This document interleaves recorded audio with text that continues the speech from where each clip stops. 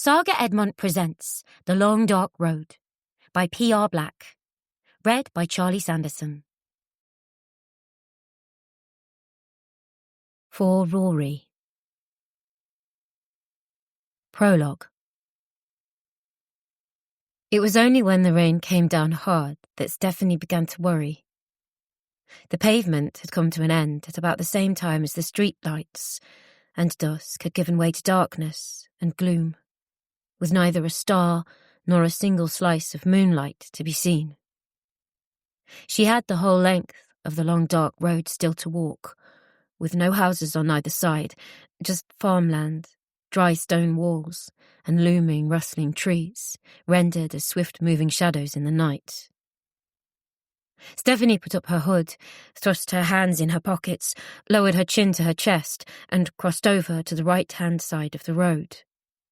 This was so she could better see any traffic coming towards her, but then the long dark road began to turn and twist in on itself, becoming serpentine, and a blind corner in one direction was as bad as one in the other direction. Several cars passed her in the night, and the occupants all remembered seeing her.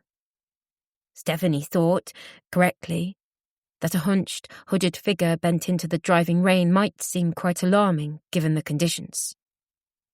Most of the time she was able to dodge over to the other side of the road, the sweep of headlights giving her ample time to make a move towards safety. There was hardly any verge to speak of, on the rare occasion when two cars passed each other in the treacherously narrow route. Once, Stephanie hugged the lichen-infused dry stone walls, grimacing at the sensation of moss underneath her fingernails, hoping that the driver on her side of the road wasn't given to cutting a corner. Once, someone beeped at her. She had a shutter-click impression of a jeering face, and then something was thrown from an opened window, an empty beer can, rebounding off the slate and rolling forlornly after her down a slight decline. Stephanie didn't even have to dodge it, but the encounter jolted her. I have to get off this road, she thought, and quickened her pace. Soon she came to the bridge. The trek had seemed longer than when she had previously taken this route in bright sunshine, and was reassured by its solid archway, as well as the white letters on green background that read, Ferngate, 2 miles. 2 miles was nothing, of course. Back in the training days, 2 miles was the distance she would clock up on a rest day. A trot to ease her muscles on a treadmill, maybe, after some weights. As the rain grew more violent, trickling down the back of her neck and plastering her fringe to her forehead, it occurred to her to run. Just cut your losses. Tonight's not the night for it. Make an excuse later. You've got plenty of time to think one up. Over the bridge, she glanced at the eerie phosphorescence of the rain-swollen river, a muted white explosion as the flow of the water met the boulders at the riverbank.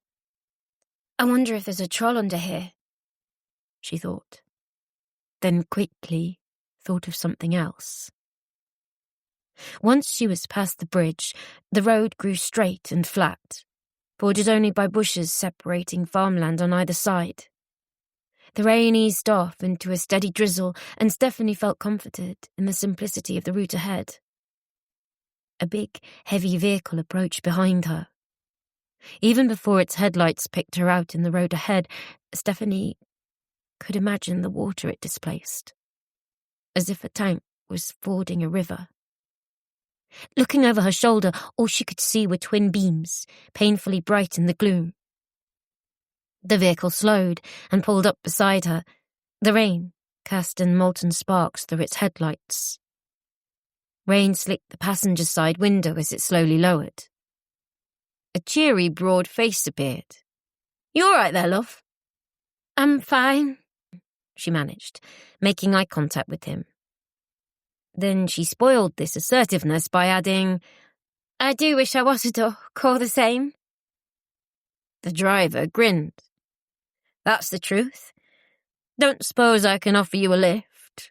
It's a devil of a night to be out here on your own. I'm fine, thanks. I'm just going along the road here. You sure? Absolutely sure. Final answer. Well, I had to ask. Take care. I hope your God goes with you. The window buzzed closed again, and the Land Rover moved off, its tail lights receding in the horizon, and then lost in a sudden bend. His name was Jed Mulrine, and the police were very interested in him for a long time afterwards. They took great care to trace his movements, as well as examining his Land Rover in quite literally forensic detail. These inquiries established firmly that Jed Mulrine had made no physical contact with Stephanie, that he was telling the truth, and that he was most likely the last person to see her walking on that road. This final part of their conclusions was not correct. After another half a mile of progress, a set of lights approached her from the opposite side of the road.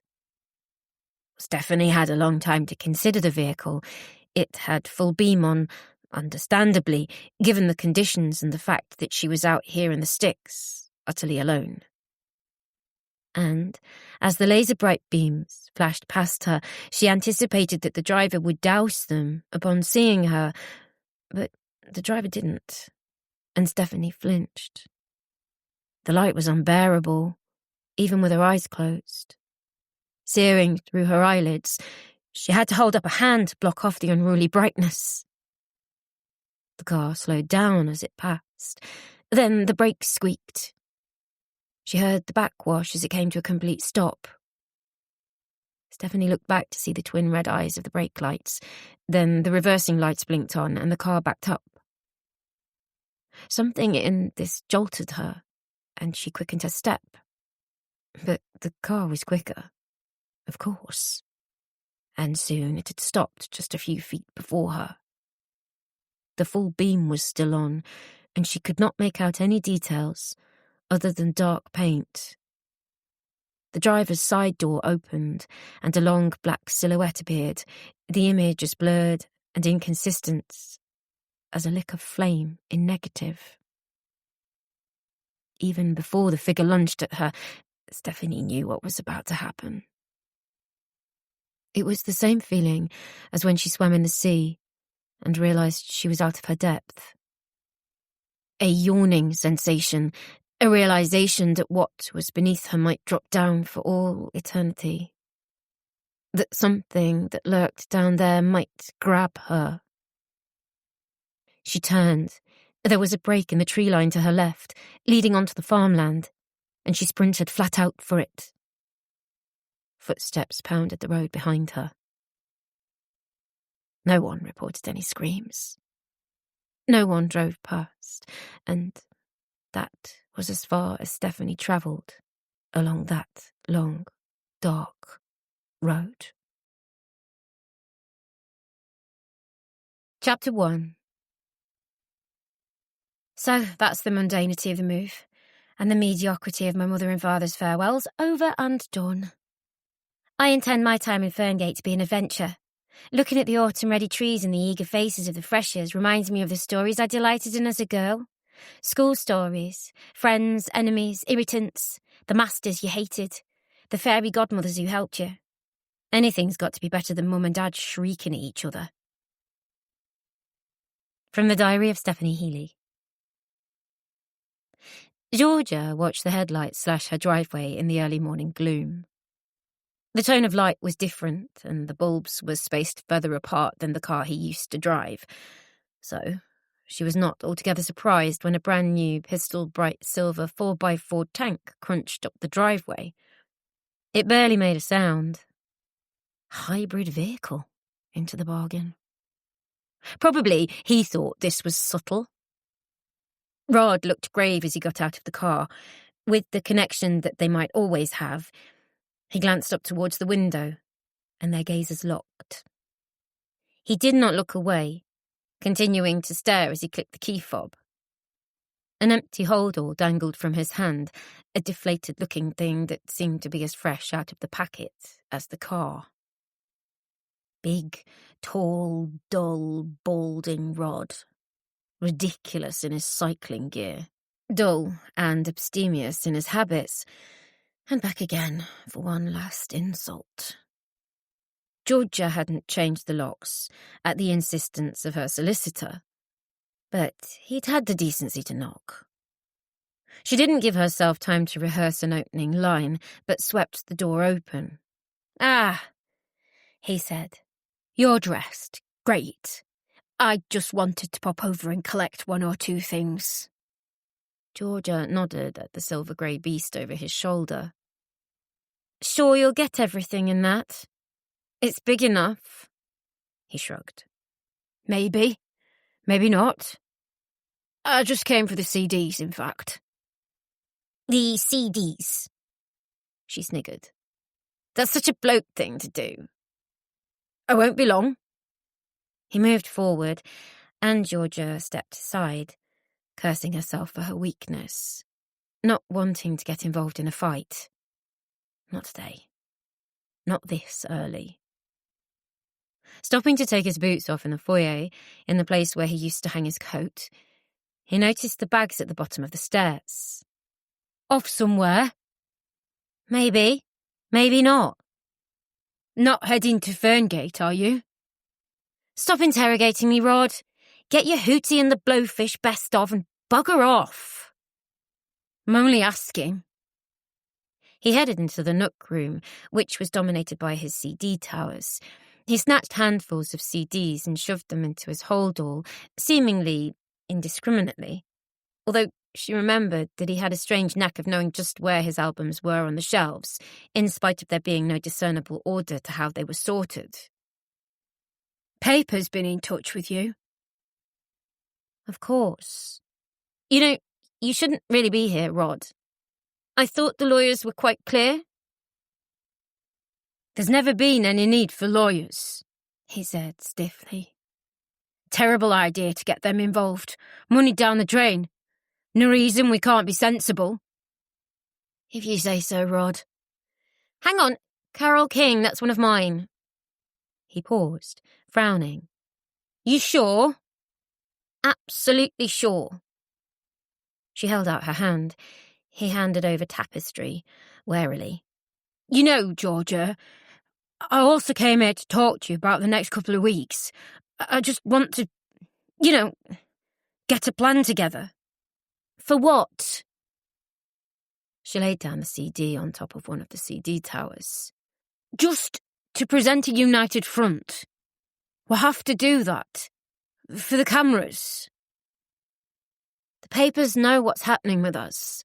They printed a bloody story on it. What story do you want to get straight?" "Just, we need to show unity. People might lose sympathy if we don't, that's all." "I see. You heading to Ferngate?" "I'm away on business, but one of the papers has been in touch."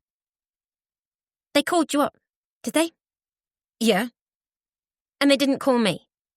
That's a strange one. How much did they offer you, Rod?" "If that's your attitude, I don't want to talk to you." Georgia laughed. "They did. One of them bought you up.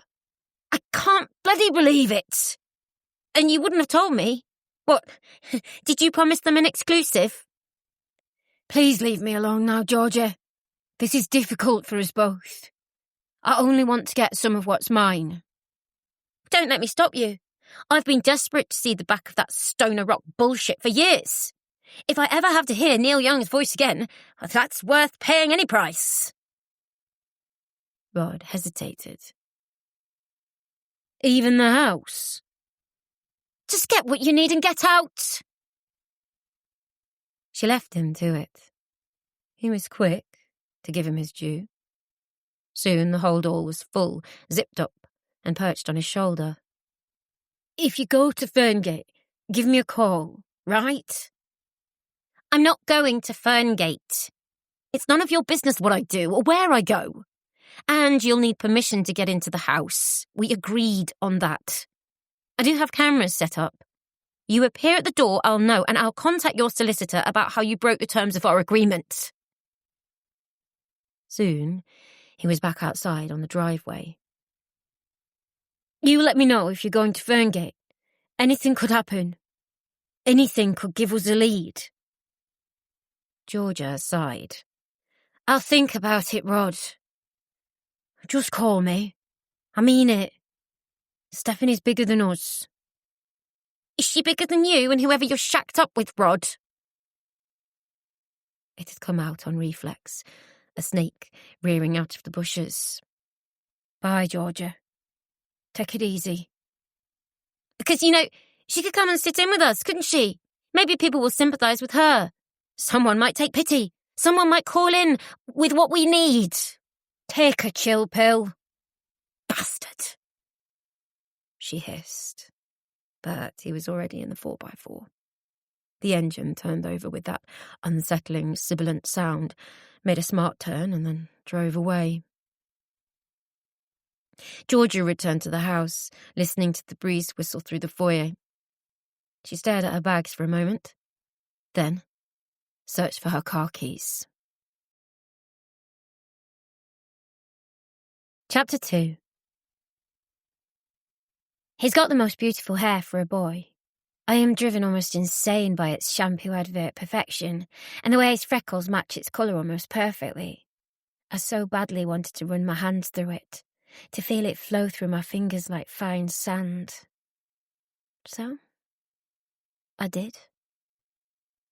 From the Diary of Stephanie Healy. Georgia Healy spotted the boy who'd first reported her daughter missing straight away. But she did it right, taking her time, getting very close and remaining hidden until the last possible moment. For reasons she wouldn't have felt comfortable explaining, she didn't want him to see her just yet. Yes, it was certainly him. The hair was a little longer than she remembered, a tawny red that would have been gorgeous on a little boy but looked merely odd on top of his head at the age of, what was he? 21? 22? He'd put weight on, too, a good stone and a half. The chin wasn't so square anymore, and the dimples that Georgia remembered forming at the corners of his mouth when he smirked were now swamped in the flesh.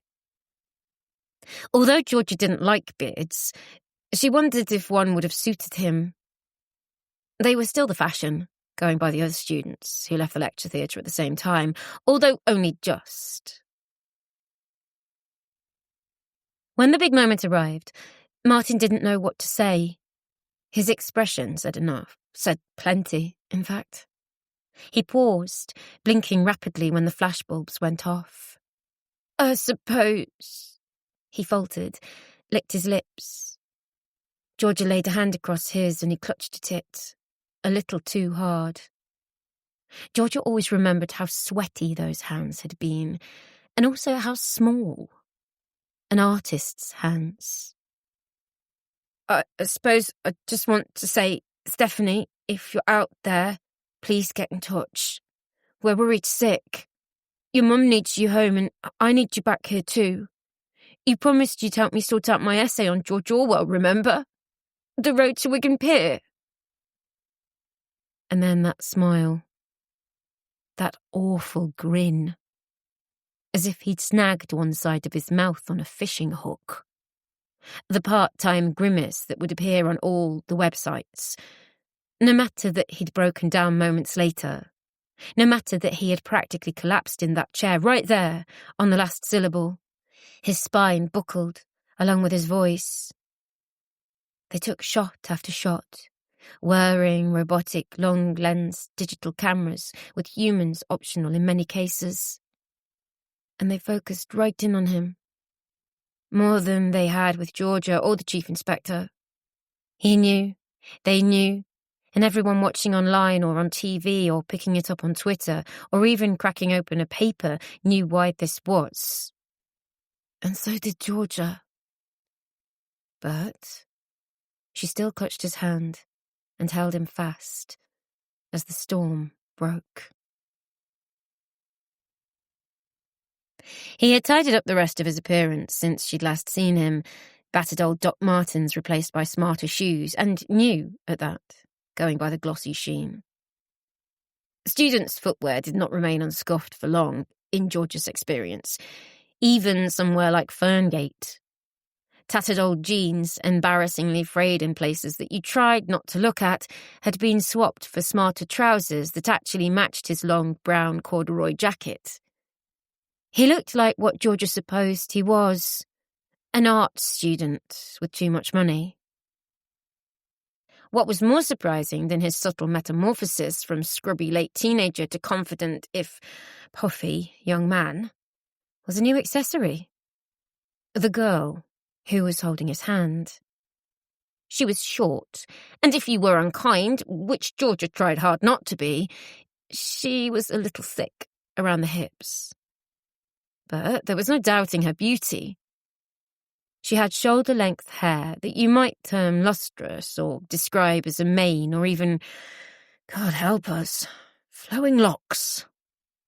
Jet black, probably dyed, and taking an awful lot of work in the mornings to order to appear so thick and yet be so easily flicked. This was something the girl did quite often, mussing her hair right back over her head every few moments. And quite right, too. I'd do the same if I had that hair, Georgia thought. The face underneath was pale, but complemented the jet black hair perfectly. She had pale eyes and a long, thin, but strangely elegant nose. They didn't speak a word to each other as they came down the steps, although they acknowledged one or two people as the class split off into groups. Georgia waited until they were further along before she put away the phone she'd been pretending to study, took off her dark glasses and crossed the street to approach them. Digby Street was a long, ancient thoroughfare, girt with cobblestones, the curse of many a cyclist and countless high heels wearers through the years. The young man and his girlfriend had emerged from the Cranberry Building, a red brick addition to the university estate, which still cued a chorus of tuts and a brass section of sucked teeth whenever it was mentioned, more than 50 years after it was constructed. In the background rose the spires of St. Julian's and St. Enoch's, gaunt, grey stone battlements that clasped the campus to the west and east. The young man and his girl were probably headed for the refectory at the bottom of the road, rather than the great fat loaf at the library building, acting as a bulwark at the very top of the pedestrianised road.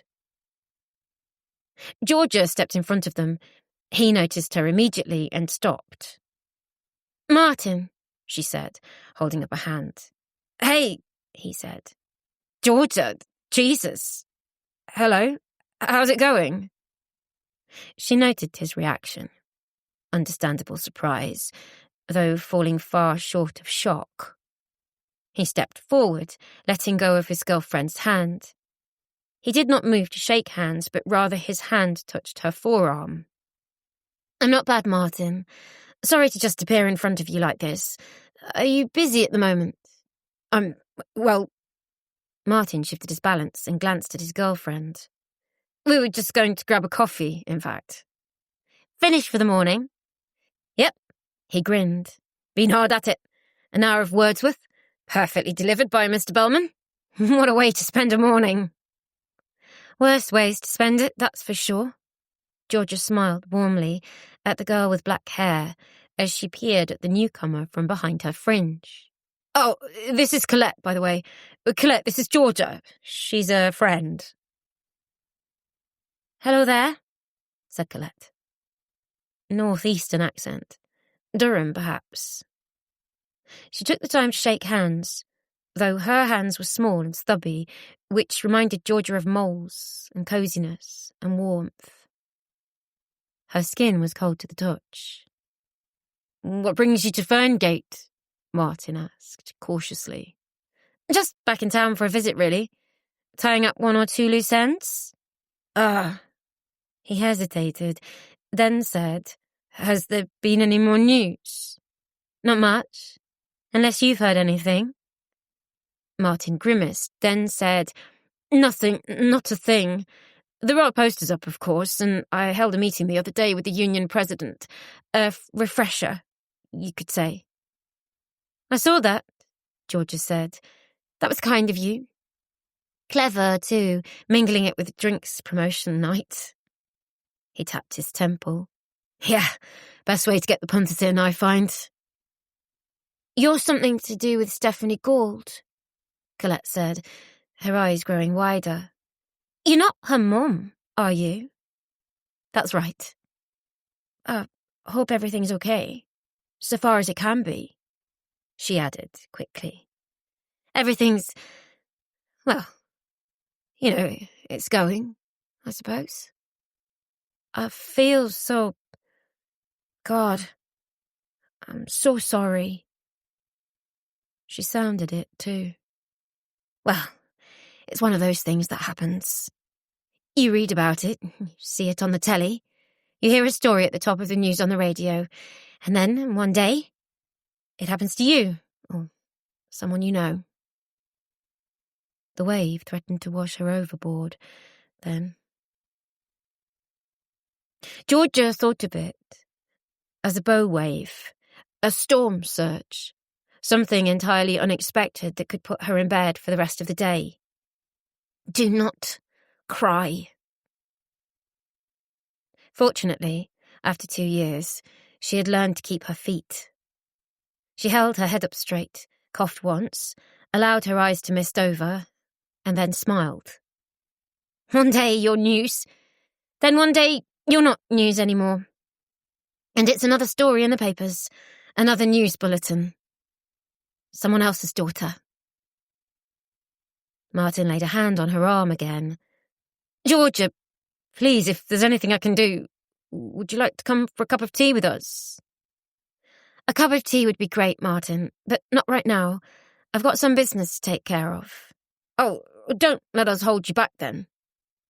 He took Colette's hand again, and she smiled at Georgia for the first time. Her tiny little mouth had a cute way of cinching together at the tips, as if her real smile was detained and threatening to escape across her face. But later on, I'd like to speak to you, Martin. Just you, if that's all right. Of course, any time. Would you mind giving me your number? I didn't have any contact details for you, you see? Couldn't see you on social media or anywhere. Well, yeah, I'm not too fond of it, in fact. That's very rare these days. Georgia pulled out her phone. On cue, he recited his phone number. That's great. I was thinking the Griffony? I take it it's still open. Sure. He grinned. Where good drinkers go to die. The crassness of the expression struck home, then. But Georgia spared his blushes. That's brilliant. I'll see you at 8 o'clock, if you've nothing pressing. Not tonight. Great. And it was lovely to meet you too. Was it Colette? And you. The girl smiled. Speak to you soon. Enjoy your coffee. Chapter 3. It strikes me that you might want to sit down for this. I have friends. That is a capital F. From the Diary of Stephanie Healy. The Griffony hadn't changed much in the 30 years, and more since Georgia had first set foot in it. Its oak panelling bore the scars of decades of graffiti, scratched into the surfaces with penknives, or maybe just pens. The framed photographs that adorned many parts of the walls were strictly unmolested, too. Records stretching back to the 1950s, with haircuts running from the Elvis Teddy Boy era to the long hair and loon pants of the Flower Power era, and then, with a sudden flashbulb shock, colour came into the frame. Although Georgia associated the shades and tones on show as matter that she often saw in a clinical capacity, things that had to be washed off or wiped away. Ochre, beige, avocado, clotted browns and burnt purples. Brass plates, brass taps, brass railings gleamed in the early evening light of the squared bar space that dominated the centre of the pub. Even if the pub wasn't quite ready to host major surgical procedures, the Griffony ran a tight ship as far as its brasses went, A neat trick, Georgia supposed. As before, a galaxy of single malts lit up the central plinth, backlit in mellow gold. The bottles looked barely touched, then, as now, students had ignored these drinks. But Georgia had to admit she was tempted. In the centre of it all, of course, was Reg the barman. He had seemed unchanged at first, but the closer Georgia got, the more wizened he seemed. The white hair had probably been there when he was in his 40s, but the thin, heavily lined features were new. She had always remembered the landlord as a brawny character, someone who really suited a big, heavy Scandinavian jumper with a savage beard perhaps grown to mask a double chin. The spare flesh and the whiskers were gone now. Georgia wondered if he had been ill. Georgia was slim, a little taller than average, with a blonde bob, a reckless flight of fancy by a trusted hairdresser, which had angered her at first, until the compliments started coming in. She wore a Breton shirt that had perhaps seen too many washes, but she liked it and wanted to feel comfortable.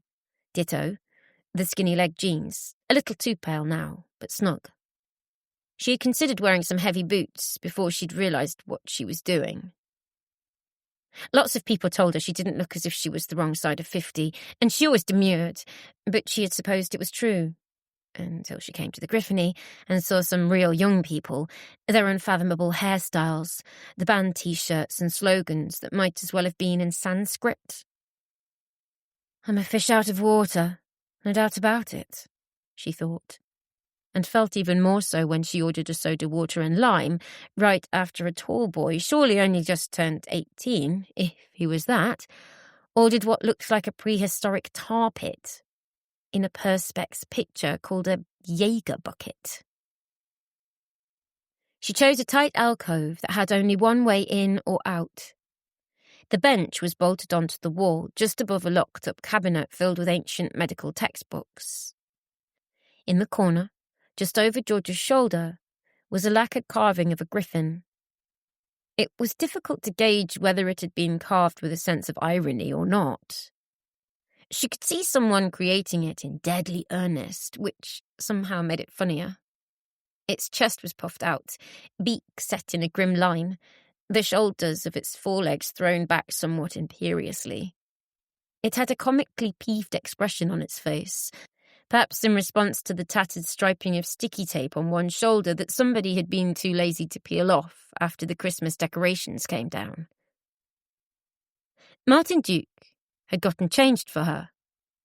Another jacket that he'd be embarrassed about in a few short years, plum-coloured with pale blue silk visible at the cuffs. It wasn't too warm for this jacket, but he was sweating as he sat down. "Martin," she said. They air-kissed, the warm skin of his cheek making a feather-like connection with hers. After they'd gone through the pas de deux of who should pay for what drink, he said, "You're looking well. Still doing the running?" "Just for fun," she said. "I'm not so fast these days. I feel guilty doing it for charity when I've troweled it behind a man in a Loch Ness monster suit." "That actually happened, you know," she said, catching his grin. "Well, at least you're still doing it." He slapped his paunch. "Unlike me? You on your holidays?" "You could call it that." "So, any developments?" Georgia shook her head.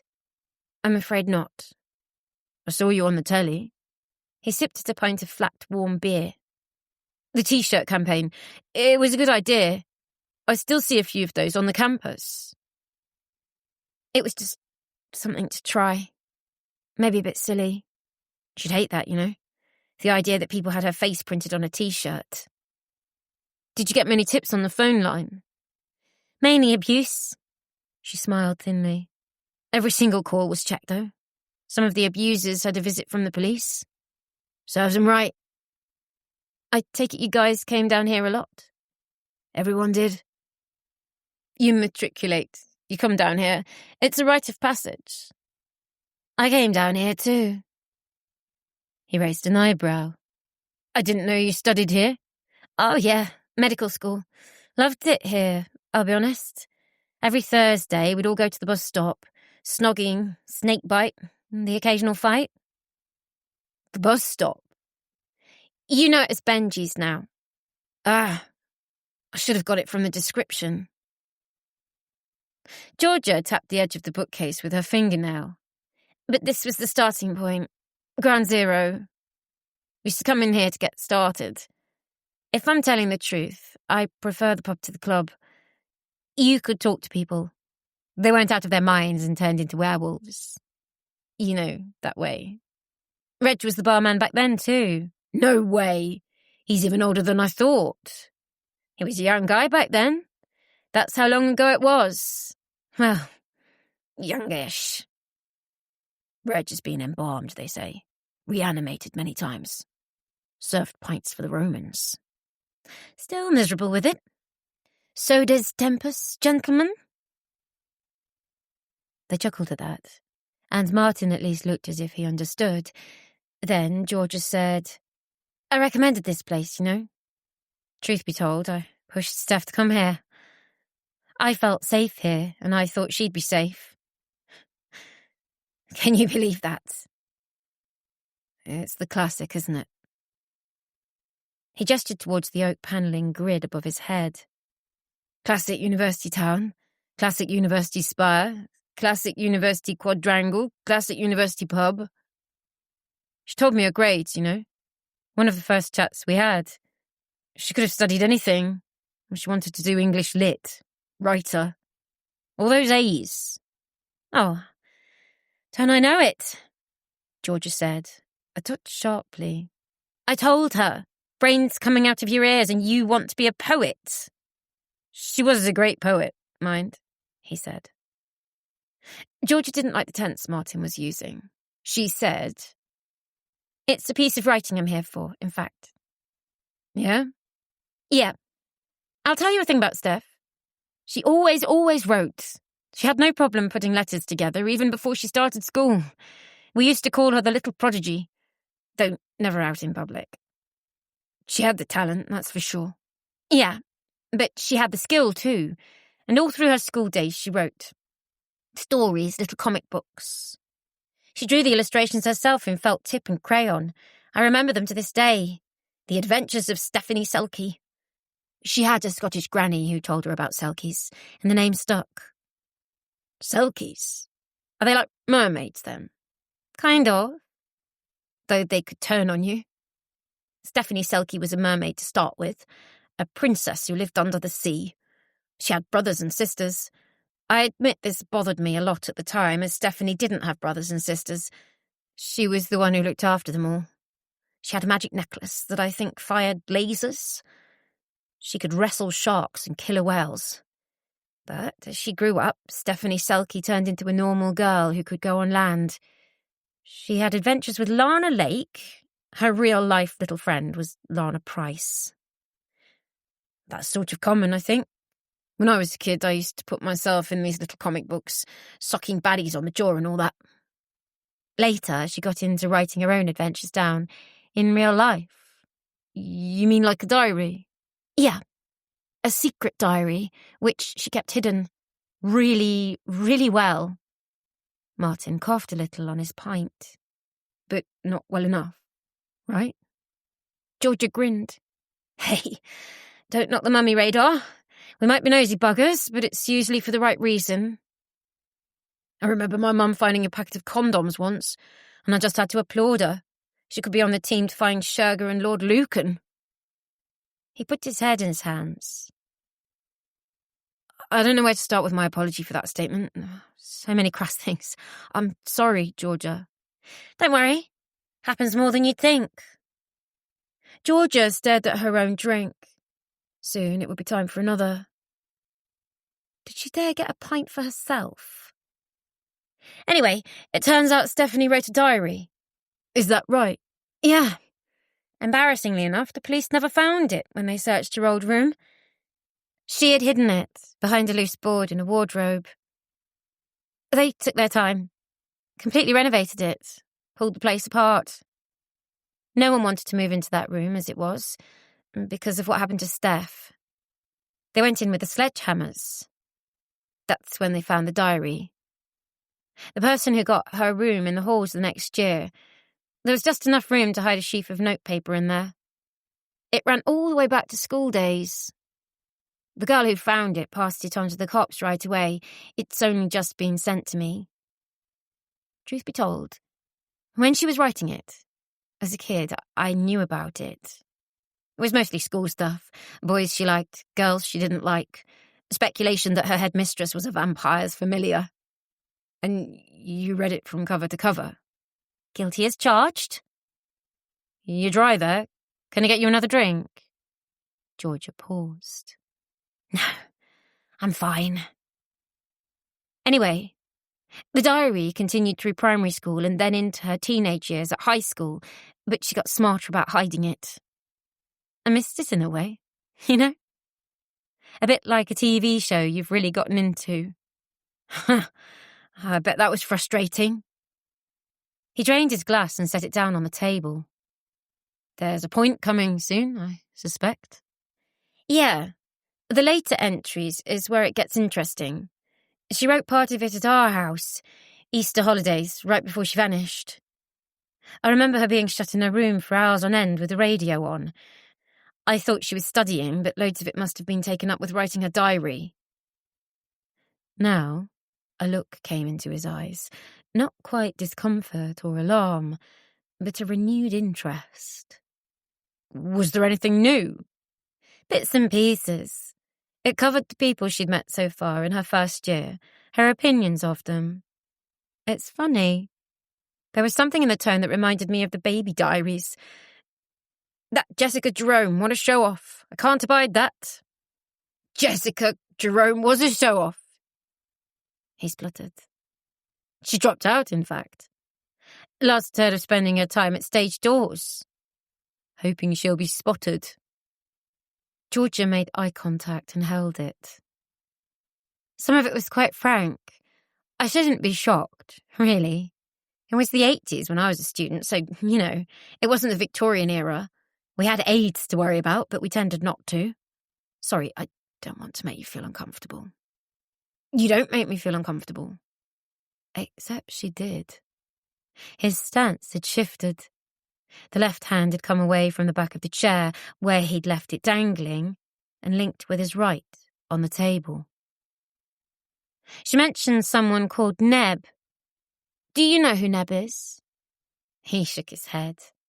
Can't think who that would be. There's Katie Neville, a classmate of ours. That's about as close a match as I can come up with, off the top of my head. No, Neb's definitely male. Any other details? Yeah, Neb is you, in fact. Neb? She never called me that. It was a pet name. The person called Neb is definitely you. She mentions the red hair. I remember the words she used, like a really interesting crayon, the one you would eat first out of the pack. She mentions the freckles that you're embarrassed about, but she finds quite cute. Mentions your jawline, how square it was. The dimples. You're a classmate. You're friends from almost the first day. You spend time together. She mentions that your favourite writer is George Orwell. You want to write a great social documentary for the 21st century. Don't look so embarrassed. It's all good stuff. But you're Neb. There's no doubt. What on earth is Neb short for? I don't know what it means. I think she means Neb, as in nose.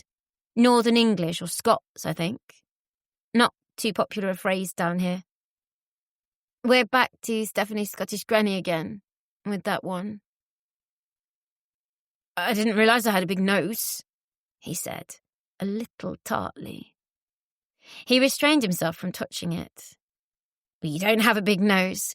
It's used in terms of being nosy, as in, keep your neb out of my business. Nosy? Yeah, I think she meant that you were a little too keen on her. She felt a little bit uncomfortable about it. Too keen on her?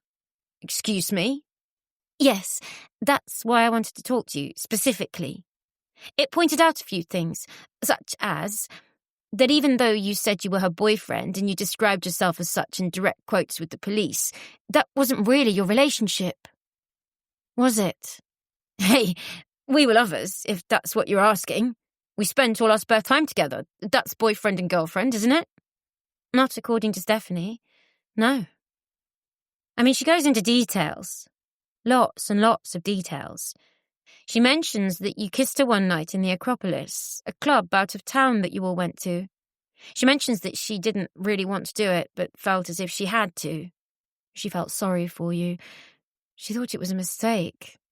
A fumble. She mentions that you slept in the same bed but never actually had sex. You were too drunk. Not that you couldn't perform or anything. You literally couldn't get your clothes off. But she says that after that, you were always hanging around.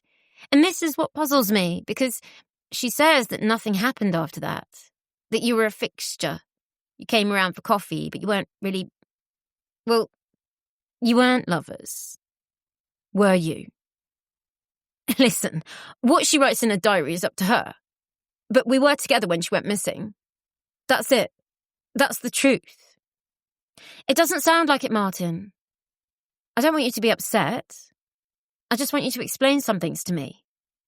She says she wants rid of you, that she hopes that after your first year exams are over, you'll find someone else to hang around waiting for after lectures. She says you used to do this a lot, popping up outside classes that she'd taken, but you hadn't. I remember the exact phrase now. She was good at that stuff, waiting for her inside phone boxes no one even pisses in anymore. Waiting for her to pass by. She said you surprised her once or twice.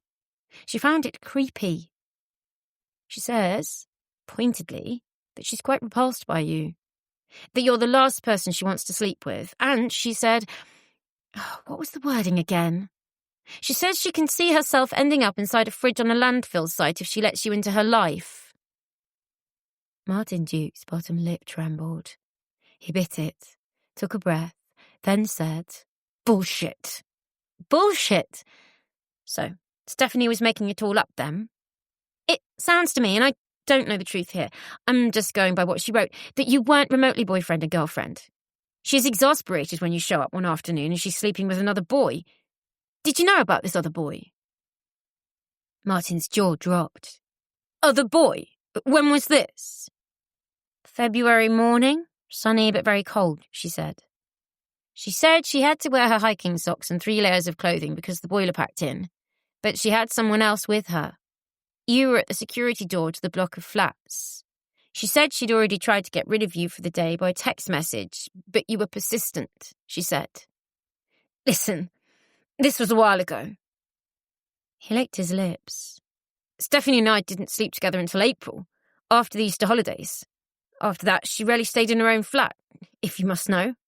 I must know, Georgia said. We were together when she disappeared. I don't know about other boys or whatever else she was doing. That's down to her. I can't answer questions about that or how she felt. We had a relationship. It might not have happened right away, but we were together. Boyfriend and girlfriend, that's the truth. So, you didn't actually become lovers in the sense that most people would understand it until right before she disappeared. If you mean had sex and you aren't counting a fumble, as you termed it, then yes, that's true. Thing is, this isn't quite what you told the press and the police. You said something like, when we first laid eyes on each other, it was like an electric shock. We couldn't stay away from each other or keep our hands off each other. That's what you said. That's how it felt to me. And I'll tell you this, if we're being frank, you reckon Stephanie said that she wasn't into it? Not how I remember it, Georgia. We had made plans together. We were looking to a time past when we were at university. You said that as well, or words to that effect, didn't you? I know the report you're talking about. I was encouraged to say that by a reporter.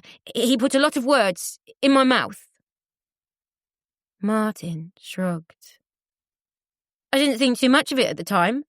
We were trying to find Stephanie. That was the priority. That was the only thing I could think about.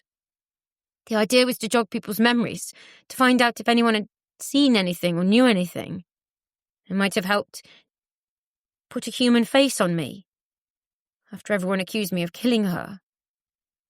But it wasn't to provide a step-by-step record of every single encounter we had, if that's what interests you. George's pulse was racing. She wanted to reach out and grab that head, to clutch at the loose flesh around his cheeks, to hurt him. "What's in there?" she wanted to ask. "What do you know about my daughter?" But instead she said, "I don't know the full facts, but if I was building some kind of argument, then I'd say to you, I think you're a fantasist. I think you were chasing my daughter, but you didn't succeed." Martin smiled, surprising her. "I'm well schooled in this, you know. You should have heard some of the stuff the police put to me. You'd think they wanted me to make a confession. They built up all these scenarios. They said I was jealous, in fact, a jealous boyfriend. So I did away with her out of jealousy. That was it. No, wait, I was a creep, a weirdo, a psycho who reads too much Edgar Allan Poe, obsessed with death because I read Keats and Shelley and Byron. Or, what was the other one? Oh yeah, you just told me. I was a fantasist. They said that too. That I claimed we weren't together when we were. One or two other theories came out too. They claimed I was secretly gay because Stephanie had short hair, therefore I like boys. Really? Then they claimed I was secretly into her pal. What was her name? Adrian. And that I was using Stephanie to get at her. So, of course, I killed Stephanie because she got awkward about it. Well, they mentioned other boys, but I didn't know anything about them. If you've learned anything new, you should take it to the police. You have taken it to the police, haven't you? These ideas of yours. Georgia said nothing for a moment. Then, "There's an inconsistency, Martin. You said similar things to me when we spoke. You'd think you had been together for years, but you were only together for a matter of days, really. When you think about it, a blink of an eye. That's going by what you've just told me." Now he looked angry again. He drummed his fingers on the table, then said, "I don't know anything about what happened to Stephanie. No, look at me, please." His small eyes flared as wide as he could make them as he recited, "I do not know what happened to Stephanie. It haunts me. I considered transferring, taking a year out, but didn't. I was persuaded to stay. Well, the university were kind, especially when it was proven that I had nothing to do with it. You believe that, don't you?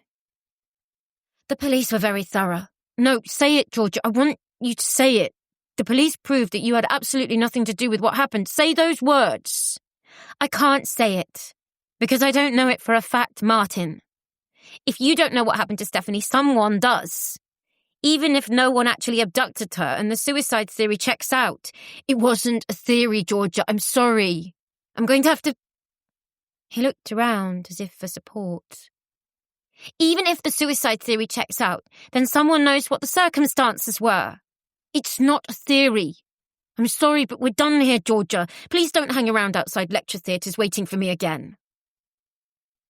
That stopped her. "I was just trying to catch up with you. Are you sure? You know, Georgia, if I was building a theory about you, I'd say you were a bit obsessive. Hanging around lecture theatres, arranging to meet me for drinks. It's a bit strange, isn't it? Paints an ugly picture." Georgia ran her hands through her hair. Her voice broke as she said, "I want to know, Martin. I want to know the details. Even if I've heard them before, I want to go over them again and again. I want to see the inconsistencies. It doesn't add up, Martin." "It does. Stephanie killed herself." "Then where's her body?" This came out shrill. Reg and one or two others looked in their direction. "Where's her body, Martin?" "You know where it went. I'm sorry. Look, a lawyer told me a while ago, when I sued the papers, that I shouldn't speak to anyone about Stephanie. I'm breaking that here. I'm so sorry." He signalled towards the front door. It was Colette. She frowned at the pair of them, then grew concerned as she noticed the tears kindling at the corners of George's eyes. Colette laid a hand on Martin's shoulder. "Everything all right?" "Fine," Martin said brightly. "We've been having a catch-up. It got a bit emotional." "My God. Can we get you something, Georgia?" "She's fine," Martin said, getting up. I think she was just going. Chapter 4. And this is... Before I could say her name or even say, "This is my mother," Adrian launched herself at Georgia. "Mummy," she cried, "look at you." The girl kissed my mother hard on the cheek and hugged her uncomfortably across the throat. "You could be sisters. Look at you, you're a fox. You're coming out, aren't you? Stephanie, please instruct your mummy to come out with us. You'll knock them all dead. We'll have a trail of stuttering boys to follow in your wake. Then we shall dine on your scraps." "I guess I'm going out," Georgia said. Adrian squealed and hugged her harder. Over her shoulder, I shared a look with my mother. From the diary of Stephanie Healy. Georgia locked herself in the car and sat in the car park behind the KFC drive-thru and cried. And cried. These were the best places to do it, she had found. Alienating, dispiriting, grey blocks and white lines cramming in people stuffing their faces, oblivious to what was going on around them. She had suffered an anxiety attack so acute just 2 months after Stephanie had gone missing that she had thought she might actually die, despite all her training, all her experience in trying to help people manage the crushing weight of life and expectation, the deep breaths and the safe spaces and the mindfulness. She had sunk on one knee in a clothes shop when she had read a sign that said, "New season, stock in now!" And she had looked at the row of models in the picture. Some blonde and cherry-cheeked, some edgy-looking and scowling, all different shapes and colours except for the geometric perfection of their teeth, and something in this new season and new line taking place without it being possible to imagine Stephanie wearing these clothes, having these friends, or indeed attempting these smiles, had strangled her. So it was now, after a quick drink with Martin. She had thought about eating, but this afternoon's encounter had stripped her of any desire to do so. This car park was just out of town and incongruent with the ancient structures stretching up into the sky over the wall in the background. Unlike the new buildings on the campus, no one had objected to the out-of-town shopping complex, the beige brick blocks with their well-known arches and primary colours and logos. Georgia cried and cried, until she felt better, then cried a little more. She gripped the steering wheel of the car, but did not batter the horn, as she felt she must. Across the car park, in the space opposite, a woman was feeding fries to a 3-year-old still strapped into a back seat. She did not glance once in Georgia's direction. She waited until the windows had steamed up before blowing her nose, using a wipe to clear the tide mark horror beneath her eyes, waited until her eyes were marginally less bloodshot, then she took the car back into the centre. The new buildings in the centre had messed with her sense of geography. The Bryant Tower was a strawberries and cream-coloured fiberglass building that she was sure would be a residential property. It turned out it was the new arts block, and at the top of this, in what appeared to be an actual penthouse, was where the student newspaper was produced. Georgia had only hazy memories of the student newspaper back then, a scandal sheet of sorts, which scored one notable coup, where it turned out a physics professor had been selling his services as an escort through the small ads in the town's proper newspaper. She'd only seen the outside of the Ferngate Ferret's offices in the old Union building, a reptile tank of a room, the glass reinforced with mesh like an off-licence in the centre of Dodge, its windows blotted out with Bauhaus, Slayer and Morrissey posters. When she passed through the intimidatingly clean and spacious reception and got to the top, she was surprised to find a workspace that resembled an Apple store rather than a newspaper office. It was clean, for a start. There were also a load of computers which had been inbuilt into the desks, Macs for design, Windows machines for word processing, with few signs of debasement or debauchery. 4 or 5 people were in there, curiously spread out, and everyone seemed to be actually working, heads bent to the task. A television set high on one wall showed Sky News. In the opposite corner was a gigantic poster of a shirtless Justin Bieber. Whether this latter had been installed with any sense of irony, it was difficult to say, though it had been defaced 100 times, as seemed appropriate. This was the music desk, surely. The one everyone wanted to work on. Georgia spotted Adrian right away. She had changed little since Georgia had seen her last, still well-dressed, the only change being that she was wearing clothes for work, not the editorship of the Ferngate Ferret. The girl had a face like a heart that had been scrawled in haste, pale and pretty, with good high cheekbones and something of a sullen mouth. Her hair was cut a little shorter, but the colouring was the same, reddish, shot through with blonde. It was the first thing you noticed upon entering any room she inhabited, a colour that demanded a double take, then a closer look. She had the same sapphire necklace Georgia could remember, a chill pulse that caught the light about her throat, an heirloom from a grandparent. Georgia remembered it had been one of the first things they had spoken about. Adrian had invited her to handle it, a sturdy thing, set in tarnished metal. "I don't think it's worth very much," she had said, thereby guaranteeing that it was worth a lot.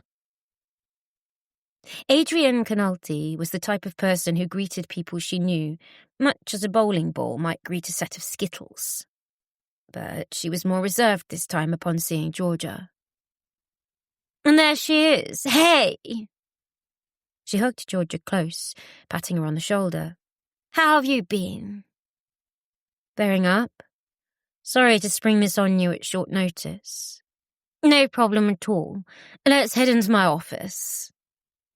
"You've got an office? My God, they treat you well in here." "Perks of the job, Georgia. Perks of the job." She turned to a young man with a flap of hair on top of a tight cropped back and sides, one of 3 other people who were in the office, all spread out across the desks. "Josh, you mentioned you were making tea." "Yeah, well, about 2 o'clock. Tea for us both, soon as you like. Milk, no sugar for Georgia. Is that right?" "It's no problem if you're busy." Georgia averred, catching a sullen look from the young man.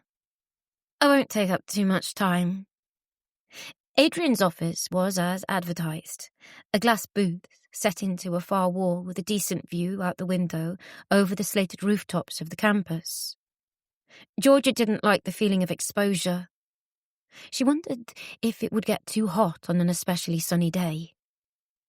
Georgia took a seat facing Adrian over 2 mugs of tea.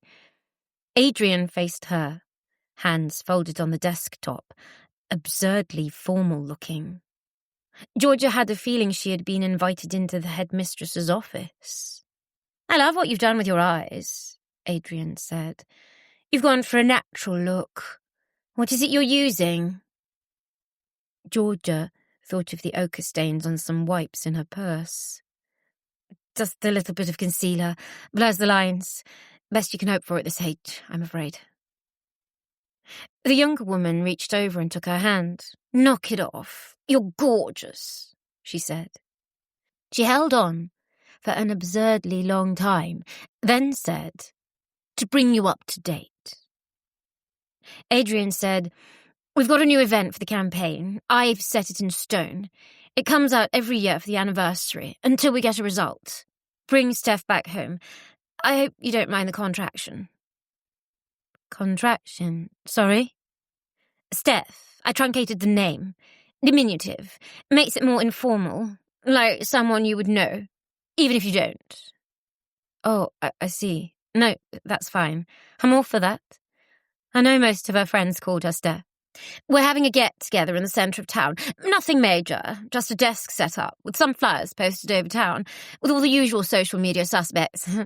The union sprung a few quid for us, and the local council's helping too." "That's superb. Thank you so much.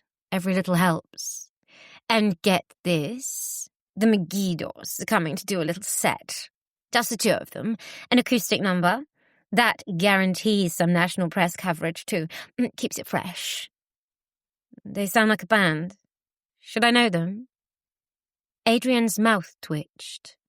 They're going to be huge. It's all happened for them really quickly. But they're on a steep trajectory. They had an album just outside the top 10, but they're going places. Played at Glastonbury. I'm so sorry. This is the thing about getting old. The last X Factor winner I can remember was Leona Lewis. I still think U2 are a kind of newish band. Didn't one of them die recently? What, U2? I hope not. Anyway, yeah, the Megs. Local boys done good. You know that Riley was a classmate of ours? Riley Brightman, you mean? Yes, I know about that lad. I think he even sent us a letter. Beautiful handwriting, I recall, and GPs appreciate good handwriting. Adrian was perhaps too young to appreciate jokes about doctors' illegible script, but she smiled anyway. So, what brings you here today? I'm assuming you're not just here for a couple of drinks and dance. But I can do that too, if you like. I wanted to talk a little bit about a couple of loose ends, really. I won't take too long. Okay. Not one change in her demeanour. I spoke with Martin Duke earlier on today. The Duke of Dull? Poor lad. How is he? Thriving, it seems. He'll be in his last year. Same as you? That's right. After that summer, it was strange. He came back fat. A strange one, given all he'd been through. Depression can do all sorts of things to people. You'd be surprised. Would I now? She said this a little too quickly. This was the Adrian that Georgia remembered. Spiky enough. Love. It's a shame. People know about him as the boyfriend. People will talk, and they do talk.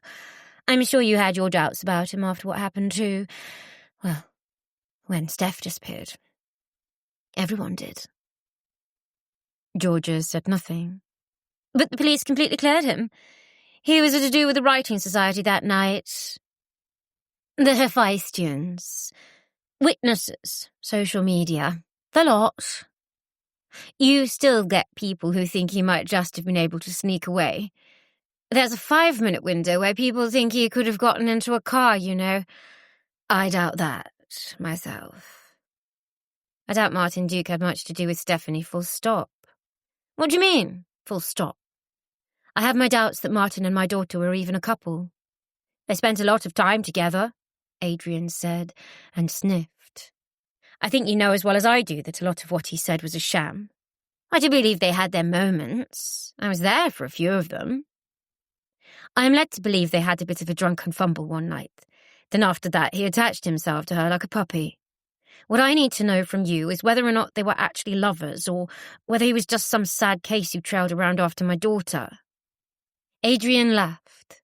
Well, you're not talking about a lot of time here, really. Rome wasn't built in a day, you know. Did they sleep together, Adrian? That's what I'm asking you.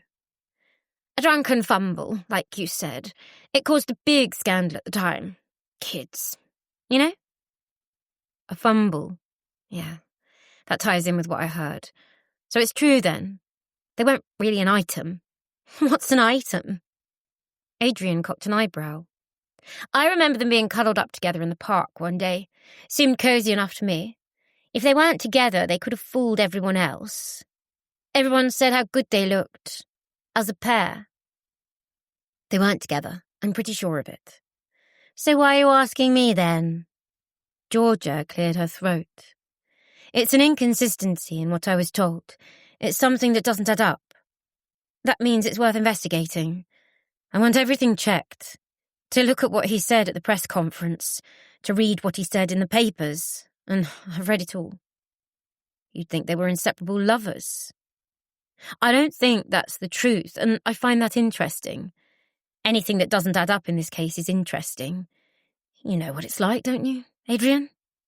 What? Being interesting? No. Being in love. The real stuff, I mean. Have you had a proper boyfriend by now? That's a bit frank of you, Georgia. But I'll answer you. Yeah, 1 or 2. Then you'll know the difference between a lover and someone you had a drunken fumble with, and you'll know the value of investigating things that don't add up. Don't you? especially in your line of work. You're going places, aren't you? Be blind not to see it. I can see you turning up on the telly, you know. Don't look so modest. Georgia added, more kindly. I've seen that article in the Telegraph. That's a feather in your cap for a student. Adrian actually blushed. It was something worthwhile, something I like to do. A bold idea, people trafficking. Here. Who knew there was such a sleazy underbelly in a town like this? I guess it goes on everywhere. You just have to know where to look. I was worried about those girls. You know how it is. She shrugged. They must really like your work to give a gig like that to a student. A 2-page spread. I'm going to join their traineeship after I finish. It's a great paper, or it used to be, last time I read papers. Isn't everything online now? They still do all right, Adrian said, a trifle sharply. So, apart from Steph and the Duke of Dull's little dalliance, was there anything else you wanted checking? Yeah, who's corn-fed? Who? Corn-fed. Written like one word. Corn-fed. It's a pet name I've discovered. As part of your inquiries? The term was clotted with sarcasm, and there was no mistaking the coldness between them now. Adrian was sat perfectly still, perfectly composed, but there was something in this comportment that repelled any sense of warmth. She doesn't like this, Georgia thought. She's not exactly defensive, but this is not a comfortable experience. Yes, I've looked into one or two things. Corn-fed was a lad who Stephanie was involved with, someone she was very keen on indeed. Really? Adrian sat forward. I have to say that name means nothing to me, and I didn't know she was seeing someone else. Was this when she was with Martin? As I say, I don't think she was with Martin. Not the same way she was with Corn-fed. This is news. I'm intrigued. Any details? Just that he was a brilliant singer. Oh. Adrian swallowed. That could cover a lot of bases. That he's a music star in the making? A lyricist first. I imagine someone blonde and handsome. Solid. Someone you could see mucking out on a farm instead of hitting the library. That's what Corn-fed suggests to me. Does that ring any bells? Adrian focused on the far corner. Search me. Only contender is Riley Brightman, of course. You know, the Megiddos. The letter writer. You'll meet him at the fundraiser. He's in town the next few nights, in fact. What are they called again? The Megiddos. There's 2 of them, but Riley's the singer. Riley Brightman. Georgia made her spell it, taking notes in a journal she'd bought at the stationer's on Hopkirk Road. But I strongly doubt it's Riley Brightman. Georgia's pen stopped on the page. Why ever not? Because Steph and Riley weren't... Well, they weren't on the same page. In what way?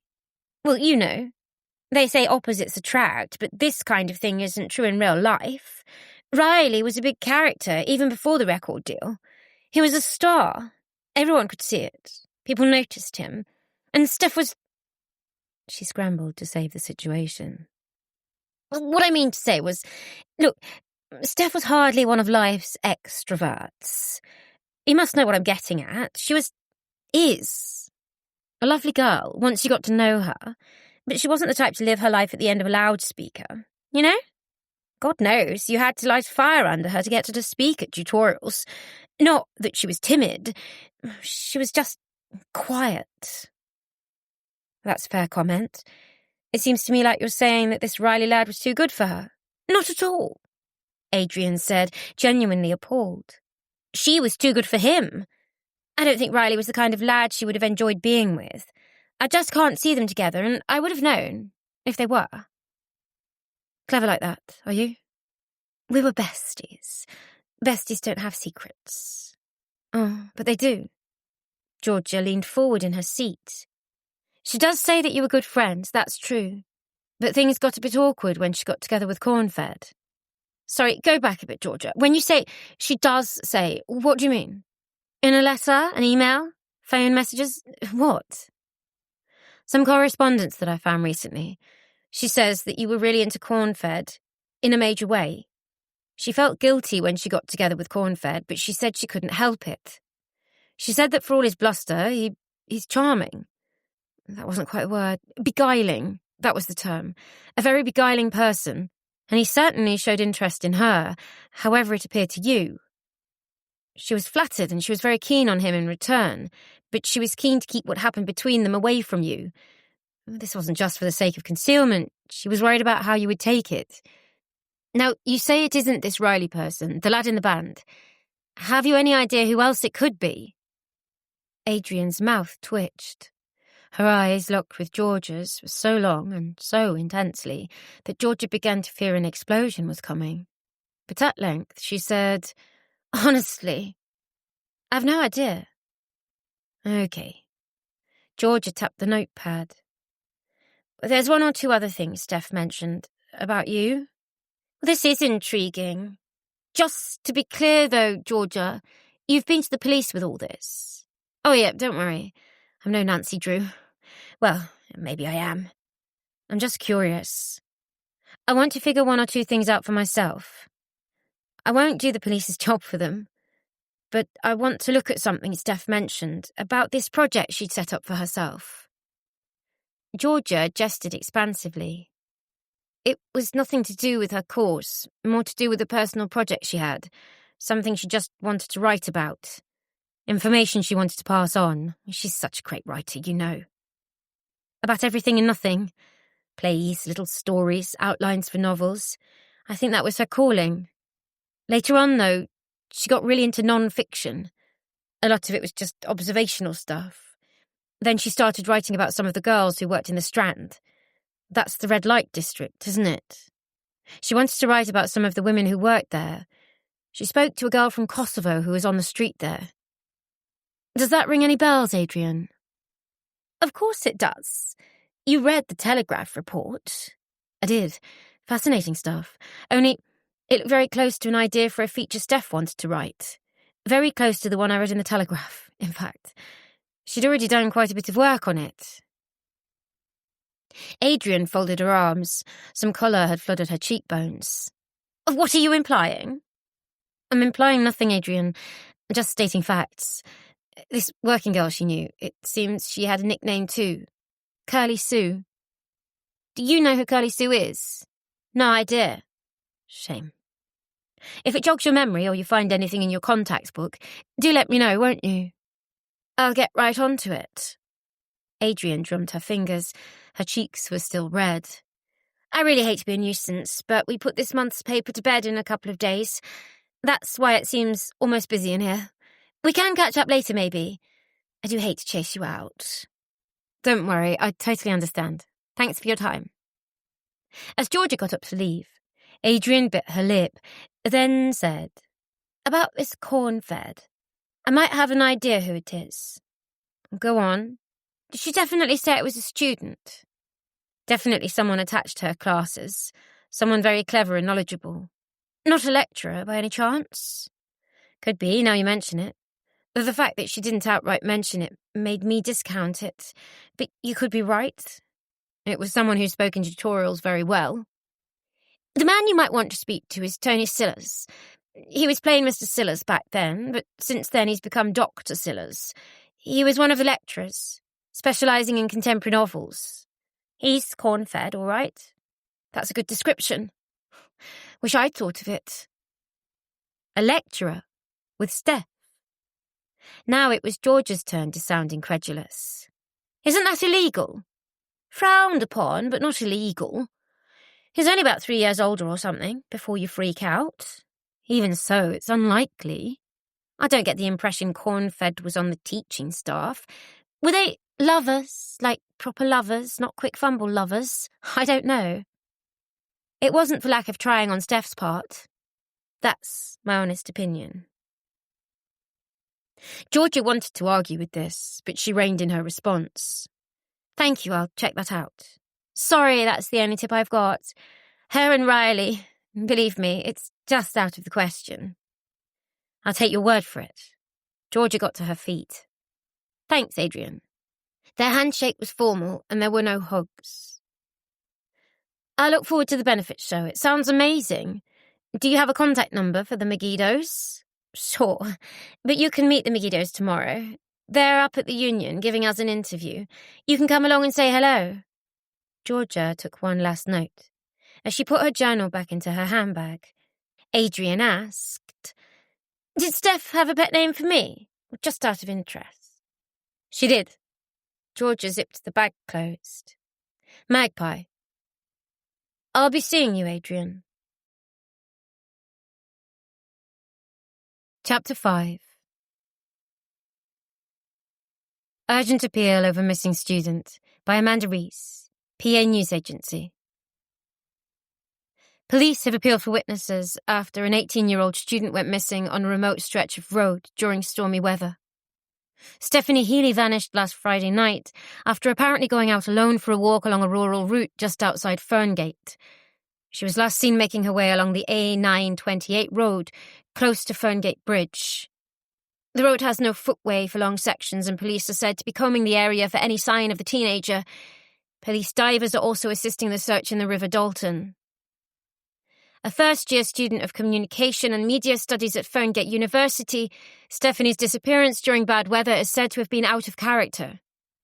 The 19-year-old, who is originally from Manchester, is described as 5 foot 11 inches with short-cropped dark hair, dark eyes and a fair complexion. At the time of her disappearance, Stephanie is thought to have been wearing a light green military-style jacket, blue jeans and sturdy hiking boots.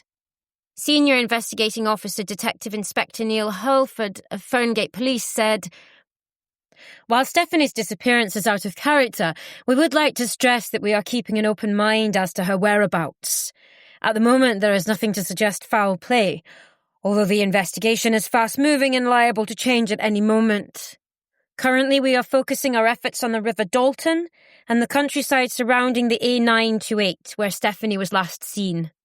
Weather conditions at the time were wet and windy, and anyone driving along the A928 is almost certain to have seen Stephanie if they passed her.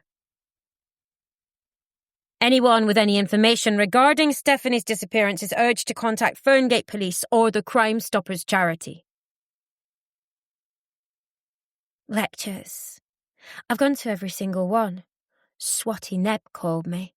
Something sour in him. Maybe he can see it. Maybe he knows. I don't really care. Yes, lectures. I've been to them all. I pay particular attention to one lecturer.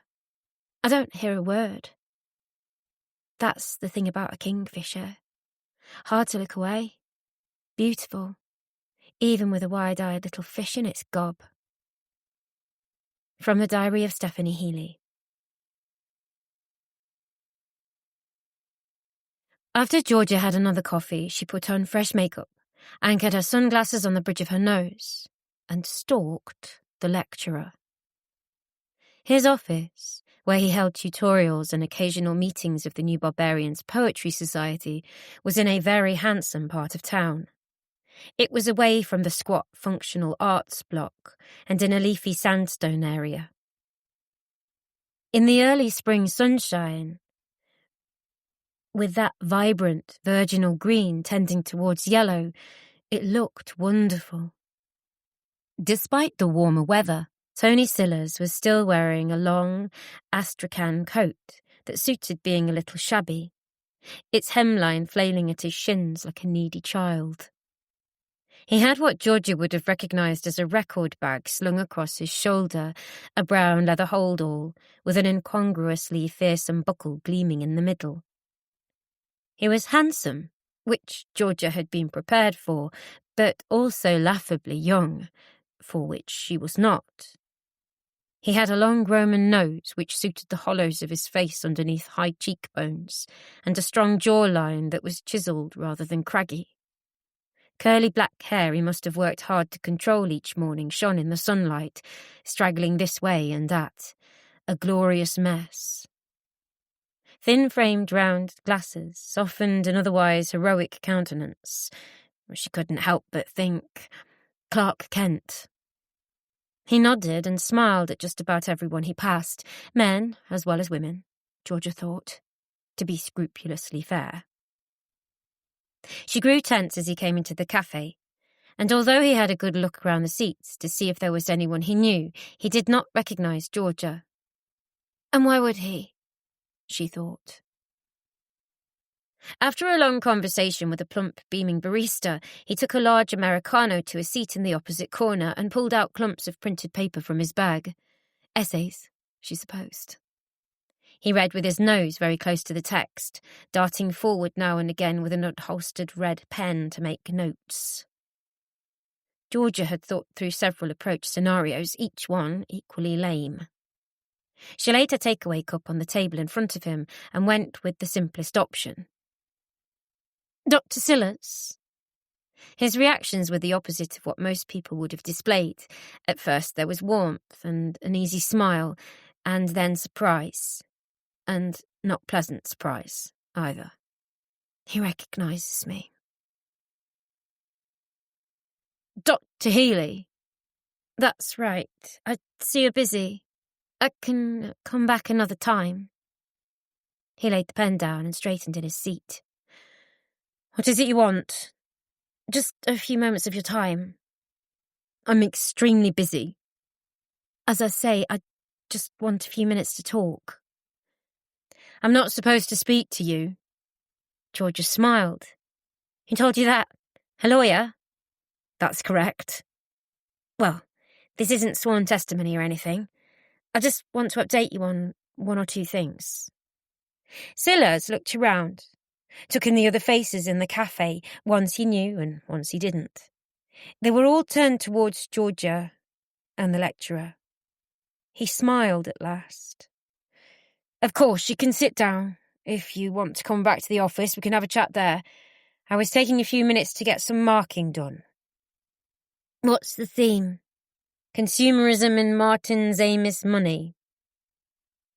I think I've read that one. Is that one of the funny ones? Very much so. Does the 1980s still count as contemporary literature, though? I'm, asking for a friend.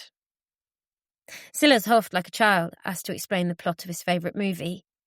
He holstered the pen in his inside pocket, closed over the stapled printouts, and fed the papers back inside the bag.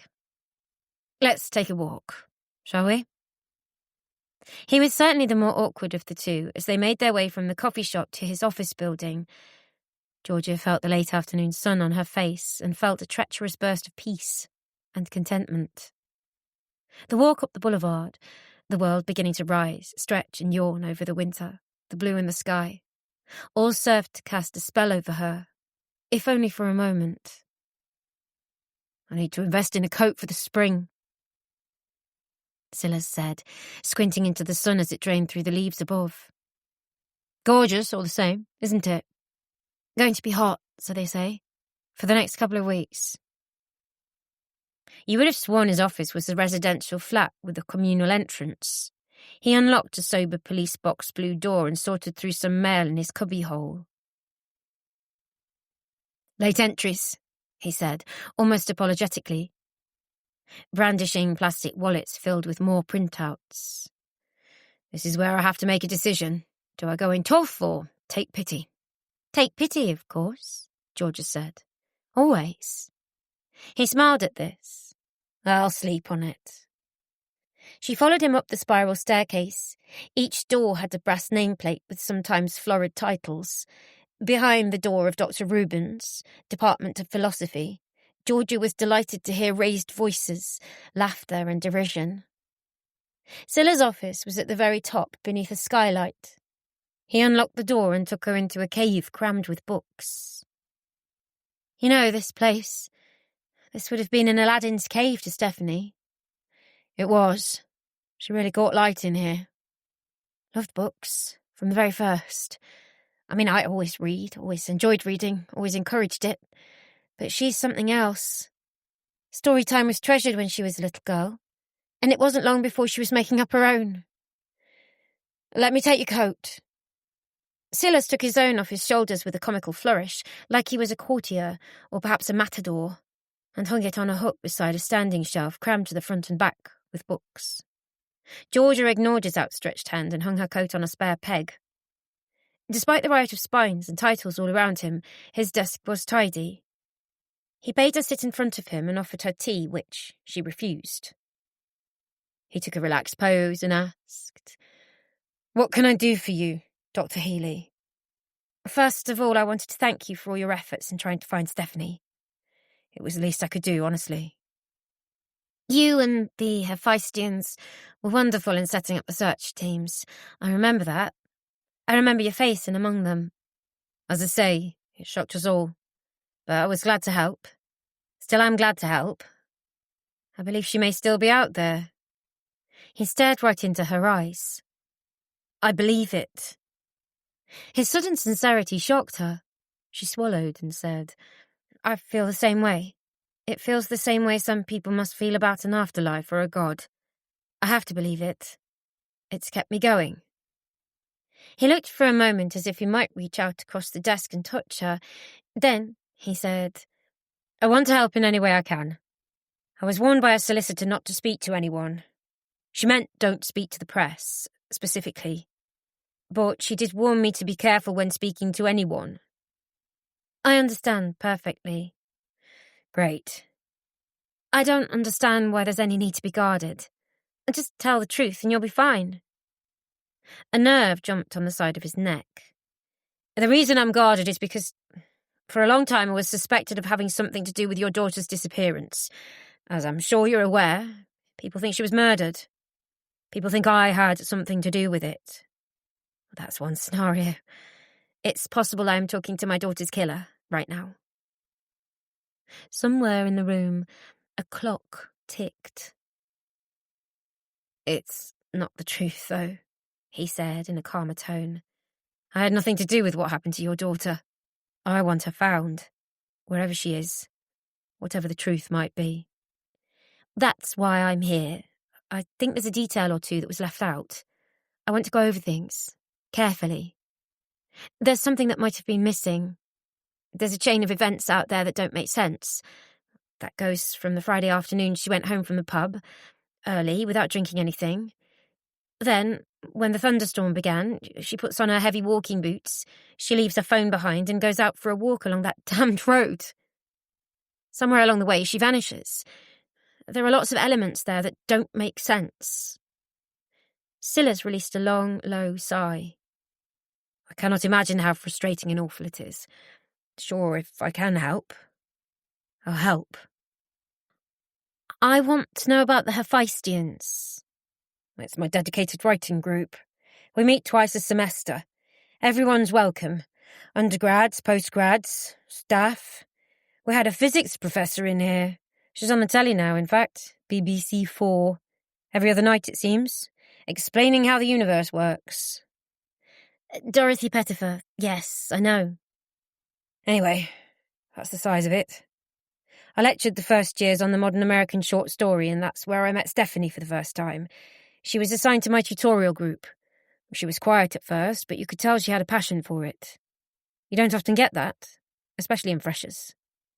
I get loads of time wasters, songwriters, people who come to university without any idea of where they're going, people who think being a poet will make you a lot of money, people who want to write thrillers you can buy at an airport." "Nothing wrong with any of these things," Georgia said mildly. "The point is, Stephanie had a passion for writing. I guess you know that from what you've told me." "Oh, yes. Everything had a story attached. When she was a little girl, there was playtime with her toys. It always fascinated me that she worked out every little relationship between them. Who liked who didn't like this person or other, who was in love, who was jealous. I was never sure where all that came from. She might have seen it on the soaps or in the movies, except we didn't let her watch a lot of television, so it didn't come from there." "Maybe just from life," he said. "Children sometimes see more than we do, and take in a hell of a lot more than we realise." She was fascinated by stories. It was almost as if there were no minor characters in anything. "My husband's a hoarder. He kept a lot of his childhood toys, soldiers, action figures, and the like. We took them out of the loft one day and let Stephanie have a look. You'd be lucky if she'd started school by this point. She got into the idea of fighting and setting up the soldiers. She played along with that. All the guns, the noises they made. But once the battle was over, she went back to check on every single soldier who got killed. She made them better. She brought over her little Sylvanian families. They were the nurses. All the soldiers were asked about their mummies and daddies, brothers and sisters, their friends. Some were told they could go home. Some had to stay in hospital forever. Nobody died. He smiled as he said this. That's a sunny nature. I remember that. She wrote a poem about all the dandelions who lose their seeds in the wind. The tragedy of being plucked. The delight in seeing the seeds sail off into the wind. It was beautiful because it was like something a child would write. Enchanting. That was the word I wrote in the margins. We published it in our Christmas review. I saw it. She was so proud. So was I. It was the first thing she submitted to the group. She had the touch. Quiet, maybe a bit too much so, to start with. That's how I found her anyway. But once she started talking about her subject, she really came alive. Everyone could see it. There was talent there, lots of it. She'd hardly be the first writer to have a quiet nature. On the outside. I'm intrigued by the writing. This is mostly what I'm here to talk about. Well, I look at a lot of writing. Silas gestured towards his record bag, dangling from one of the hooks on the wall. The dandelion poem sticks out, of course. I remember some bits, but not in terrific detail. I'll help where I can. I'd like to take a look at some of the writing, if you don't mind. I'm afraid I can't let you take away essays or manuscripts. They're university property, really. It would be improper. The police might even have them. The Hephaestians isn't an official club affiliated with the university, so you wouldn't be breaking any rules there. I've checked. Of course you have, he said, a little sharply. Look, if you'd given me some advance notice, I could see if I could dig something out from the files. You've got a filing cabinet there, I see. That's right, but I don't really have the time to pick my way through it. I can wait. When is your next lecture? 4:00. So you can go through a filing cabinet, can't you? How long does it take? Unless your filing cabinet is actually a secret passage into Narnia or something. Mrs. Healy, the answer is no. To all of your questions. Dr. Healy, she corrected him. It's all right. The things I'm most interested in won't be here. They aren't part of the Hephaestians either. No? No. The things I'm most into are the pieces of writing she submitted to you, off the record. I'm not sure what you mean. Her big project. The writing project she was putting together. She worked on it all the way through her first year. I know about it. But I don't know what it is. She refers to it a lot in her diary. Her diary. That's right. Her private and personal diary. She wrote one during the Easter holidays, right before she vanished. I don't know anything about that. Well, no, you wouldn't. It's a diary. She laughed, but he didn't join in. She talks about the project, and she gave it a capital P, but she didn't actually refer to it too much. I know it was non-fiction, something to do with the new journalism. The kind of thing Tom Wolfe or Ken Kesey might have written. It had a subject, the underbelly of Ferngate, the freaks, the outcasts, sex workers. And I can't find any sign of it around our house, and the police don't know anything either. It's something she says quite a lot. I was working on the project today. Got another 200 words into the project, but she doesn't talk about what she wrote on the day, and bar one or two little details, I don't know a great deal about it. It's very frustrating. I'd like to find out what that is. Do you know what the project is? I don't know, Dr. Healy. Thing is, she mentions having shown it to you in some form. Are you saying this isn't the case? I don't... I recall plenty of writing from your daughter. There was a short story about a girl who communicates telepathically with a dog. There's one about a dominatrix who wants to travel back in time to shit on Hitler. Oh, that's a cracker. I really like that one. She somehow managed to be quite tender about it. That's a difficult sell for a love scene involving Hitler. And shit. And then there's the story about the tinker who sells bottled dreams to people at a country market. I've read all these. I've read the notes she made on the stories. They were all carefully based on real people. Did you know that? I don't think it's uncommon for people in fiction to have real-life antecedents. She wrote detailed true-life character studies on these people. She said she wanted to fuse fiction and non-fiction. It didn't strike her that this was something new. It was like she'd invented pointillism or expressionism or the wheel, but she was always careful to keep a note of character in real people. Did you know, for example, that the bottled dream seller is based on you? No, I didn't. The dream seller turns out to be selling shoddy dreams, you might recall. Good for a little while, but the effect quickly fades. After a while, people figure him out, and he gets left behind in favour of someone with better products, someone younger, someone better at bottling dreams. She called you Kingfisher, in her diaries, and in her notes for the story. Dr. Healy, I have a lot of paperwork to catch up on.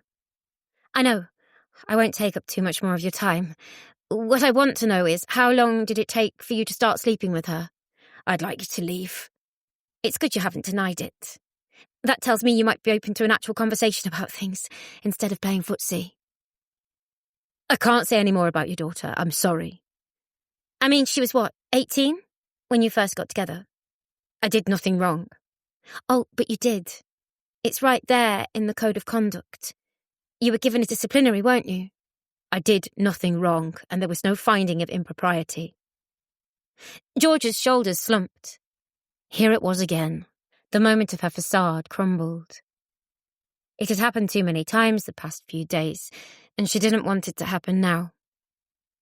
Her eyes misted over, but this made Silas more anxious. He got to his feet. Please, he said. Look, I don't care what happened between you. You were, 24 at the time? Not a huge age difference. I met my husband when I was 19, and he was 27. A junior doctor and a student, so I'm not judging you on that. I know people who slept with their teachers, for God's sake. I'm not saying it's right. I know it happens. And I don't think you had anything to do with what happened to Stephanie. I was at the Hephaestion's cheese and wine night that night. There were dozens of witnesses. I could not have had anything to do with it. I know all that, but there's something wrong. She mentions that she had made the Kingfisher jealous. She was with someone she called Cornfed, and that annoyed you. Do you know who the Cornfed might be? Riley Brightman certainly looks corn-fed. He was part of the Hephaestions, wasn't he?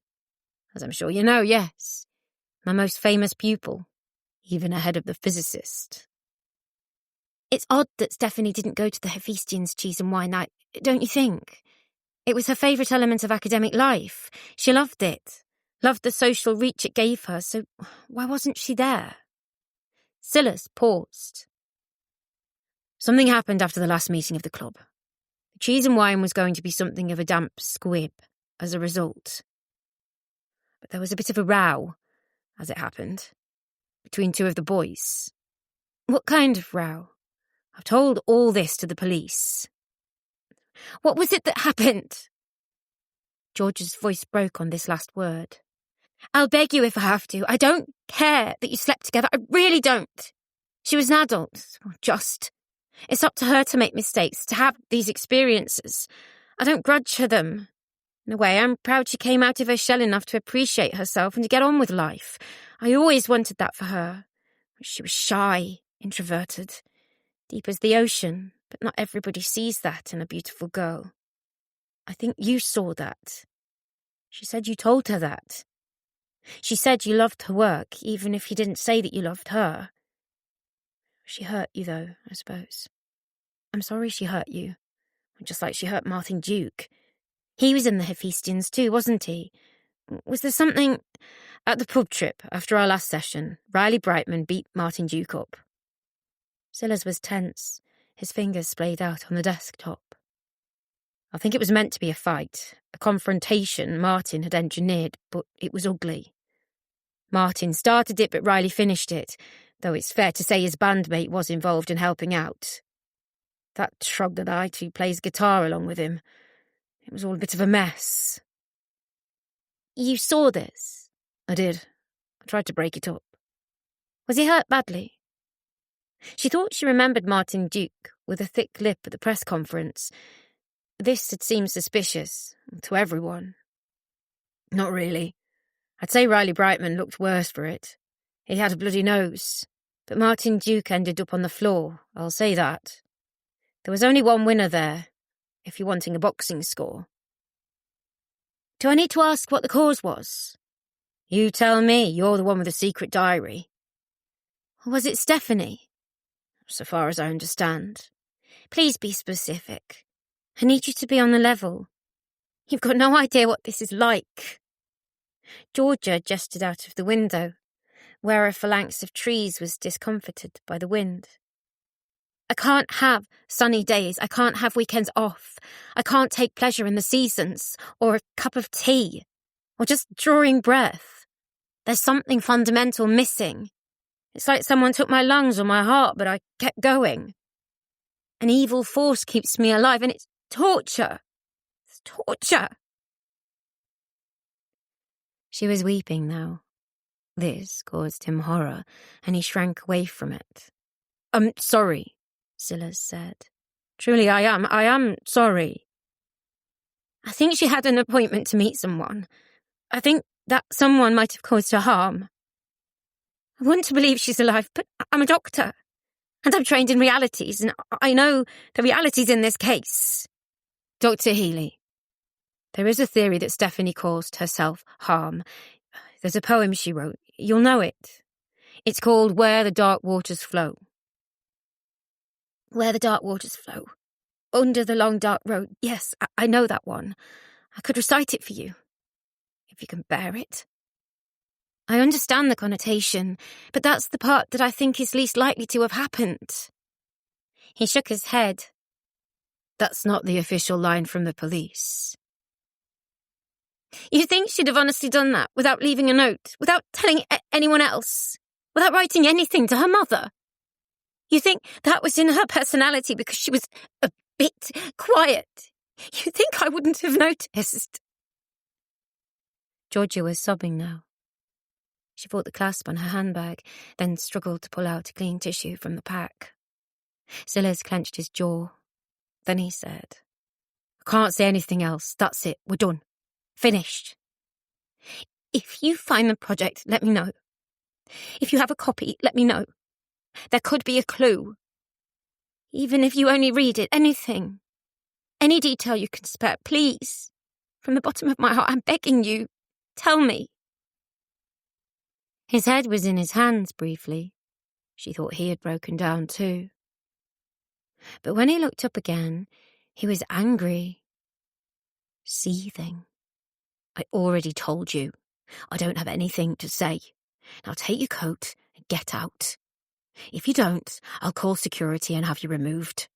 Then I'll be going straight to the police. Chapter 6. One day, a horseman came by while Princess Melinda was gathering wildflowers. He brought his steed to a halt and tried to get her attention with a loud braying, "Hello there!" But Princess Melinda simply continued to gather the wildflowers. From The Stubborn Princess by Stephanie Healy, aged 8, on my next birthday. A quick dash through the meadows with corn fed. There's a purity here, something you'd struggle to explain to anyone but your fellow lovers. It sharpens everything. From the Diary of Stephanie Healy. Georgia was falling, or spinning. Lights followed her around and then spurned her, the diamond spark of a distant star that was getting further away by the second. When she settled, she realised she wasn't in space, or falling, or spinning, but held fast in the ground. Perhaps a mine shaft or a grave. Somewhere dark, rank, and crawling, in any case.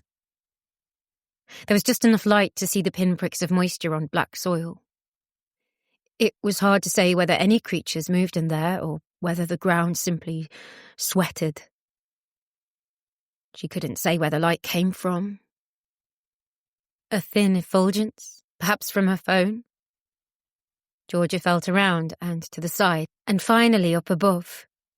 She was in a crawl space, a natural tunnel gouged out of the earth, perhaps by a giant earthworm. The edges of stones nicked her fingertips, but by and large the tunnel was smooth. There was a little give in the earth above her head. This frightened her more than anything, the notion that she might be buried down there. She edged her way forward, where the light grew a little brighter. The soil trickled down as she edged forward on her sodden knees and elbows, tickling her nose and dusting her hair. All the while she was aware of her slow, deep breathing. Georgia reached what she was sure was a dead end. Then she saw that the wall of the tunnel curved to her right. It was surely too narrow to go down, but she knew she had no choice. The lights to the right were a little brighter, a flickering pale blue. A phone, surely. A way of calling for help. She noticed that the space above her head had increased, nowhere near enough for her to stand up, but certainly an improvement. Georgia kept going, until the space suddenly broadened out. Then she saw the source of the light, not a mobile phone or a laptop computer, but an old analogue TV, turned to static. It made the gritted surface of the tunnel wall dance and seemed to writhe. In this stroboscopic glare, Georgia could see a head sticking out of the earth, black-haired with fine cheekbones, eyes closed. Stephanie. Georgia doubled her speed, elbows breaking painfully off raised stones. "Steph!" she yelled. Her voice sounded muffled, as if a blanket covered her face. "Oh, Steph! I'm here!" Stephanie's eyes opened, black and liquid in the weird light. She smiled. She was buried up to her neck in the rank earth. 2 hands appeared, clods of soil clinging to the fingertips like tiny bin bags slung over the dustman's shoulders, black grime seaming the fingers and knuckles. Stephanie smiled. Georgia gripped the hands. They were cold and slick, as if she'd gripped the belly of a fish. Stephanie grinned, but the eyes were blank. Georgia had seen those blank eyes before, the frank glare of an elderly woman who had passed in the night, a cancer patient whose body had finally quit like a flickering old bulb, and once a little boy whose asthma had finally choked the life out of him after he was put to bed. "Steph, let's go. We have to go back out." Georgia couldn't be sure if her grip became tighter on Stephanie or vice versa. Stephanie shook her head, slowly, not blinking. Her mouth brimmed with dark liquid, as if she'd taken a brew made with the earth that swallowed her and finally spilled over in inky rills. Stephanie began to draw Georgia down. She would not let go. "No, you're coming with me!" Georgia pulled as hard as she could, teeth gritted. Something tore and split. Stephanie's wrist bones escaped her pallid flesh. Then the smile grew wider as the skin split along her cheeks and the hinge of her jaw. Her teeth emerged, gums grey rather than pink. Then the flesh pulled away from her skull. The skin was retracting into the earth, though the bones remained. Still, Georgia clung on, watching the hair yanked off her daughter's skull, the skin undulating backwards into the final darkness. "All you have to do is let go," Georgia heard herself say. "Let go, or go with her." That was the end of it.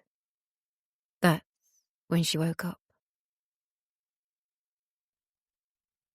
Later, Georgia took tea at a vegan restaurant, which she vaguely remembered having been a video shop back in the day. It was simply furnished, clean and wholesome enough, and the hummus, spicy tomatoes, homemade bread and oil-drizzled rocket salad was filling enough, but as usual she only managed about a quarter of it before giving up. She paid up, apologised to the waitress, then took herself on a short walk across the square to the police station.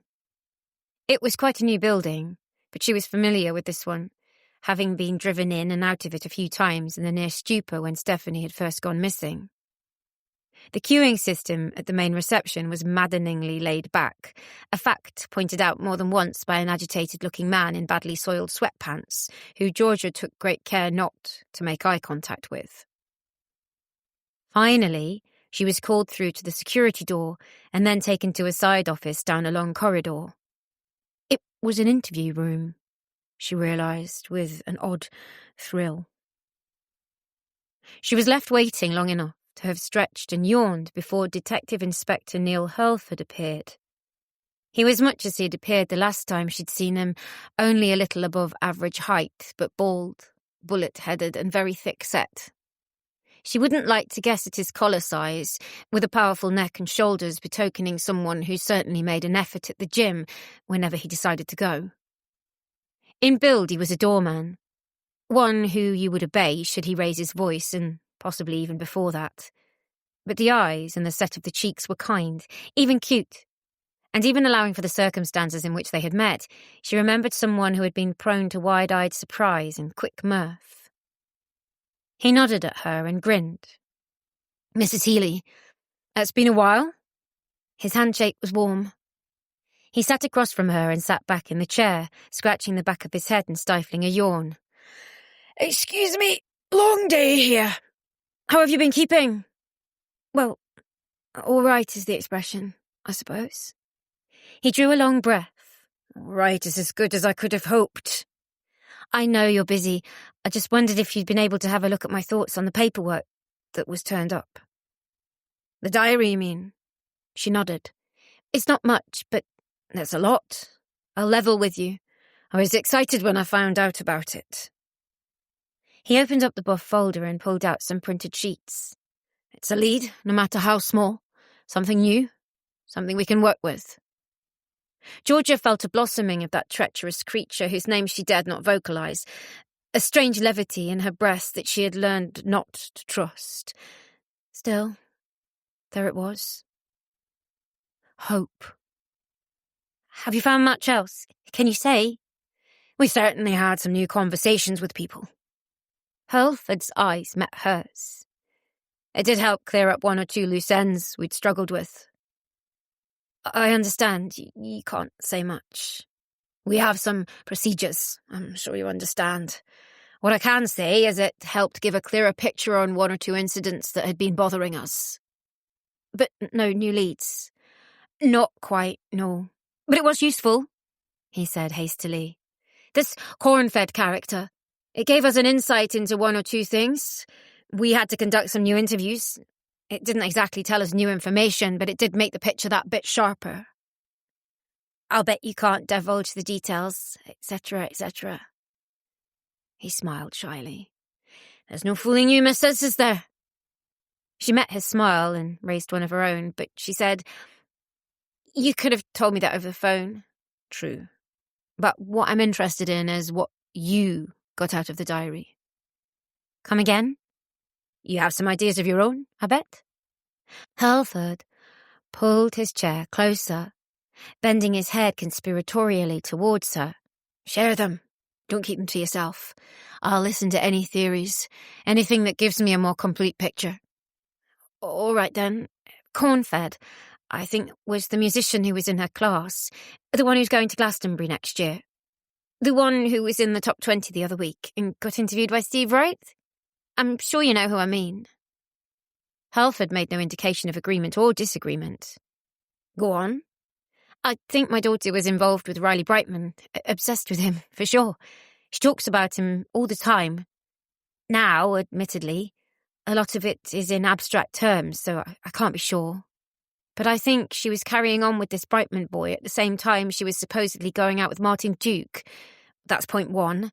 Point two is that I don't think my daughter was as closely involved with Martin as she made out.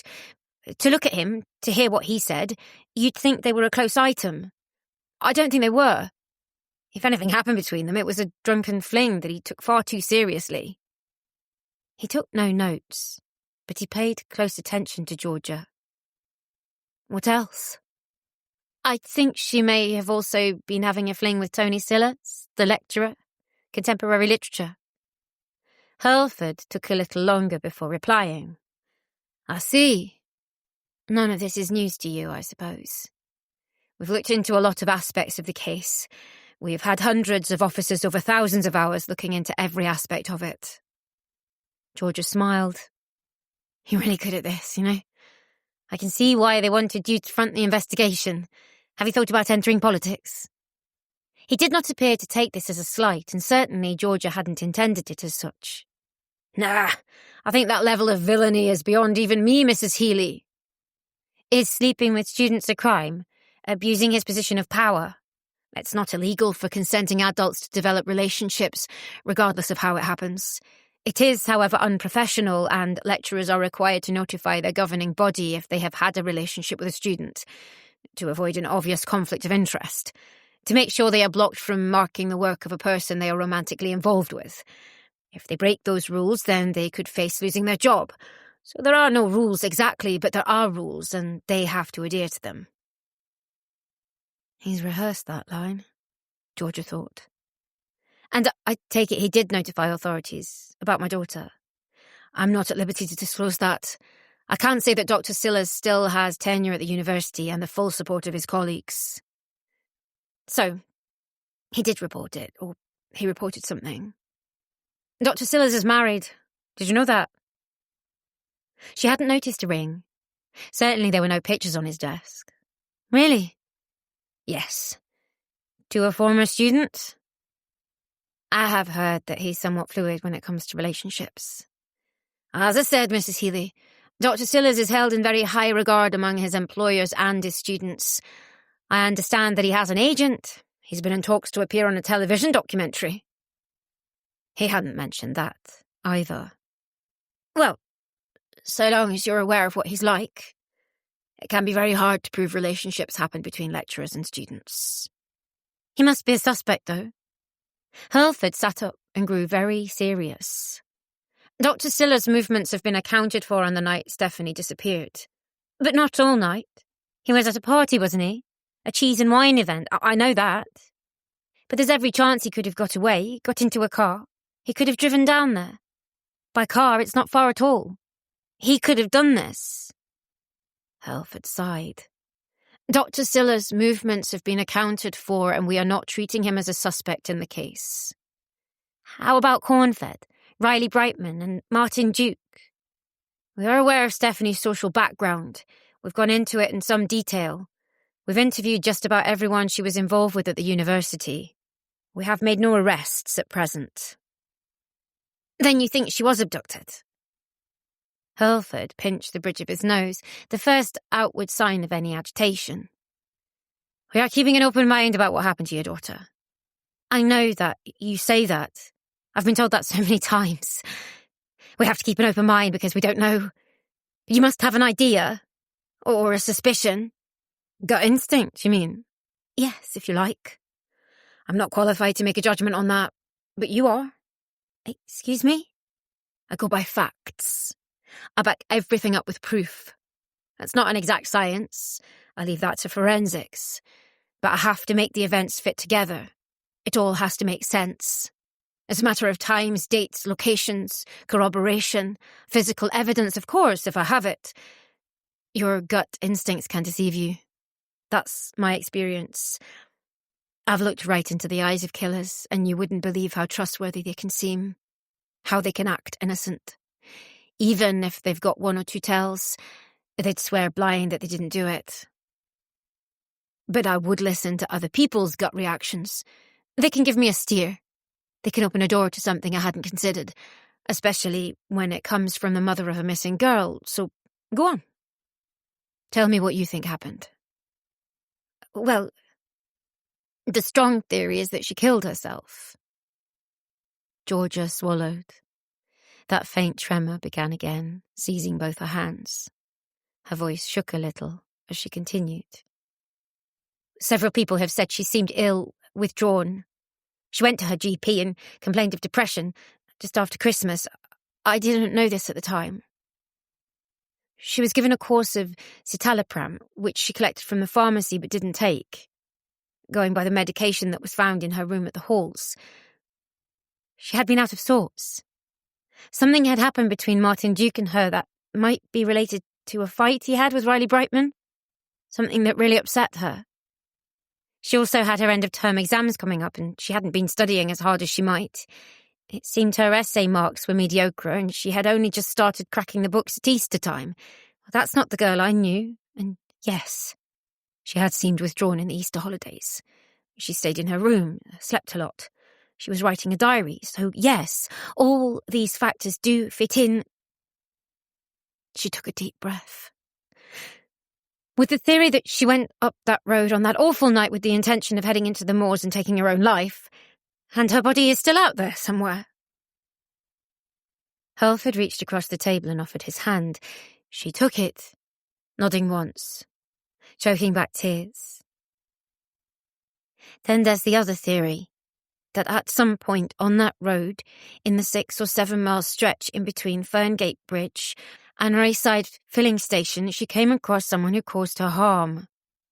Maybe it's one of those awful random events. A random bloke. Someone who had a moment of madness. A guy with a time bomb in his head. Something out of a horror film. Or worse. Someone who's done it before. Someone who took a chance. And she was just very, very unlucky. Or maybe it was a hit and run. Somebody panicked, lifted the body off the road. But that's the second scenario. I'm realistic enough. I don't think she did a Reggie Perrin. She was a willful, imaginative girl, but not that willful. She'd have come back to me eventually. And she didn't run off with a handsome stranger. She didn't ride off into the sunset on a weird quest. She isn't done a kibbutz somewhere or paddling a long canoe up the Amazon. I imagine all these things, of course. I imagine all the good outcomes. The way it could have worked. The way she could come back to me. But suicide and abduction are the two realistic theories. Does that make sense to you? He had let go of her hand by now. At length, he nodded. Those are two common theories. But I'm always open-minded, not exactly positive. I am not going to give anyone false hope without good cause. But I have to be open to every possibility until the facts change. And the facts are that your daughter vanished on that night. We have no new leads. It's a terrible mystery. I am still working on it. I am still talking to people. I am trying to pick up new things. This... He held up the buff envelope, which held a scanned version of the diary. Did fill in a few gaps, but it didn't give any definite clues. Not yet. Georgia nodded. You knew all this, in other words. Everything in the diary. It all came out in the wash, at the time.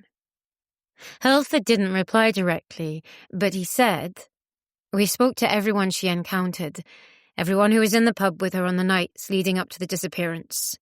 We retraced her every move. We saw her on CCTV from multiple directions. We traced every single bit of data we could find on her. And we spoke to literally everyone. Her friends, their friends, the men she knew. Everyone, Georgia. We haven't made any arrests and we don't intend to yet. We'll keep looking. That's what I can tell you. That's a guarantee. We'll keep looking. We'll keep talking to people. We'll keep going to the public. People don't just vanish, she was going to say. But she knew that was false. Of course people vanished. She'd read the Wikipedia pages.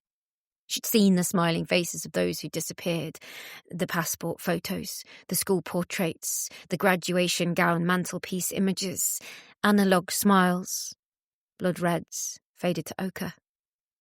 And she'd seen the faces of those who'd lost them, the mothers and fathers, gaunt, drawn, haunted. Like her.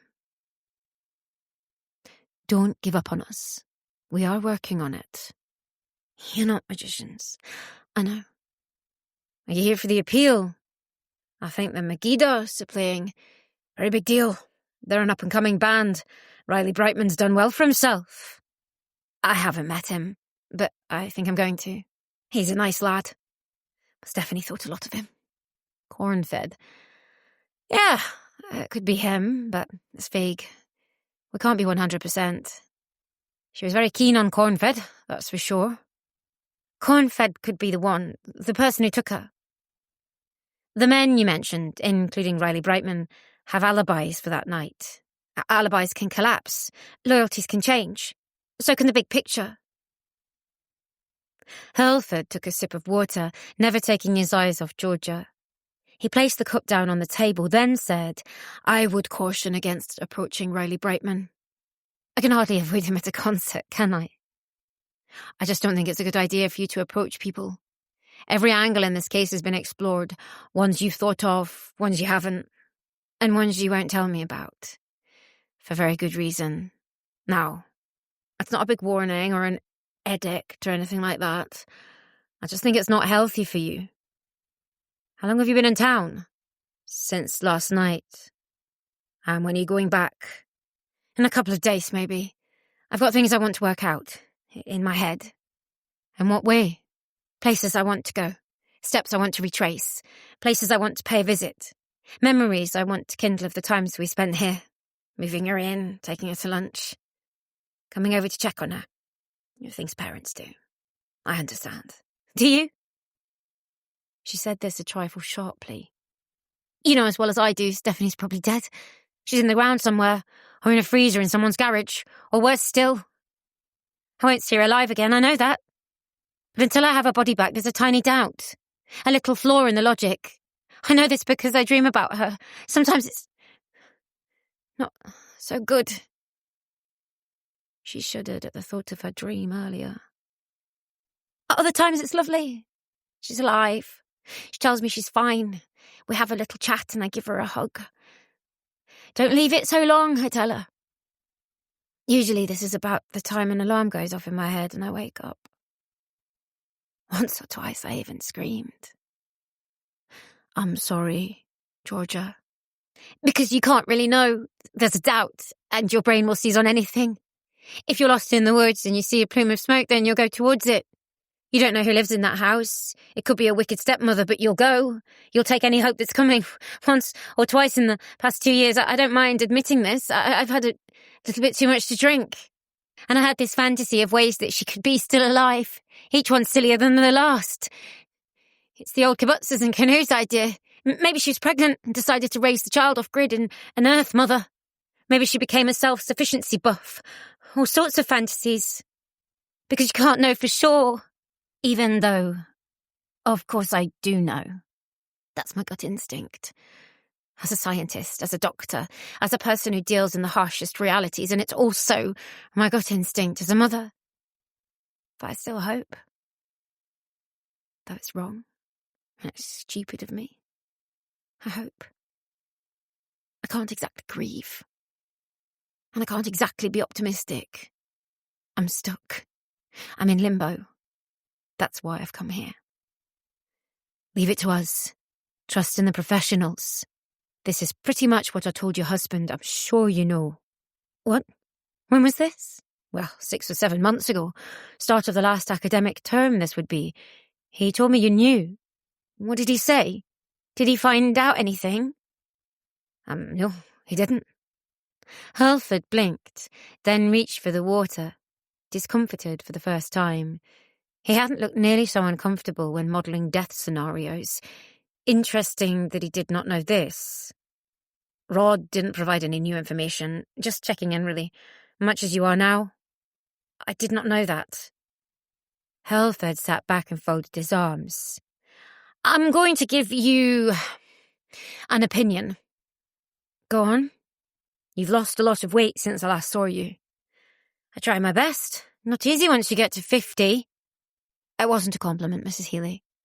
It looks like the kind of weight loss that you get through stress, anxiety and depression. I've seen it in mothers, fathers and partners before. You say you can't grieve, but you look like a person in grief to me. I'm a general practitioner with more than 25 years' experience. I know these signs better than you.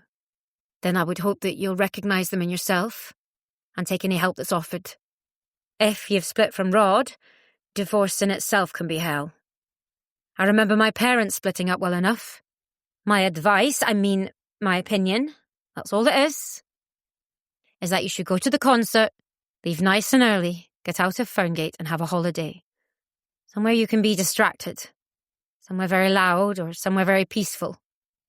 Because I can see the change in you. I can see what Stephanie's disappearance is doing to you. Above all, I want you to stay away from that road. I didn't mention the road. You mentioned retracing steps, and those are the obvious ones. It's not a good road. It's the kind of place you'll find flowers tied to trees every few miles. I attended a lot of RTAs on that road when I was in uniform. That's before we think about what happened to Stephanie. So will you promise me that? Stay away from the road. And stay off the moors too. Particularly the gill. Will you promise me that? Don't go near the gill. That's not safe. Now, she was angry. I'll go where I please, unless you're giving me orders now. Of course not, Georgia! He was exasperated. He raised his hands as she got to her feet. Don't worry, I'm not planning on staying here long, and I think I'll see myself out. Chapter 7. There's a place of adventure somewhere in my head, quite separate to whatever physical spot I happen to find myself in, and I can't help but feel drawn to it. I need to reconcile this need for romance in my head with a physical reality. I feel this is the essence of Cornfed's appeal. I was such a quiet, withdrawn girl. All the excitement took place in my head. Now I find myself living these quests and romances, and it is delightful to me. If there's a source of all adventure, then I have to make my way towards it. But I'm rambling here. From the Diary of Stephanie Healy. Georgia took a room in a small apartment block, an unlet student property that did well on the online pop-up room services. It was at the top of the building and seemed all quiet, despite the presence of young people below. A bed, ensuite bathroom, and a TV stand were just about all it permitted, but Georgia was glad of the close confines. A bigger room would have given her imagination space to play, and that was something she didn't need in the dark. With the heavy curtains blotting out everything but the dull glow of her fitness tracker. She imagined she was at sea, tightly packed but secure in a cabin, nothing outside but cool waves. The next morning she put on her walking trousers, a good base layer and a training top, cinched the laces of her new boots and set off on the road her daughter was last seen. It was a bright morning, and she congratulated herself on having the foresight to pack sunblock. Its coconut smell was treacherous, a reminder of foreign holidays from long ago. She fit a baseball cap over the top of her tied-back hair and made her way through the town centre.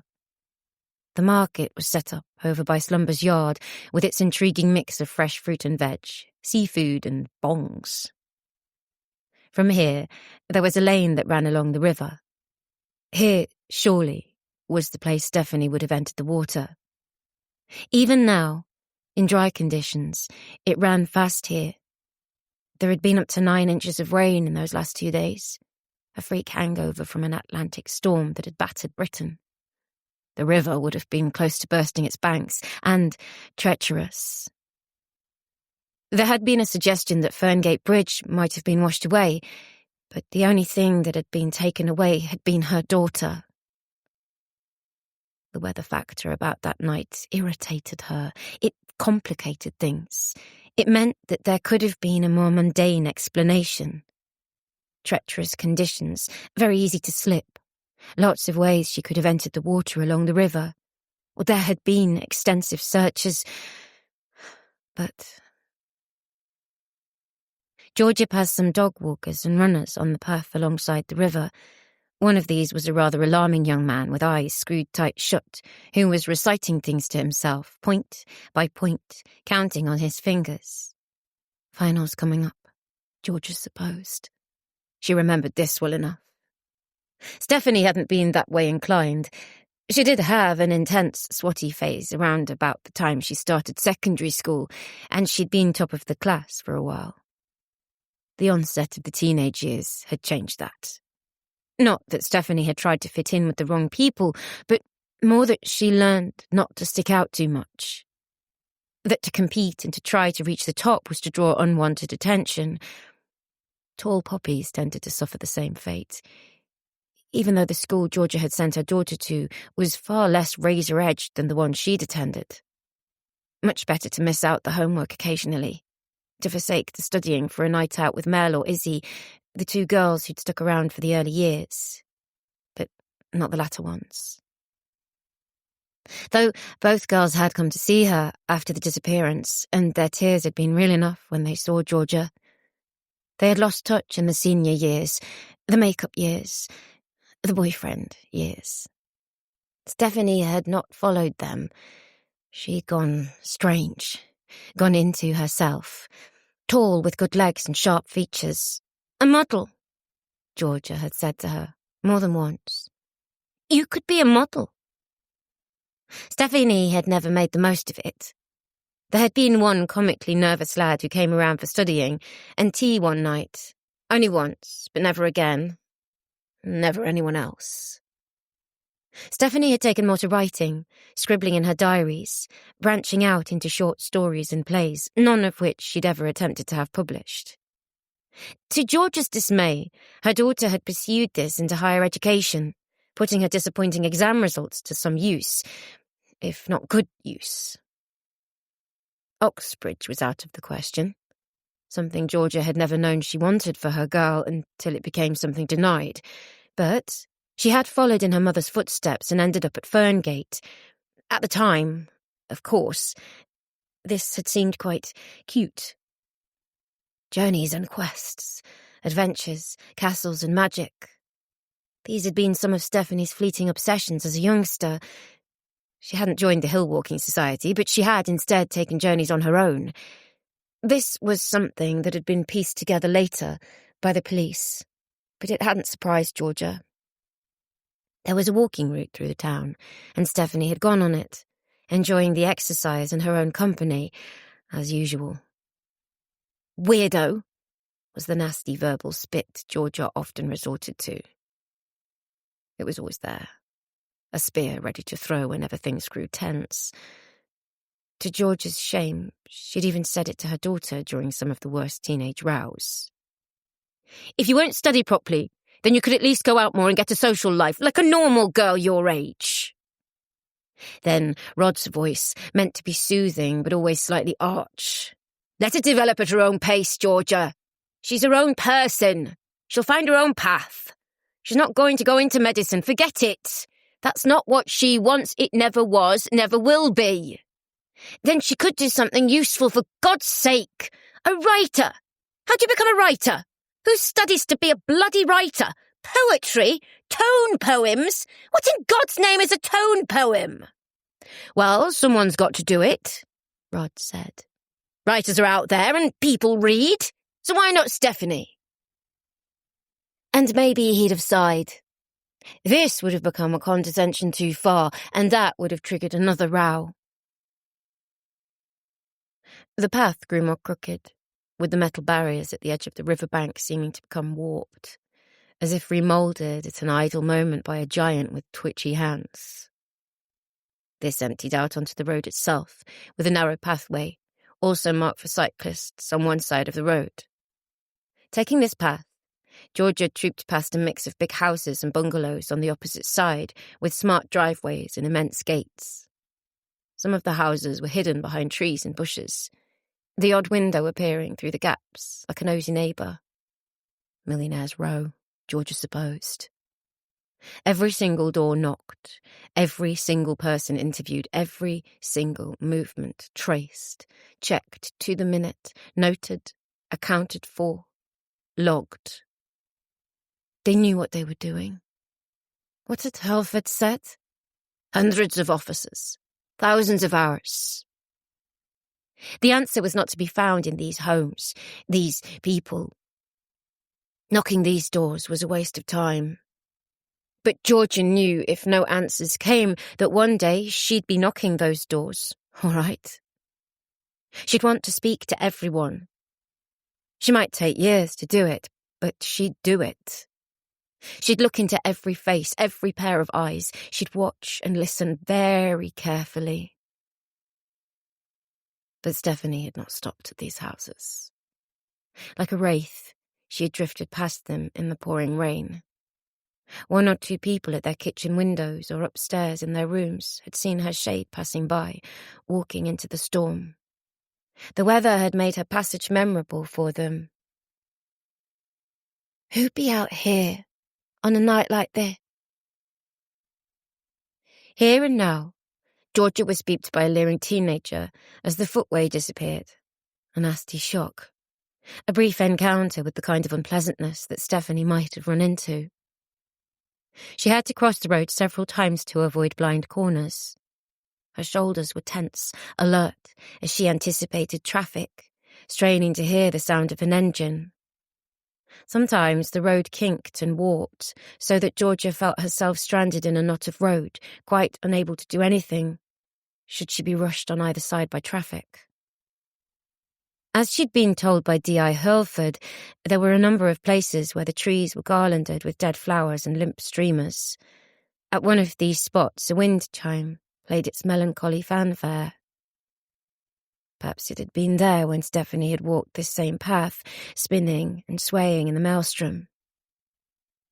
This road wasn't busy, even at this time of day. A bypass had been completed, but 10 years ago, diverting much of the traffic.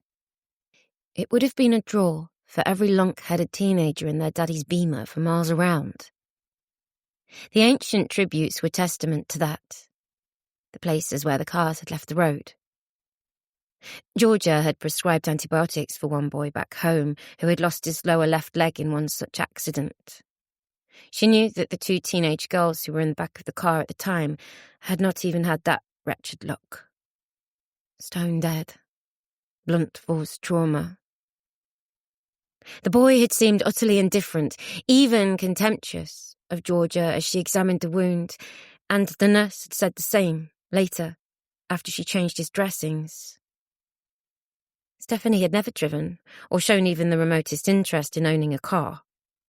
Georgia had paid for a few lessons as soon as her daughter was old enough, but the girl had begun to feign illnesses when the sessions came up, and soon enough she understood the signs. Pony riding and trekking had been more her thing, but, again, the girl had retreated from that as soon as the teenage years had kicked in. She went into herself. A phrase Georgia had remembered from her Scottish granny. Private worlds had taken precedence over the real one, where she was a wanderer at heart, a gypsy spirit, someone who liked hills, mountains, lakes, freedom, and not too many people. She was a bum, Georgia had told her, after she came back home from a camping trip as she dumped a load of stinking gear in the washing basket, then left it to fester. A stinking bum! My beautiful daughter, a bum! She bit down on the memory. When she was alone, which was more and more often these days, now she was out of the blast zone of shock and trauma in the immediate wake of the disappearance, these sour recollections could flood in. A sharp word, or a raised hand when Stephanie was a child. The exasperation of an exhausted parent when she wouldn't behave in public, a catty remark, or even the full-blown rouse. One exchange particularly haunted Georgia, a physical altercation when she'd grabbed her daughter by the scruff of the neck. Those dark eyes had widened in shock, the mouth dropping open. "You're a failing!" she'd roared at her. "Why did I have to have a failure as a daughter?" Whatever, she thought. Whatever happened, she's my daughter, and I love her. Wherever she is, whatever circumstances put her there, alive or dead, I will have her back. The bridge came sooner than expected. It rose on the horizon, the slow undulating back of a whale, pretty in the fresh afternoon light. It was something you would use in the background if you were the type of person to take selfies, which Georgia was not. A checkpoint Charlie for people trying to get to Ferngate by this route, rather than the motorway slip road on the far side of town. Unless she took the turn-off about 200 yards past the alarmingly narrow throughway on the bridge, that was you until around about 7 or 8 miles further on. Unless she parked in an overgrown lay-by, forsaken even by the truckers. Georgia took a deep breath and cleared her mind, listening to the patter of the river underneath as she crossed the bridge. There was a theory Stephanie had entered the water here, whether by accident or design. Again, with the amount of rain that had doused the whole region over 24 hours, the water would have been swollen and greedy, and there was a chance that her body had been carried downstream for some considerable distance before it was strained through Pavely Weir. Georgia accepted that the theory was sound. There was a chance that Stephanie's body was under the water somewhere, over the course of miles. Snagged on a tree root, perhaps. Buried under mud, maybe. But there, somewhere. Still tossed this way and that by the flow of the water. Suspended animation. Short of dredging the whole river by herself, there was no way to be 100% sure. Maybe it'll come to that, she thought. Maybe there will come a point where I'm wading through it, inch by inch, hoping to find something that isn't there, groping around in the riverbed, hands full of stones and silt and things that wriggle. Similar to the knocking of every door, she'd present a flyer, maybe, a picture of a girl 3 years out of date, 5 years out of date, 10, 15, 20 years out of date. Please, she'd say. Please help. These derangements were not impossible, even likely. Reaching the crossroads after the bridge, Georgia checked her OS map before taking a left, up and over a set of steps and a limestone wall. The land rose surprisingly sharply here. There was farmland all around, and Ferngate itself was flat as a monopoly board. But the land inclined sharply heading east towards the crumbling coast. After bypassing some sheep and their nervous newborns, the trees closed in. She followed an old train track, long ripped up by Dr. Beeching, that led through a defile in the earth. Rock began to appear here, mainly slate and limestone, poking through new ferns and bracken. It was a fine dry day, but the rock was slick to the touch. Georgia was following a hunch, but a good one. If Stephanie had been following one of her old quests, then she would surely have passed through the cut in the earth, even on a horrible night, or perhaps even because of it. This is where she might have gone. If she'd taken a notion, and taken a notion was as good an explanation as any for why her daughter had walked up that lonely road, with no text messages or social media trail to follow, no other indication why she had gone where she'd gone. The other reason Georgia had come here was because even if Stephanie had a destination in mind along that road past the bridge, then if she'd been abducted, this was a place where she might have been taken. Where would you go to hide a body? The notion still triggered a primeval reaction in her, deeper than instinct.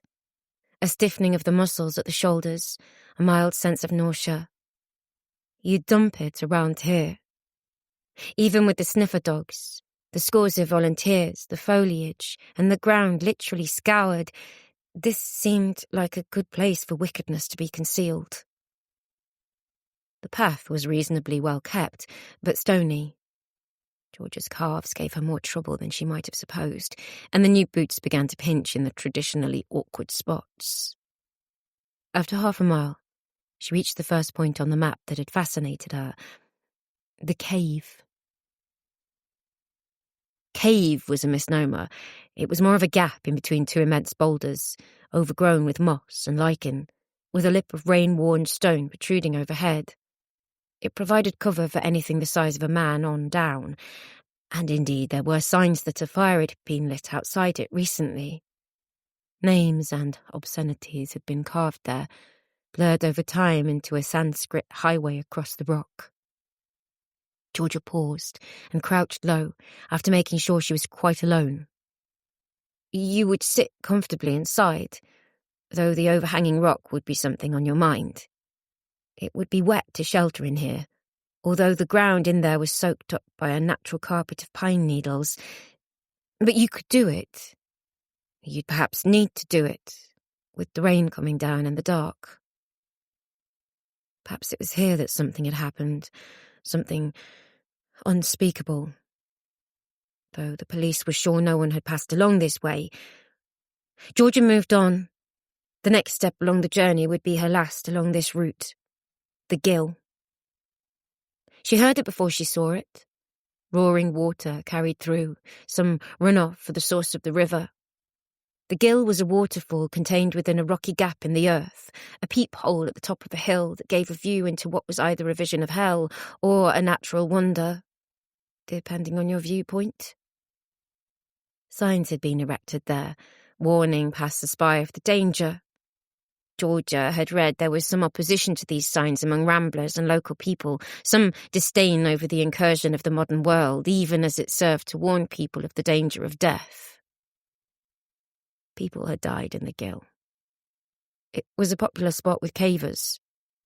When she squeezed herself through the aperture at the top of the hill, a flat slab of rock pitted with holes formed over the last ice age. There was a very tricky climb down to a cavern, and a downward-sloping tunnel into fast-flowing water that eventually emptied out into the river below. 2 cavers had been killed in a collapse in there in 1985. They had been trying to squeeze through the narrowing, waterlogged passageway, down, down and down, into some unspeakable darkness, when some rock had fixed them fast under the water. Georgia was not claustrophobic. Not so you would notice, anyway. She was not arachnophobic either, but she was certain what her reaction would be if a bird-eating spider was to land on her face. So, too, for this gap she stared into now, at the head of the gill. "That is one great big pile of nope," Georgia said, aloud. She heard the water through the black hole, caught a faint impression of silvery light as the water bounced off the hollow rock. Georgia could not imagine being in that gap, even if she had wanted to go down it. The idea of being trapped down there with no space to move, no way of getting in or out, was almost too nasty to properly consider. There were other statistics apart from the luckless cavers from 1985. Pointillistic black and white newsprint photographs she'd seen only the past few weeks, when she'd looked into the background of the gill. There were the suicides. Once you had squeezed through a narrow passageway with a bit of a kink in it, you were through a drop of perhaps 20 yards down to a hard, jagged stone floor. That's where many people were found. It was a theory that this is where Stephanie had been heading on the night she vanished. It was the second most popular theory surrounding her disappearance, according to every single message board, website, Facebook group and forum Georgia had haunted. There was the idea that her daughter, in the depths of a despair few could imagine, had come to this place in the dark in the middle of a storm and lowered herself into the gap, perhaps helped by the sudden flow of water, and had fallen around 70 feet. From there, the turbid waters had carried her spindly body through the channel where the cavers had dived, stuffing her in like a child cramming a toy into a doll house too small for it.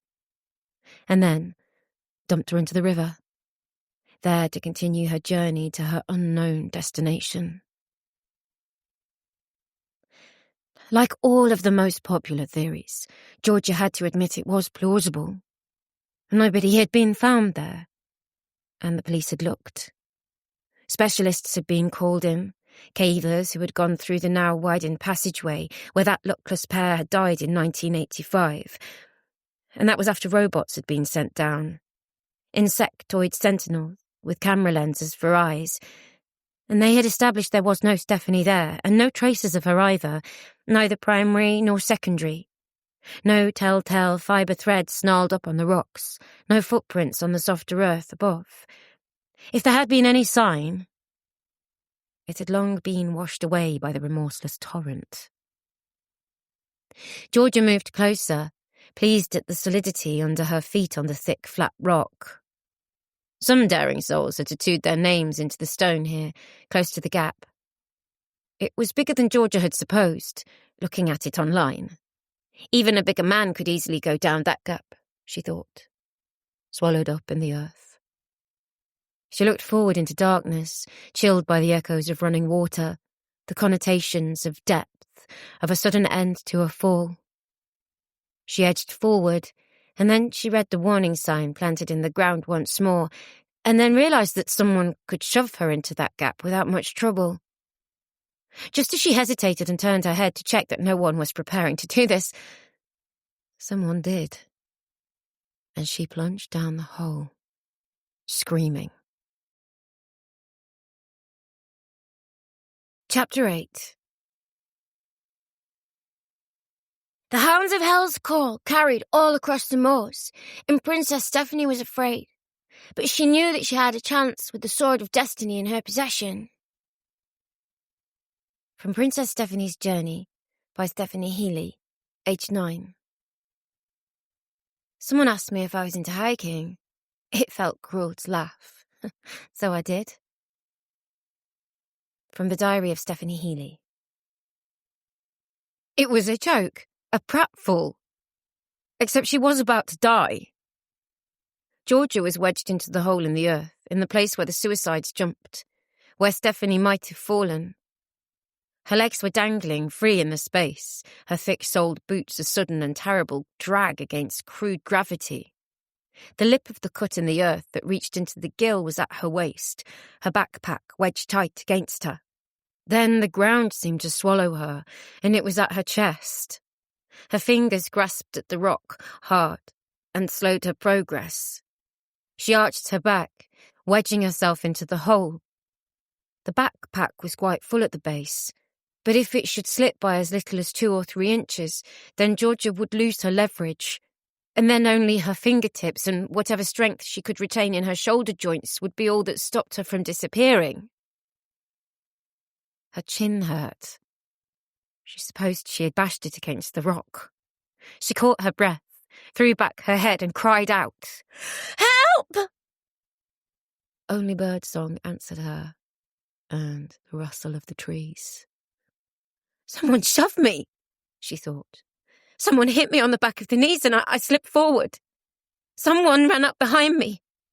Quiet as you like. Help! She shrieked again. Someone help me!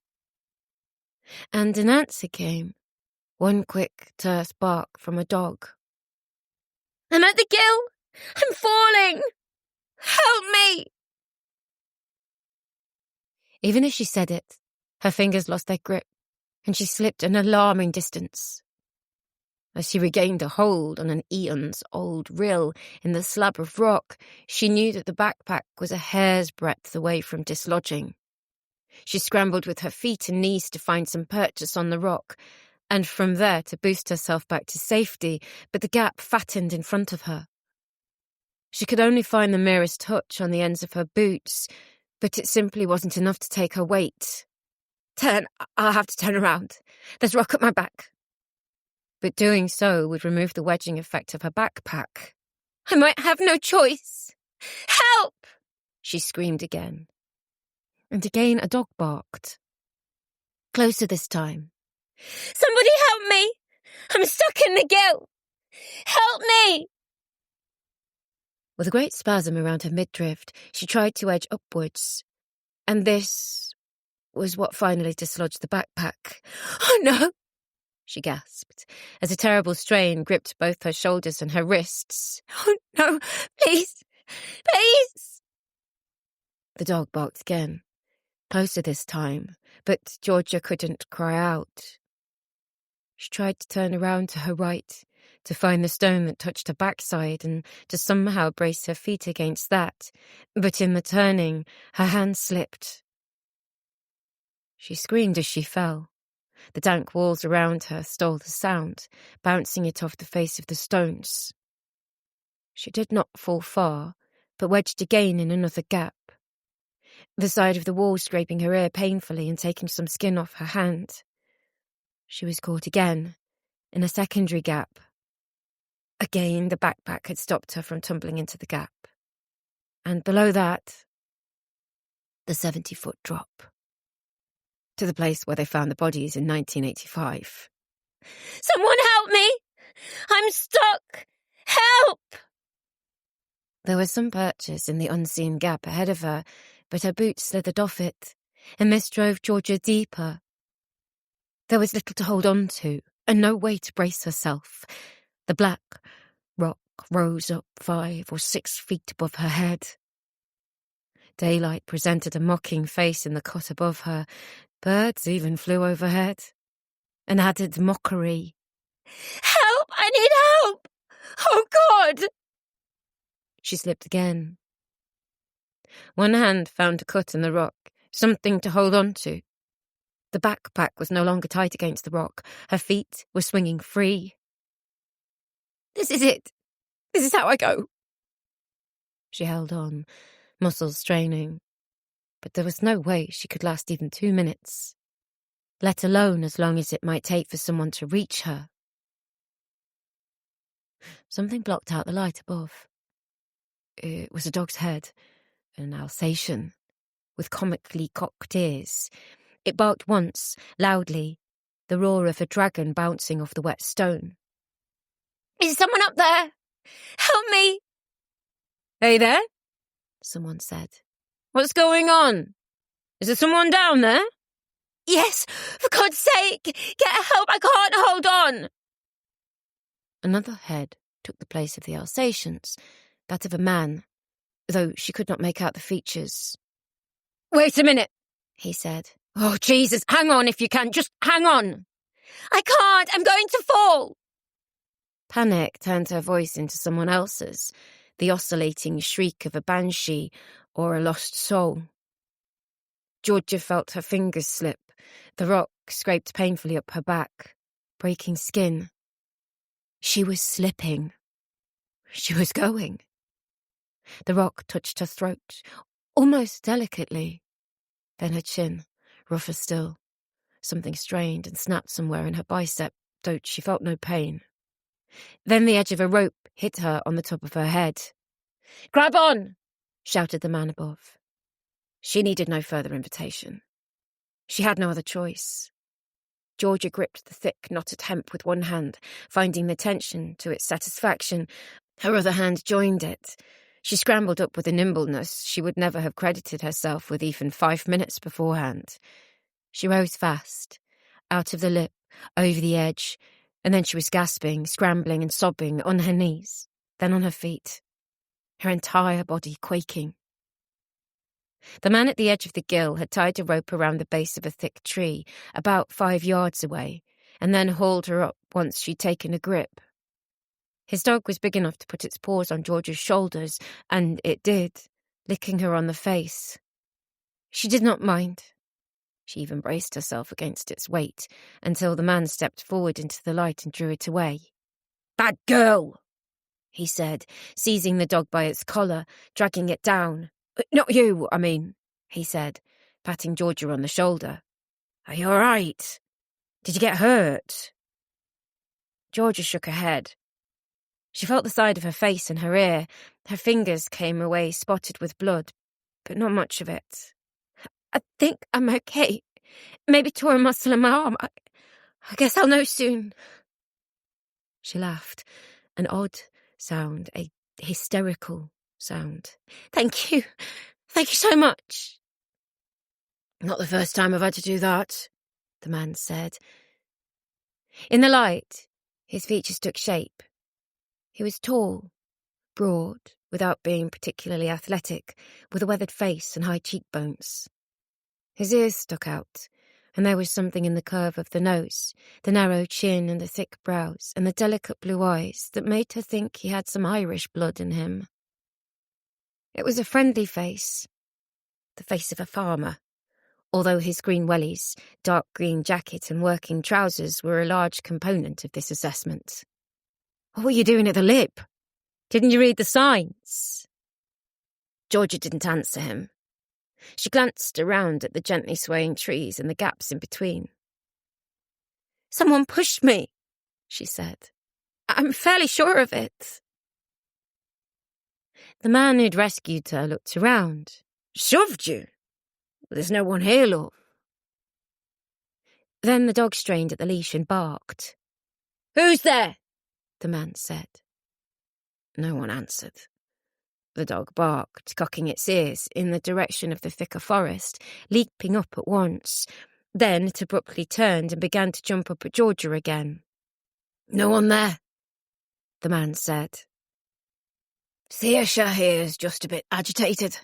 Come on, I've got a car just up the road. Come with me and I'll get you a cup of tea at my hut. Let's get you warmed up. That's what I call a cliffhanger, love. And no mistake." "Someone's just tried to kill me." "If they did, they're long gone. Come on, let's get out of here." Georgia was too tired, too sick, too frightened to disagree. After he unlooped his rope around the tree and fed it back into his own burgan, he led her up the hill and out of the tree line into bright sunshine.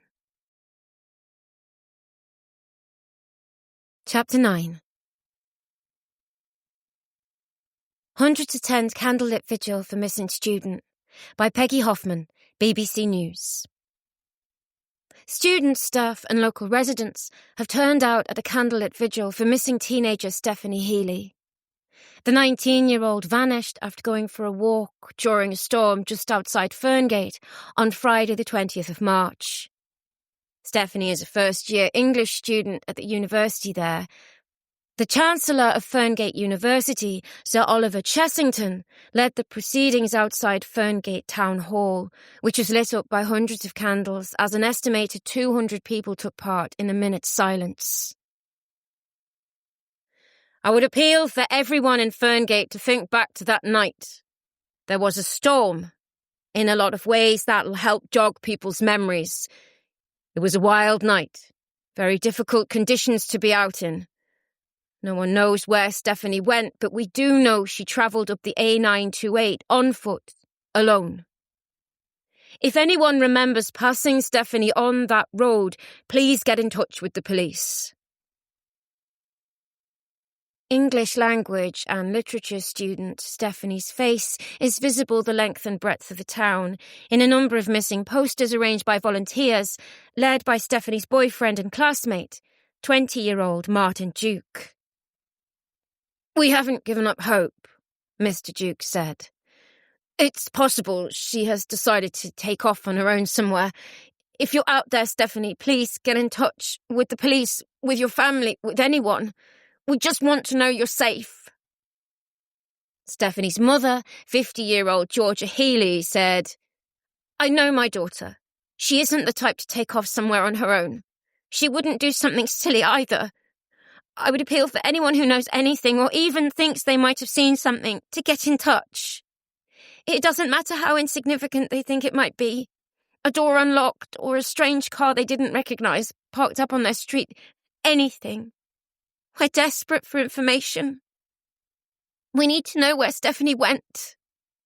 The Reverend Stacey McAllister of St. Unan's Church, who helped coordinate the vigil, said, "Stephanie Healy's family are desperate to find out what happened to her. You can see and hear what this means to them. It's heartbreaking. We have no idea what happened to her. There could be a perfectly reasonable, innocent explanation, but if someone does know what happened, I would ask them to examine their conscience and help ease the suffering of Stephanie's family and friends." Rod Healy, Stephanie's father, said after the vigil, "This is a sad situation, and we have to get to the bottom of it." When asked what message he had for his daughter if she was watching, he said, "Get back home. Your mother's worried to death." Online report, dated the 31st of March.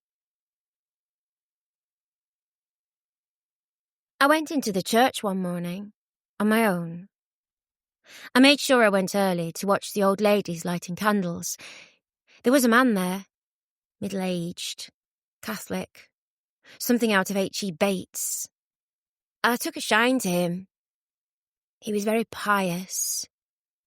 The pews groaned under him. It was around about this time I noticed the girl, staring at me. From the diary of Stephanie Healy.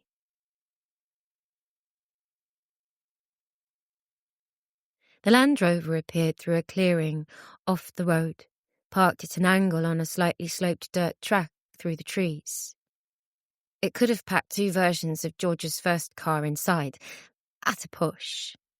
Saoirse, the dog, had taken to Georgia, not quite wanting to throw herself into her rescuer's arms. She had thrown herself into the dog's, delighted by the contact. Her rescuer had been wryly amused by this scene. "She's supposed to be a killer, you know," he said. "Big softy when you get down to it.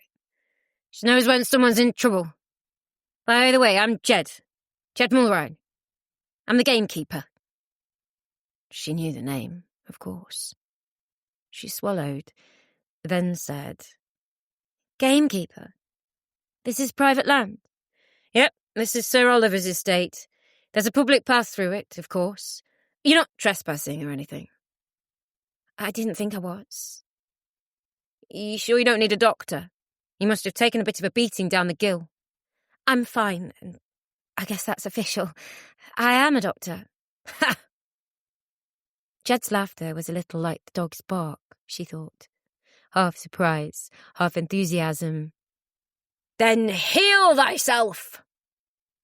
Georgia let Saoirse lick her once more before they reached the Land Rover. The dog snapped to attention after Jed had clicked the key fob and the door snicked open. There was a cage section at the back of the vehicle, and the dog leapt into its allotted space after its owner released the back door. It sat, contentedly, and chewed on a length of thick hemp rope identical to the one he had used to pull Georgia out of the gill.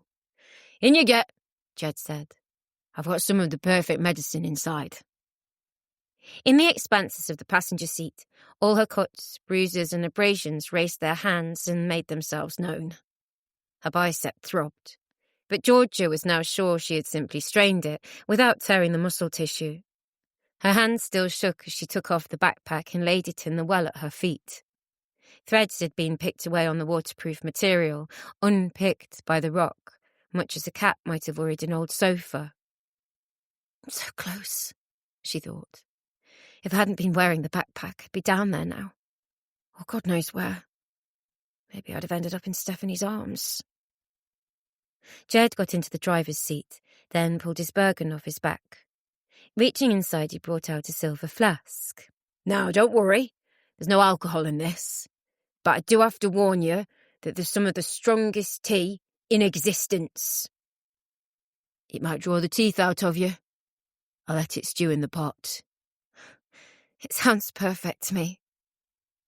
And it was. He unscrewed the cap and poured her a measure, still steaming hot. Strong, invigorating. Its warmth reached her very fingertips. "I've got some antiseptic wipes if you want to take care of those cuts," he said, indicating her scratched hands.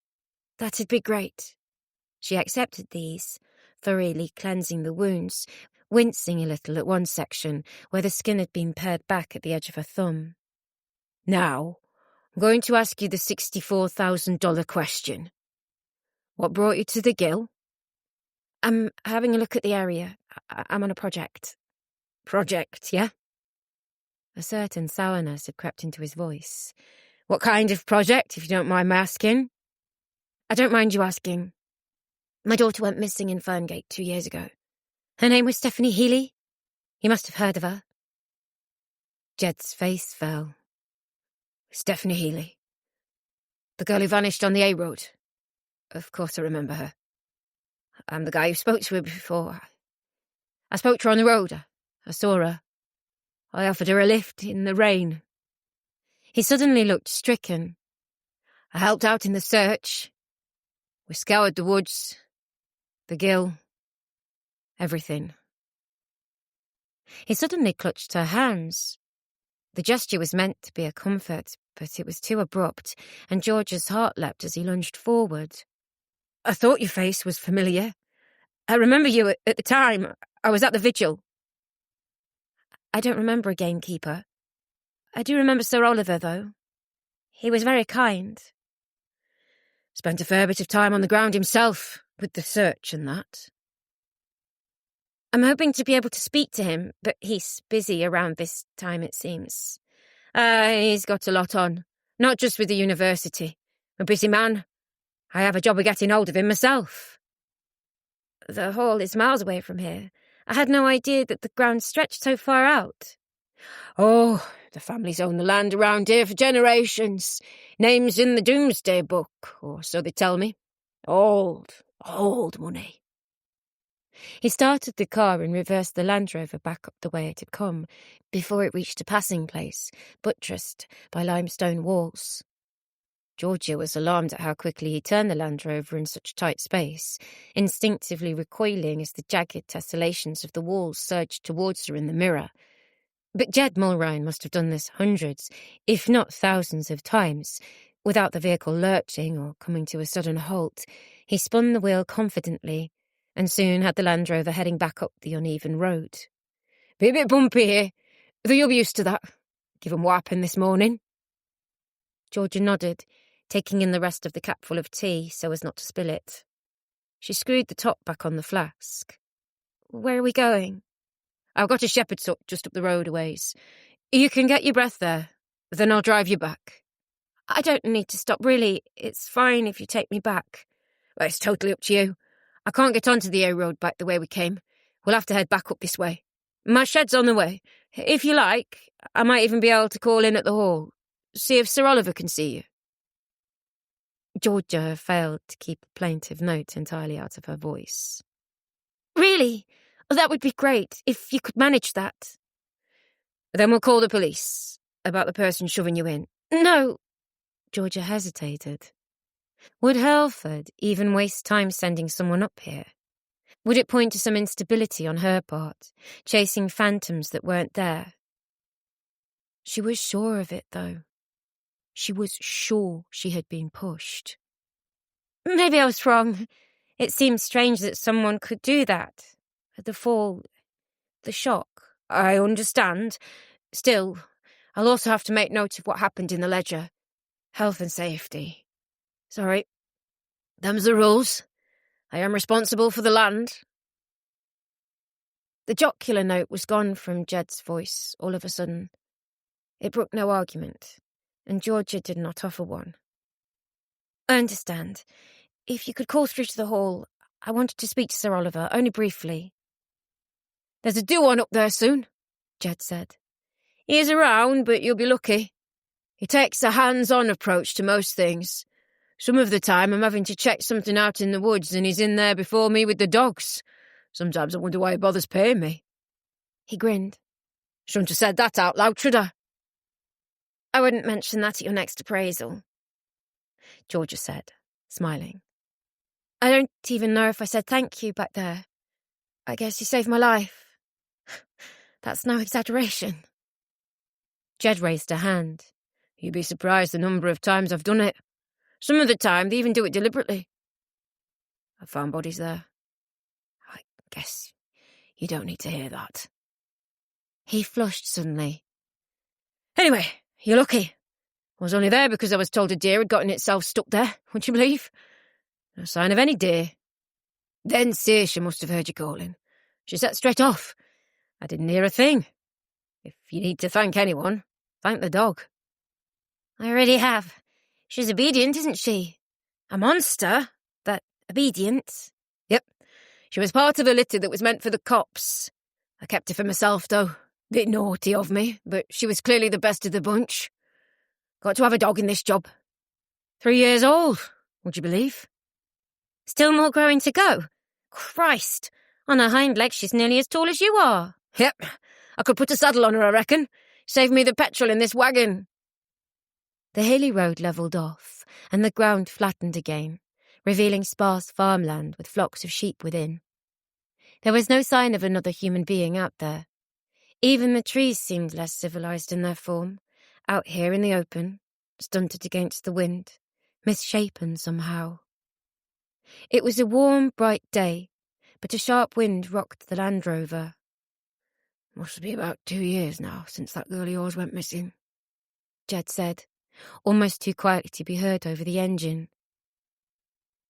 To ask a silly question. You bearing up? Kind of. In a manner of speaking. Can't be easy. I can't imagine what it's like. I don't want to imagine what it's like. I've got a boy myself. Probably round about the same age. The idea of him going missing. You got other kids? Georgia swallowed. No, she's my only daughter. Shocking. I can't say... Say what? Well, there's something about it doesn't fit right with me. I've heard the stories, and stop me if this upsets you. I've heard the stories about, her maybe having taken her own life. He swallowed and narrowed his eyes into the road ahead. Of course, was all she said in reply. They searched the gill. I was there, advising the cops. Hurlford. That's the detective's name, isn't it? One of several. They had hundreds of officers working on that case. So he told me anyway. I could believe it. Hurlford, that was the lad. Though he coordinated the search. We didn't find anyone in the gill. Had you fallen, you'd have most likely ended up in the cavern below. But the two potholers who died, they were caught in the tunnel leading to the beck, weren't they? They were, but that was by design. I haven't been down there, but I saw the footage they broadcast. It's a narrow path, but some people like to go into those caverns, those tight spaces. It's a hell of a space to end up in by accident. You know this, I'm sure. Georgia paused. Go on, she said, finally. It's possible. I conceded that. Totally possible that your girl somehow chose to walk up that hill in the dark in the middle of a storm. And maybe she went into the gill, and maybe she ended up being washed into the river with the rain and all. It is possible. But it's not bloody likely. What's he saying? I'm not saying anything. I have no idea what happened. So, why say it's unlikely she ended up in the gill then? Because it's something that bothers me. And you're not from here, are you? No, we live in Manchester. So, I'm guessing you've come here for a look around, to find out a few things. Mulrine took a deep breath. Look, this is my way of saying I don't think your daughter ended up in the gill. I don't think she went into the woods. I think something else happened to her. On that road, back there. He jerked a thumb behind him. I think she might have met with some harm. What do you mean by harm? What do you think happened? Don't hold back, tell me. I'll listen to anything. Any idea anyone has. It's not like I haven't gone through every scenario. What I'm saying is I think someone took her. From the road. Probably in a car. Whatever happened to her, it happened far away from here. Georgia said nothing. In the back, the dog snorted in its sleep. We're here, he said. Just up ahead. Chapter 10. Turns out she knew Cornfed too, from the party. I was thrilled at the discovery. We clung to each other like sisters, or what I imagine sisters are like. Then, she told me there was a job going.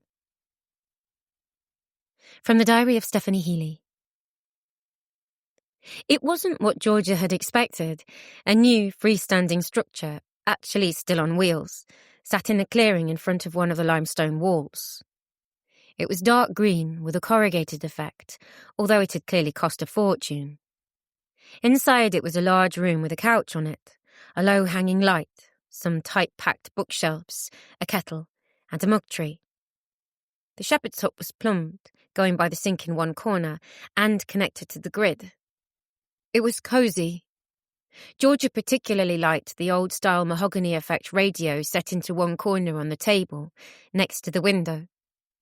Only the pale blue standby light gave away that it was actually a digital set, fashioned to look like an ancient wartime wireless, complete with dials. Another tea, Jed said, hanging up his jacket on a peg. I will, thanks. Just milk. Is there a bathroom through here? Yep, dead ahead. Sears just sat in the basket near the door and seemed to grin at Georgia as she limped into the door and locked it behind her. There was even a shower cabinet in the tight white space. Perhaps he lives here, Georgia thought. She could see the attraction, especially in the summer. A cosy space, but with the promise of travel and adventure. Perhaps it was like Enid Blyton. Perhaps he used the Land Rover to transfer the shepherd's hut here and there on the estate. She peeled off her jacket and her training top, surveying the injuries. Some scraping along her back, angry red scratches and raised skin that would form a nasty bruise, a nick taken out of her ear, still bleeding.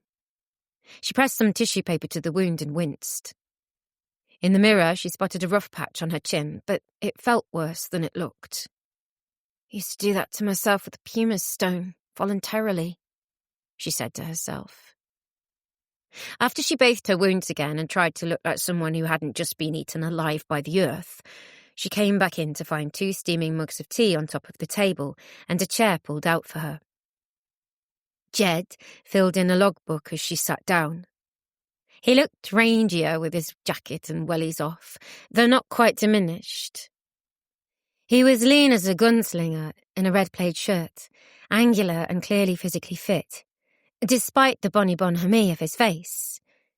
He looked kind, though. There was something in him, bizarrely, that made Georgia think of a younger, slimmer version of the late Sir Terry Wogan, though Jed had to be well into his 50s. "Sorry," he said, pushing the logbook towards her. "Details." "What do you mean?" "This is an accident book," he said, colouring slightly. "You'll have to put down what happened to you and sign it. Also, you need to check to see if what I say seems correct, from your perspective." "Oh, I see." Georgia scribbled down a rough version of events, signed it, and after a pause added her name and address. "I have to take note of everything that happens. It gets reported, particularly to do with the Gill. It's a dodgy place, that's for sure." He tapped the sheet with a finger like the head of a shovel. "I know you said you weren't quite sure just then, but I still have to contact the police." Georgia paused. "I guess you do." Jed nodded. "If anyone's out there trying to shove people into the Gill, I want to know about it.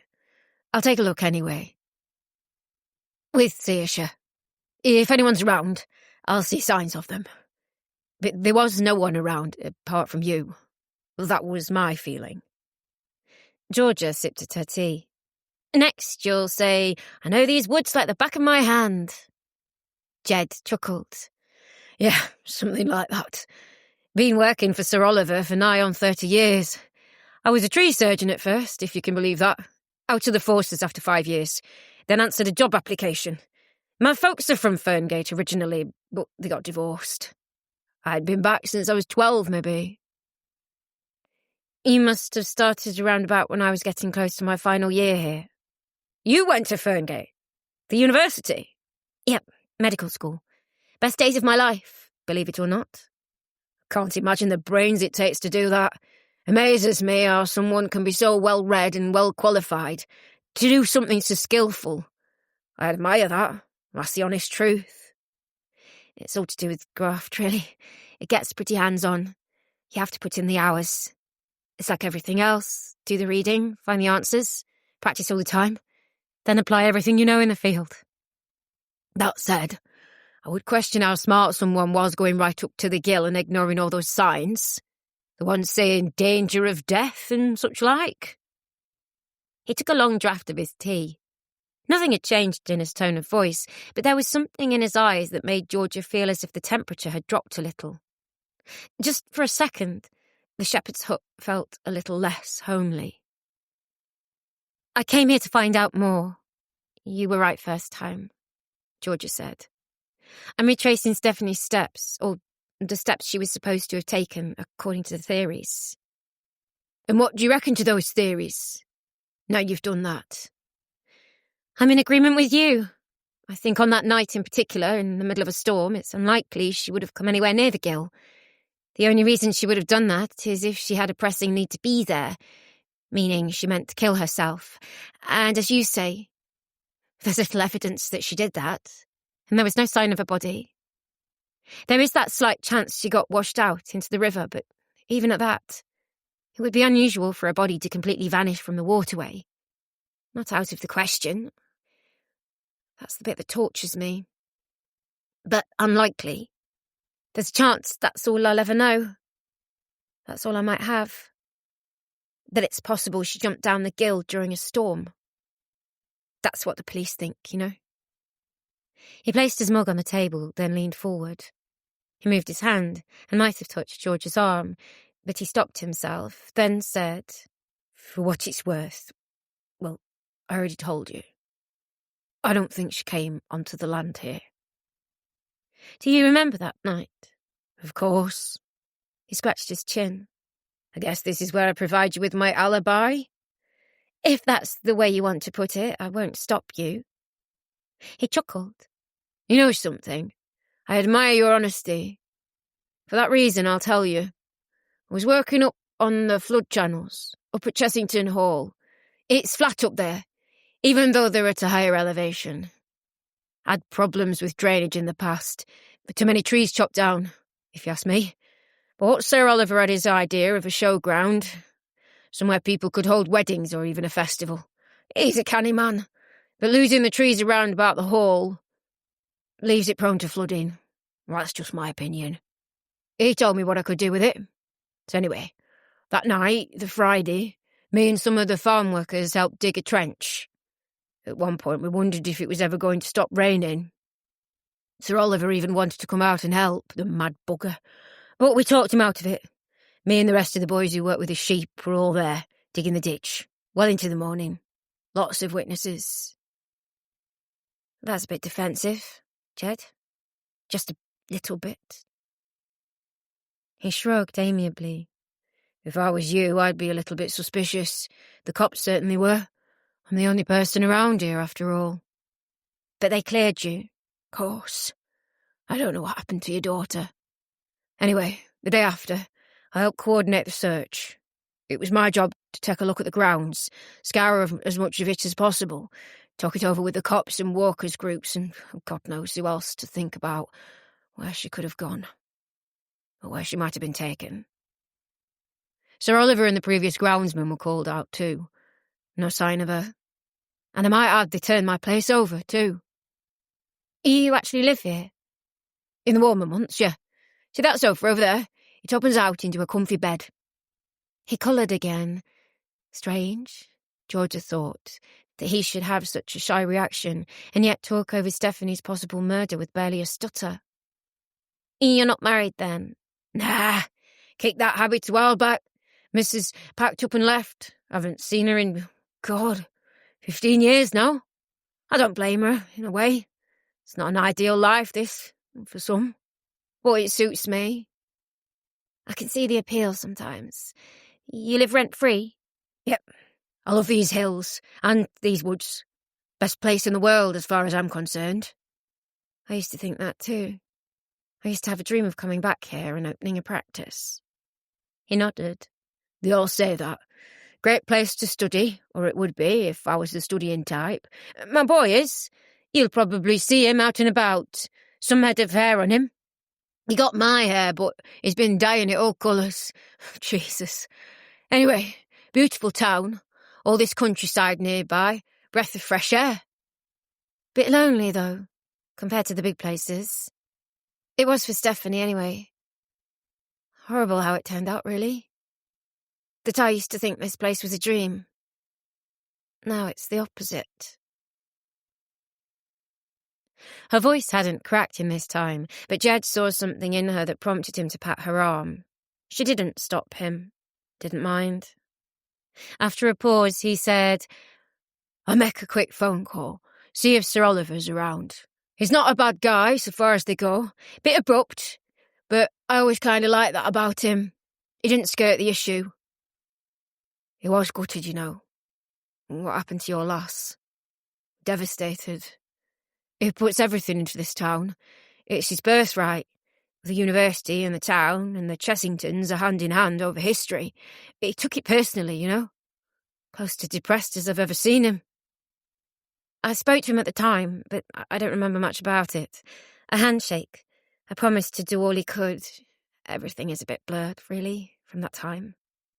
I wouldn't mind a longer conversation with him. You could have gotten in touch through the university or Twitter. I think the estate has an account. Now they're looking at holding weddings and parties in the hall. It's all short notice, this, Georgia said. Trying to catch him out? Jed caught a look, then said, Ha! I'm just joking. I'll make a call. Hang on now. He went outside to do it, leaving the door ajar. She couldn't make out much of the conversation. Saoirse watched her with one wary eye, chin resting on her front paws, as still as stone. Jed gave her the thumbs up when he came back inside. You're on? This afternoon, in fact. Finish up your tea and I'll drive you over. He's got a spare hour. Chapter 11. There's a world out here you couldn't dream of, but you'd smack your lips over it just the same. Corn-fed's the key to it all, really. I shouldn't be so surprised. One door leads to another, each one narrower than the last. But we all want to go through them. Come on. Don't lie. From the Diary of Stephanie Healy. It was a grand building, several miles away from Jed's rolling shed. The house was open to the elements, with the nearest trees perhaps 100 yards away on 3 sides. It had 2 stories, but was broad, Victorian in scope, with grandiloquent Greek pillars up a short flight of steps. The stonework was a mellow colour in the bright sunshine, and had surely been cleaned not too long ago. A long gravel driveway enhanced the building's sense of grandeur and broad scope. An ornate fountain provided an obstacle in the middle of the driveway, depicting what seemed to be a mermaid and a porpoise at play, amid jagged waves. The patina on the face of the carving rendering it all in aquamarine. The effect was so extraordinary that Georgia only realised, as they turned around it, that the water in it had been stilled. To the right of the house, a candy-striped marquee loomed, larger than the house itself, and behind that thick, forbidding forest, as far as the eye could see. The grounds were busy, with white vans parked to the side of the house and people making their way into and out of the tent. Others worked on the periphery, tending to the lawns that fringed the driveway, although to George's eyes these looked immaculate as they were. I had no idea this was here, George said. I had a vague idea of the Chancellor, and I think he'd appeared on the local TV now and again, but I didn't know his house was here. It's incredible. Private estate, Jed said. The Chesingtons had plenty of money swirling around. No need to open it up to the public, like so many of the stately homes. They like to keep themselves to themselves. Sir Oliver's a bit of an oddity in that regard. He doesn't need the income, but he wants people to come and see the place. He's even thinking about donating it to the National Trust in his will, though his kids weren't amused by that, I can tell you. It looks like the best hotel you ever fantasised about staying in. That's one thing Sir Oliver didn't want, Jed said sternly. He doesn't want the house proper turned into a hotel. He's open to the idea of hosting weddings and conferences, but he wants the place to keep its, what's the word? Mystique? Allure? I get what you're saying. Jed pulled up at the front steps. A woman in her early 20s, whose wide-lapelled trouser suit made her look as if she'd dressed up from her mother's wardrobe, came down the steps to intercept the Land Rover. She had glasses and wild curly hair, clipped down and tamed, but only just. She already had her hand held out, ready to shake, by the time Georgia had gotten out of the car and before Jed had even opened his mouth. "You'll be Mrs. Healy," she smiled, her red lips struggling to contain her teeth. "I'm Susan, Sir Oliver's personal assistant." Georgia shook hands. "Thanks for letting me come over. I appreciate Sir Oliver's a very busy man." "Not at all. We're delighted to see you. Follow me, please." "This is goodbye, then," Jed said. He shook Georgia's hand more heartily. "You take care now, lass, you hear? However it all turns out. Be well." She was absurdly touched. Now that her nerves had settled since the accident at the Gill, she felt on the verge of tears again. "Thank you. You probably saved my life." "Ah, not at all. You'd have found a way to get out. You've got the good stuff. I could tell." Then he was gone with the last wave. In the back of the car, Saoirse barked joyfully as her master returned. Heading up the stairs and into the doorway behind Susan, George espied a long, rich red welcoming mat with marble underneath and a white spiral staircase at the far wall. Everything gleamed. Georgia looked down at her Frankensteinian boots and shivered. Should I take these off?" "No, you'll be fine," Susan said. Then she paused and stared. Actually, if you wouldn't mind." "I'd be the same," Georgia said, unlacing the boots. It was a relief to dump them in the doorway and stretch her toes. She half expected white-gloved servants to fly out from the doorways to right and left, bearing silver dustpans, brushes, and moos of disgust as they picked up her shoes between pinched fingers. No one appeared. Sir Oliver's on a break at the moment. He's helping prepare the grounds. And there's a lot going on, as you can see. A wedding, I think Jed said. A private function, yes. Susan indicated a creamy leather sofa in an alcove. "If you'd like to wait there for a minute or two, Sir Oliver will be along to see you." "Thanks." Georgia took a seat beneath the granite statue of a figure from Greek antiquity, short sword poised, preparing to take a swipe at a terrible monster with a tessellated hide that reminded her of the Crystal Palace dinosaurs. Looking at the face, she snorted in astonishment. He had the exact likeness of a young Clint Eastwood, down to a cheroot perched on one side of the mouth. "Do you like it?" A voice boomed across the space, incongruously northern. "That there's Hercules fighting the dragon. I had it made when I was going through a Sergio Leone phase. Some days I think it's awful. Some days I think it's the best thing I've ever done with this place. It usually depends on whether or not I'm drinking." Sir Oliver Chessington was not quite the man Georgia remembered. He had been in a sober suit with his silver hair neatly parted, short but wearing well for his age, every inch and every ounce the country squire he was. That had been 2 years ago, in the days and weeks following Stephanie's disappearance. The man who came down the spiral staircase now might have been a completely different man, in utterly different circumstances. He was short, possibly even shorter than Georgia, with a jumble sale off-grey polo shirt over the top of boot-cut blue jeans, frayed at the hems, which did nothing at all for him. The toe-tips of his black socks peeked out from beneath these unruly hemlines like a diffident mammal in two minds about leaving its burrow. The once well-groomed white hair was in all directions now, and the all-salt, no-pepper stubble completed the picture of a tradesman approaching retirement who still enjoyed his work. "I heard the Good, the Bad and the Ugly soundtrack when I noticed the cheroot," Georgia said, rising to meet him. "I'll have it piped in at the front door for visitors." He stuck his tongue out and grinned as they shook hands. "How lovely to see you, Mrs. Healy. You're looking very well." "And you? Thanks for agreeing to see me. I know you've got loads on." He brushed this aside. Not at all. You're always welcome here, always. How is your husband? Rod, wasn't it?" "He's fine, away on business at the moment." Keeping busy. A man after my own heart. Now, you're a milk, no sugar type person with the tea. Would I be right?" He clapped his hands and pointed his index fingers at her. "No tea for me, thanks. Jed made me a couple of cups in his shed. That's plenty for me just now." "You had Jed's tea?" Sir Oliver grimaced. "Good Lord! That'd take the enamel off your teeth. I was going to get him to brew a vat of it for me. It'd clean those front steps a treat. Probably make copper pennies all shiny again.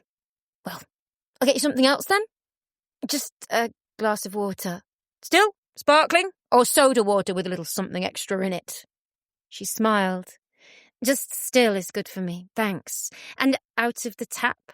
"Your wish, my command. Follow me. We'll go to the cocktail room." The cocktail room's cool. Chapter 12. Some idiot, it might have been Neb, made that stupid comment about how if Cinderella's shoes fit perfectly for the ball, then why did she leave one behind? It's cretinous when memes become common currency. Bad enough seeing them online. This actually seemed to stump him. Probably he just wanted to start a conversation with the group. He struggles a bit without these starters for 10. So he got upset when I laughed. I told him straight out. Nothing happened in that story that Cinderella didn't want to happen. From the diary of Stephanie Healy. I should thank you, really, Sir Oliver said. It gets me out of the game for a little bit. Probably just as well. I have this reoccurring fantasy I'm a working man, which I can't seem to shake. The site foreman will be delighted to see the back of me. They were sat in an almost comically ornate bar-room, filled with more classical sculptures and recessed alcoves. Marble was all around them, black, white, or a threaded composite of both colours. It was ostentatiously expensive, but Georgie wasn't sure she liked it. She didn't want to say it was vulgar, but it had the feel of a nightclub she would have felt uncomfortable in. You've got a lot of work going on outside. I think Susan said something about a wedding. Oh, private party. Just a gathering we have every year, round about this time. I've expanded it a bit this year, though. To give you a bit of a scoop, I'm using it as a testing ground for holding weddings and other events here. We've had a few married people on the grounds. I was one of them, a good 40 years ago now. But I'm having the place opened out a bit. We shouldn't really keep the place to ourselves, is the way I look at it. Funny. If you'd have asked me the same question when I was 25, I'd have told you to get on your bike. I've mellowed as I've got older.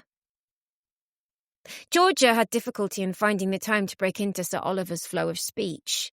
He was quite mesmerising with it, although she imagined that he'd become tedious after a few drinks. It's quite a place. I was saying that I'd never realised it was up here. Oh, I know. That's what I mean. My old man, he turned away BBC crews and all sorts. I think there was talk of one of those TV adaptations being filmed here at one point. Brideshead or some Jane Austen-y Charles Dickens. You know the drill. I wish he'd said yes. They used a house just like this one for one of the Batman movies. You know, the house he hangs out in when he's not in the Batcave. Anyway, before I say too much... He cocked his head at her and raised an eyebrow. Georgia wondered if she'd missed something, if she should have paid closer attention. I'm sorry? What can I do for you? Well, I just wanted to pass on my thanks. I understand there was another awareness campaign raised in the past 6 months. It appeared in all the national newspapers, advertising too, which wouldn't have been cheap. Whenever I tried to find out who had funded that, I was told not to worry about it. So it doesn't take too much deduction to work out who was behind all that, given that I don't know too many people with Bruce Wayne levels of wealth. Here, Sir Oliver grew sober, even serious. No, don't mention that. It was the least I could do. And I'll do it again next year, and the year after that, until we get an answer for you. You're very kind. These things can make a difference. I hope so. You know, when I heard the news that Stephanie had gone missing, I don't want to say anything that upsets you or make any claim on being close to what you're going through, but I took it personally. You know that way? It happened on the university my family built up, the one I'm in charge of, on my patch. That sort of thing doesn't happen on my patch. You understand? I can't have it. What sort of thing? A disappearance, a mystery. No, I'm not saying there was foul play. There's no evidence of that. I hope I'm not speaking out of turn. But there is a chance someone abducted her, and that idea... His voice seemed to boil as he struggled to sum up his outrage. Well, I just can't have that, as I say. Students are students. Young people are young people. People get beaten up, and there have been 1 or 2 murders. But this is something else. This is in the realms of the sinister. It's a feeling I have. But I'll say this. We'll find out what happened to Stephanie. This is my guarantee. You're a good man, Georgia said simply. There it was, that choking feeling again. She swallowed it. "Take it easy, lass," he said. "I can't imagine the strain. I can't imagine the sense of shock and loss. I've got kids of my own, and it's still beyond what you've experienced. But you need some downtime occasionally. How's work going?" It's fine, all good. Very busy." He nodded. "You're down on holiday, I take it?" "Just a few days." "You know, it hadn't escaped me that the anniversary is coming up. There's a concert being held tomorrow night. Did you know that?" "I did.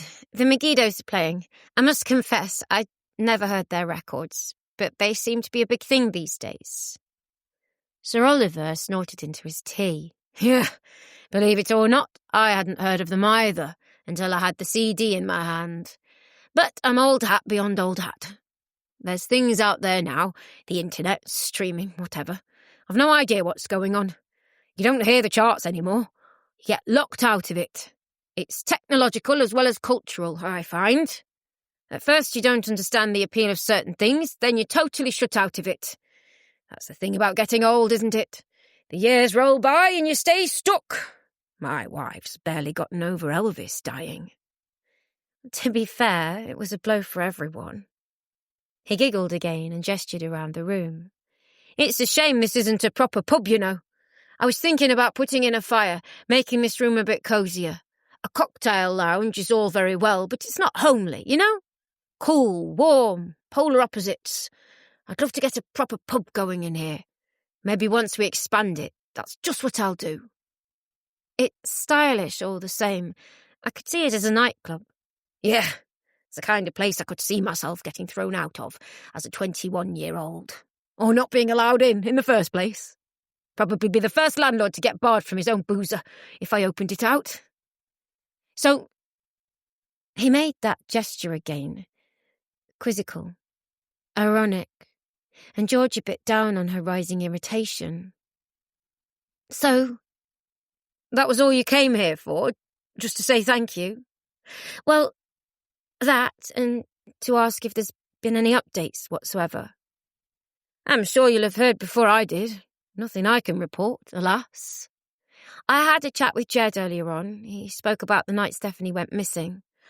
"Remember it well. A Friday in March. They say that about March, don't they? Arrives like a lion, leaves like a lamb. Well, it was a bloody Tyrannosaurus that night. Never mind a lion. Uprooted a line of trees on the west side. Took down some guttering. You see that creek running along the side of the house, about 200 yards away? Well, it was more of a tributary at the time, and it was close to bursting its banks. Part of the fencing had already been washed out. Jed helped coordinate a dig. Him and some of the lads working on the farm dredged it out. Had a digger on site, and Jed dredged the banks. Dangerous. I didn't want him to take the responsibility. I could see the whole lot ending up being swept away. Digger, Jed, the lot, like a kid's toy. He wouldn't let me take the controls. Wisely, because I had no idea how to use them. He cleared the site, Jed, and some of the guys I had working on the house that day. "Do you know much about them?" "Who? The boys on the house? Not a lot, just hired hands. One or two boys from Australia, as I recall. You know who does know a lot about them, though? The police. They questioned all of us. They checked the security footage, you name it, and they searched through every single nook, cranny, drawer, attic, crawl space, basement, barn, shed, trapdoor, and even secret Scooby-Doo passages that exist in this house, just after Stephanie disappeared." He smiled again, not unkindly. "I'm gathering that's why you're here, really, to ask a few questions." Georgia decided to let her mask slip and gave a tired smile. "I'm not exactly Columbo, am I?" He laughed, delighted. "Georgia, I'm only surprised that it's taken you so long to come up here. I'd want to know everything about this case if it was me. I wouldn't blame you for that, at all. Feel free, ask me anything. I'll put your mind at rest, if I can." "Okay. This dredging work, is it possible that it might have caused something further downstream, like a landslide?" "No. It was close to flooding up here, but the land does slope down, and it emptied out into the river eventually. There was a bit of Localised flooding, but nothing spectacular. The gill was full that night and treacherous, but for my money, too treacherous. If Stephanie had decided to go up there, for whatever reason, then it would have been too dodgy underfoot to go on, even if she was really determined. I don't think Stephanie would have gotten there, coming up the hill from the A road. Different if she had been coming from the top of the hill up here and making her way down the path, but we know that this definitely didn't happen. Just a theory of mine. A way of saying that she didn't end up in the gill, like the police reckon. Georgia almost gave a start. She said, "You've been making your own inquiries?" "Of course." After the police had been through everything, and they did go through everything. Sniffer dogs, you name it. I went through everything too. Inside and out, front and back, and both sides. It's a big old remote estate, that's for sure. There are plenty of hiding places.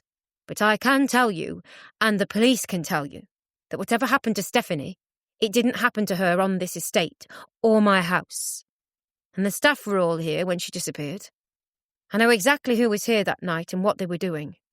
Jed and those boys were out all night, and the serving staff helped out at home. I know because I was here with them. This is something I'm told all the time. Everyone I speak to. Whenever I think there's a place to look or a piece of information someone missed, a door closes. I'm on the wrong track. I've had to get used to the idea that I might never know. You read about these people in the papers, or you see them on TV. The people who never find out what happened to their loved ones. And I've got to accept that this could be me now. "And your husband?" Sir Oliver said, gently. "Yes, of course," she snapped. He sat back a moment and took a swig from his mug of coffee. You can take a look around if you like." "God, I don't have that much time off."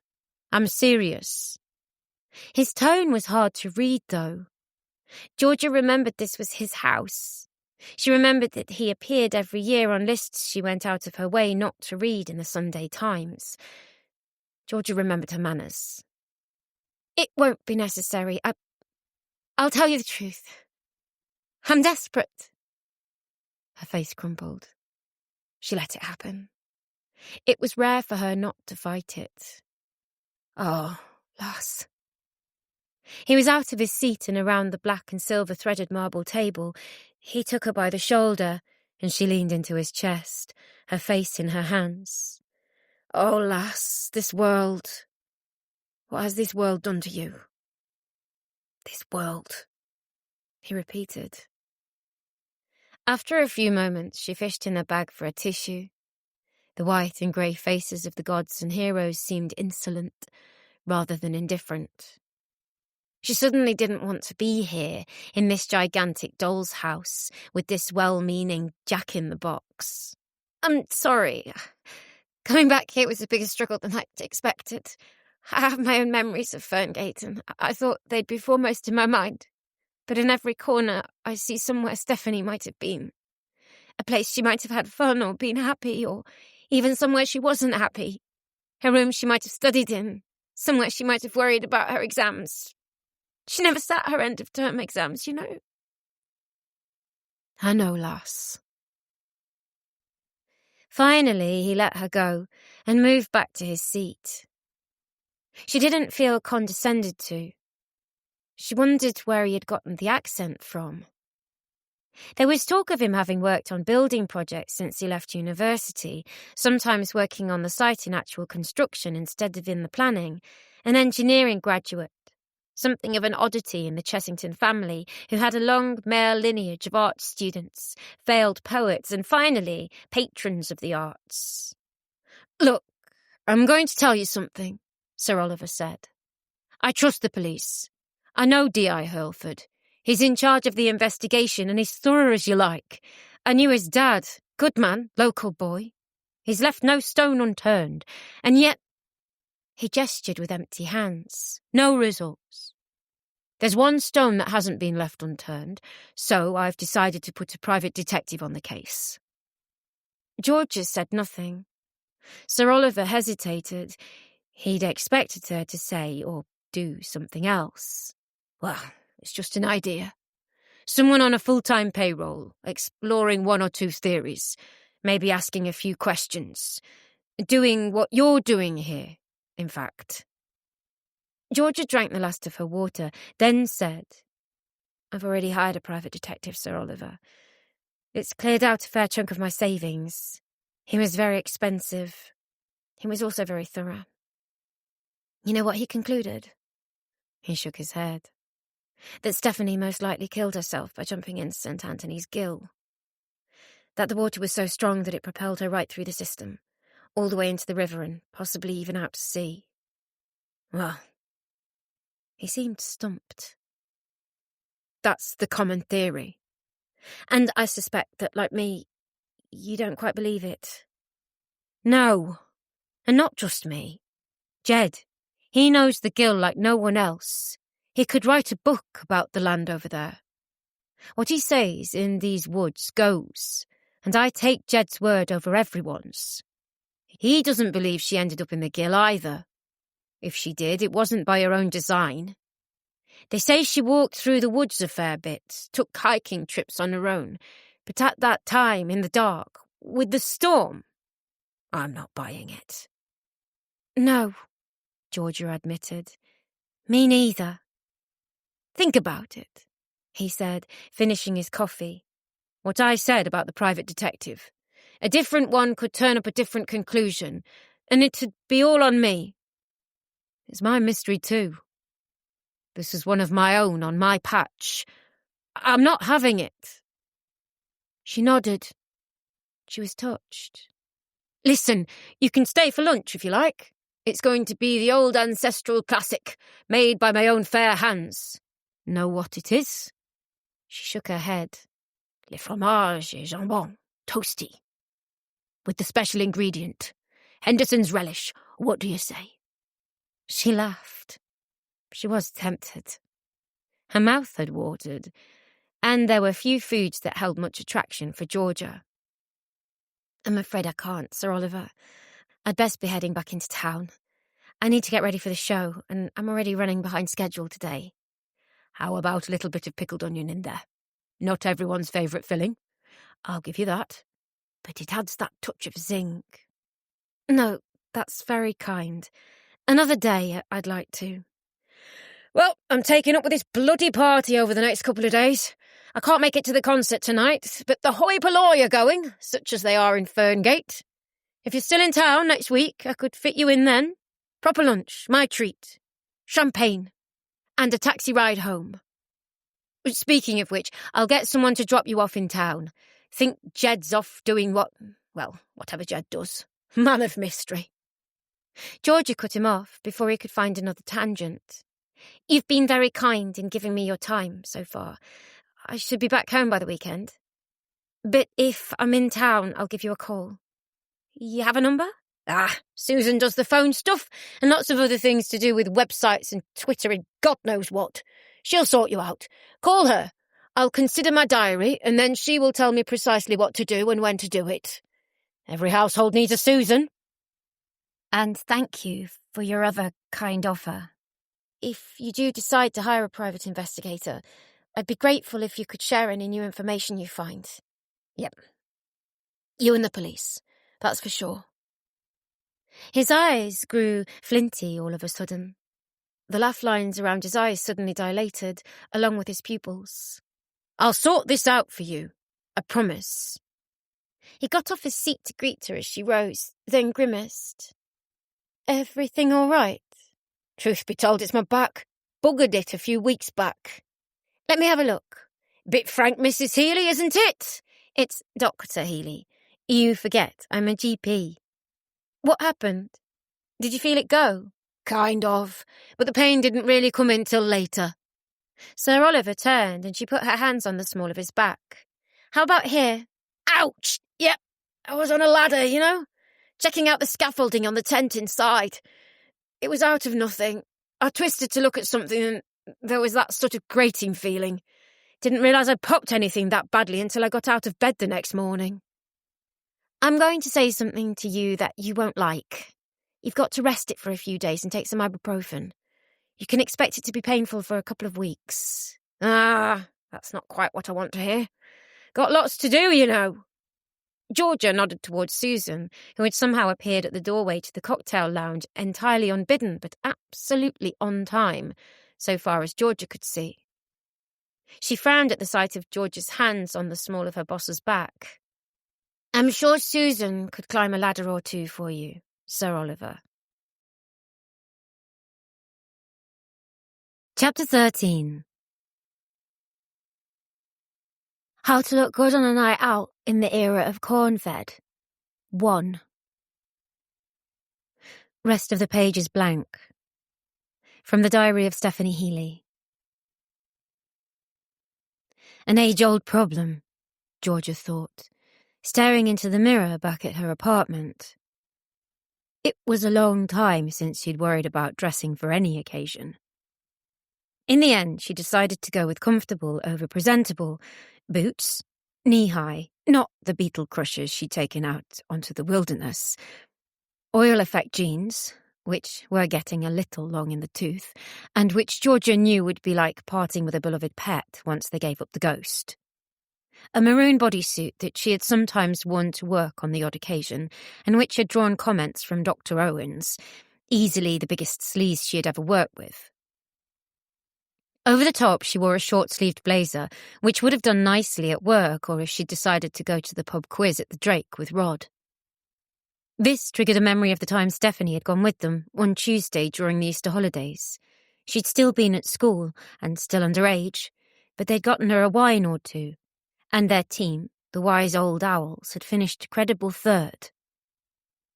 There had been lots of other mothers, fathers and children, people they knew, familiar faces. Georgia knew many of them through her practice, of course, both inside and out, but she'd known a strange pleasure in seeing Stephanie speaking to a schoolmate, a tall rugby-playing lad with fair hair and long eyelashes. She had been confident and pretty with a slight flush at her cheek. Credit Pinot Grigio for the blush, or maybe not. Georgia had been delighted with her daughter that night, even surprised at how much she'd known for her age. They'd gone home in the taxi, all quite merry, all quite happy. Was it the last time? Hadn't there been a Christmas or two in between? Georgia sat down and her head spun. After a time, she clicked on the kettle and tore open a sachet of instant coffee, and then another, doubling down. It wasn't her coffee maker back home, but frankly, nothing was. She was tired. Sitting down on the bed was dangerous. Lying back on it would be fatal. I almost died today, she thought. I can have a night off. But not tonight. Not with these people. She looked up the Megiddos online, of course. Though she hadn't had the time, nor particularly the inclination to get used to their music, she'd watched the top videos on YouTube. They'd been at Glastonbury just that summer. The top video for a song entitled Tears Never Dry saw the band performing at just the right time as the sun sank in front of an absurd sea of heads, with a sky from a Turner painting above, turning everything a crepuscular crimson, purple and gold. There was a backing band on bass, drums and keys, but the two main men were front and centre, the only two permanent members, Riley Brightman and Scott Trickett. Brightman, Georgia knew of. He'd even made his way into the newspaper gossip columns and magazines she occasionally flicked through during a tea break at the surgery. Beautiful rather than handsome, taken to shading his eyelashes in black, but with a firm jawline and short, pure black hair with the sheen of a house cat's coat. He was just pretty enough for girls to fall in love with, just alternative looking, to get away with the boys' vote too, with irresistible blue eyes. On stage he wore what appeared to be a Byronic loose chemise, which someone had attacked with scissors. On-stage banter between Brightman and Trickett had revolved around how Brightman kept getting the material caught in his guitar strings. Later on, they'd brought on someone from Coldplay or Mumford and Sons for a duet, but Georgia hadn't kept watching for that. Brightman was an engaging stage presence, polite, and a fine counterpoint for Trickett. Scott Trickett was only 22, The same age as Riley Brightman, but looked a good deal older. Or perhaps he hadn't weathered as well. He was stout, and wearing black t-shirts most of the time with a reddish hairline. Georgia couldn't be sure if he was receding or if his jowls and chin had grown too large for his forehead. She could spot a drinker. He was probably a precocious one. If this was how he looked aged 22, then God knows how 42 would look, or 52. He had small eyes, too, and the temptation was to feel sorry for the bigger but shorter man playing guitar and singing backup to a star. Their stage banter belied this. "How's it going so far?" Brightman had inquired at the end of Tears Never Dry. While the audience had responded with typical enrapturement, Trickett stepped up to his mic and asked, "And how much of a nonce does Riley look tonight?" Brightman seemed the fall guy for the jokes, and he took it in good part along with the audience. But while he sang, Brightman was clearly the star, the one the camera focused on. His voice was good, Georgia had to admit, throaty and deep, belying his age, and capable of some gymnastics that made her think of Jeff Buckley, maybe the last male singer-songwriter she had secretly adored. Screams regularly meted his every utterance, in between songs, but he was perhaps too well aware of how good he looked, in typical rock god pose, his guitar neglected for the moment, both hands clutched to the mic stand, neck corded, legs splayed. Georgia smiled at this. It was something you didn't dare vocalise, along with finding policemen awfully young these days. She'd seen it come and go. These rock stars, these fads. Most of them had one album and 2 or 3 singles, a little bit of time in the sun, and as often as not, they were gone. For a brief period, their number 1 singles were attached to car adverts, and their agent might set up jocose appearances on panel shows. But before they knew it, they were dumped by record labels. It didn't seem to be so different in the digital era. They were just as disposable, although not as liable to clog up your shelves or, ultimately, your loft. When had she last gone to a concert? She'd accompanied a widowed aunt to a Michael Ball show a while back, but she'd done that under duress, though he had been tremendous, to be fair. How about bands? She'd done a festival in Hyde Park, headlined by Lionel Richie, so it could have been that.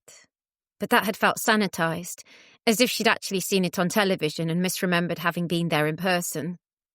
A real concert, a real gig, with drinks before it, and excited chatter in the queue, then a club night afterwards. When had it been? What decade? It was a mild night, and the streets seemed unusually busy. The venue was the Orchard, a cavernous space that had once been a warehouse, converted by some canny operators into a concert venue and exhibition hall 5 or 6 years ago. It was the sort of place that might host youth theatre during the day, with mother and baby events in the cafe, and welcome bands in at night. A decent-sized venue, about 2,000 capacity. Walking up to the venue with its spotlit billboard, black letters on a white background, Georgia realised that the crowds and the young girls in particular were there for her daughter. Concert for Stephanie, read the billboard. Beneath that, simply, the Megiddos, plus special guests. The queue was already around the front of the building when Georgia took her place. The audience was mainly young and female, and she tried to swallow that increasingly familiar feeling of looking her age. 3 girls just ahead of her did offer her a swig of a pre-mixed gin and tonic from a can, which she politely declined. One of them, a tall girl with a graceful equine neck and wonderful smoky eyeshadow, asked her, "You seen the Megiddos before?" "First time. I'm looking forward to it, though." "I've seen them 6 times, she said. "I entered the ballot for Glastonbury. I think they'll headline this year." "You must have seen that last year. They were the best band of the day." "I did see that. Tears Never Dry was amazing." "It always is. God knows how it didn't make number 1. I think this is an acoustic show tonight, just Riley and Trickett. I reckon it'll suit a lot of their stuff. Riley writes songs on an acoustic. It's better for working out the harmonies, he says." Georgia had run out of things to say about the amazing Megiddos and their cosmological career path, and she certainly didn't want to get into a discussion with a superfan who knew everything about them, including their favourite toothpaste. "Who's the support band? Do you know?" "Some local chances," the tall girl said, taking a swig. "Who cares?" One of her friends, a short girl in a shorter dress, who shivered in spite of the mild conditions, said, "You and Sir Riley, then?" "He's a great singer. He could be a star." "Could be," the second girl spluttered. "I think he's there already, love. I reckon you could be his mother. You're not his mother, are you?" "No, not his mother." Georgia felt herself shrivel. There was something feral about the shorter one. This and the sweet smell of the drinks they were necking made her feel insecure. She's basically a child. Get a grip of yourself and tell her to fuck off if necessary. "Are you his girlfriend?" She did laugh at that. All credit to her. "Hey, terrible about that last, wasn't it?" she said. "The one they're having the concert for, I mean." "They never did find out what happened to her," said the girl with the long neck. "Must be awful for her family," the shorter girl said. "Looks like she killed herself, but imagine not knowing." Then, bless her, she offered Georgia a drink from what purported to be a bottle of pink gin and tonic. "No, thanks, I'm driving," Georgia lied. "I reckon someone's done away with her," the tall girl said. "Yep, long gone." The shorter girl grinned, finished the last of her bottle and screwed the top back on. "She'd be in someone's freezer by now, in different drawers." Georgia took out her phone and pretended to be busy with a text message. When they reached the front of the queue, the three girls were vigorously searched, with the doorman having watched them finish their drinks and then stuffed the bottles into a bin before rearranging their clothes. Georgia grinned as the tall girl unbuttoned her top a little. She knew what was coming. "Are there any spaces on the guest list?" she asked one of the doormen. The bouncer was, to his credit, utterly impassive. "I'm afraid the guest list is full tonight." Georgia had a flashback to when she had gone to see Suede, when they were popular the first time around. She'd seen people behave the same way. Things didn't change quite so much. When she stepped up, she made sure she said, loud enough for the three girls to hear as they continued into the venue, "I'm on the guest list tonight." The doorman consulted his phone. "Name?" "Georgia Healy." The doorman looked up, blinked, then smiled for the first time.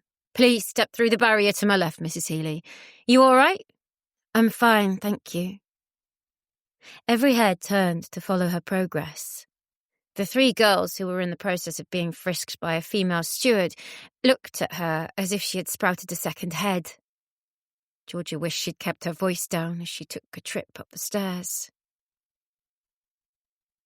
The VIP area was floodlit in purple, with a soft-lit bar that wasn't particularly busy.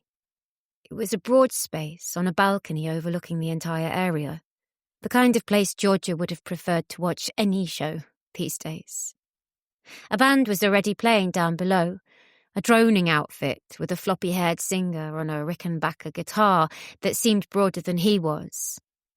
He was almost offensively blonde, a shade of hair difficult to look at under the rudimentary light show, like staring into the sun.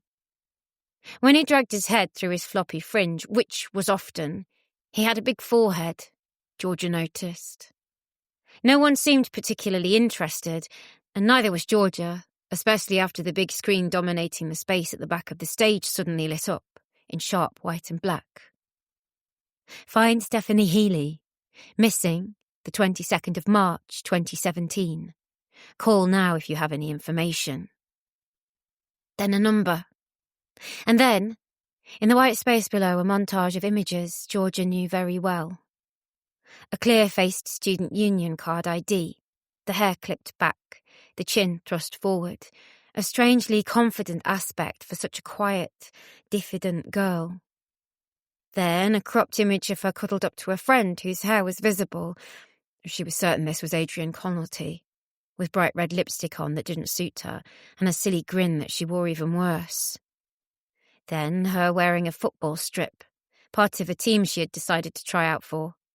So far as Georgia knew, she hadn't played a single game, but in a strange way, the football kit had suited her angular features. She had her arms folded in classic team photo pose. Had she just enjoyed the aspect of dressing up? She'd barely even kicked a ball as a child, huffed her way through every PE lesson, made every excuse not to take part in high school. Had she done it for a dare? Was there someone involved that she fancied? And then a picture of Stephanie and Georgia. Heads leaned into each other from 3 Christmases ago. The last Christmas? They had all gone to midnight mass, the biggest laugh being that only Rod was a Catholic, but he'd long gotten out of the habit. It had been a gorgeous moment. On a frigid evening, with the night skies having put on their Sunday best, with an extraordinary scattering of stars above.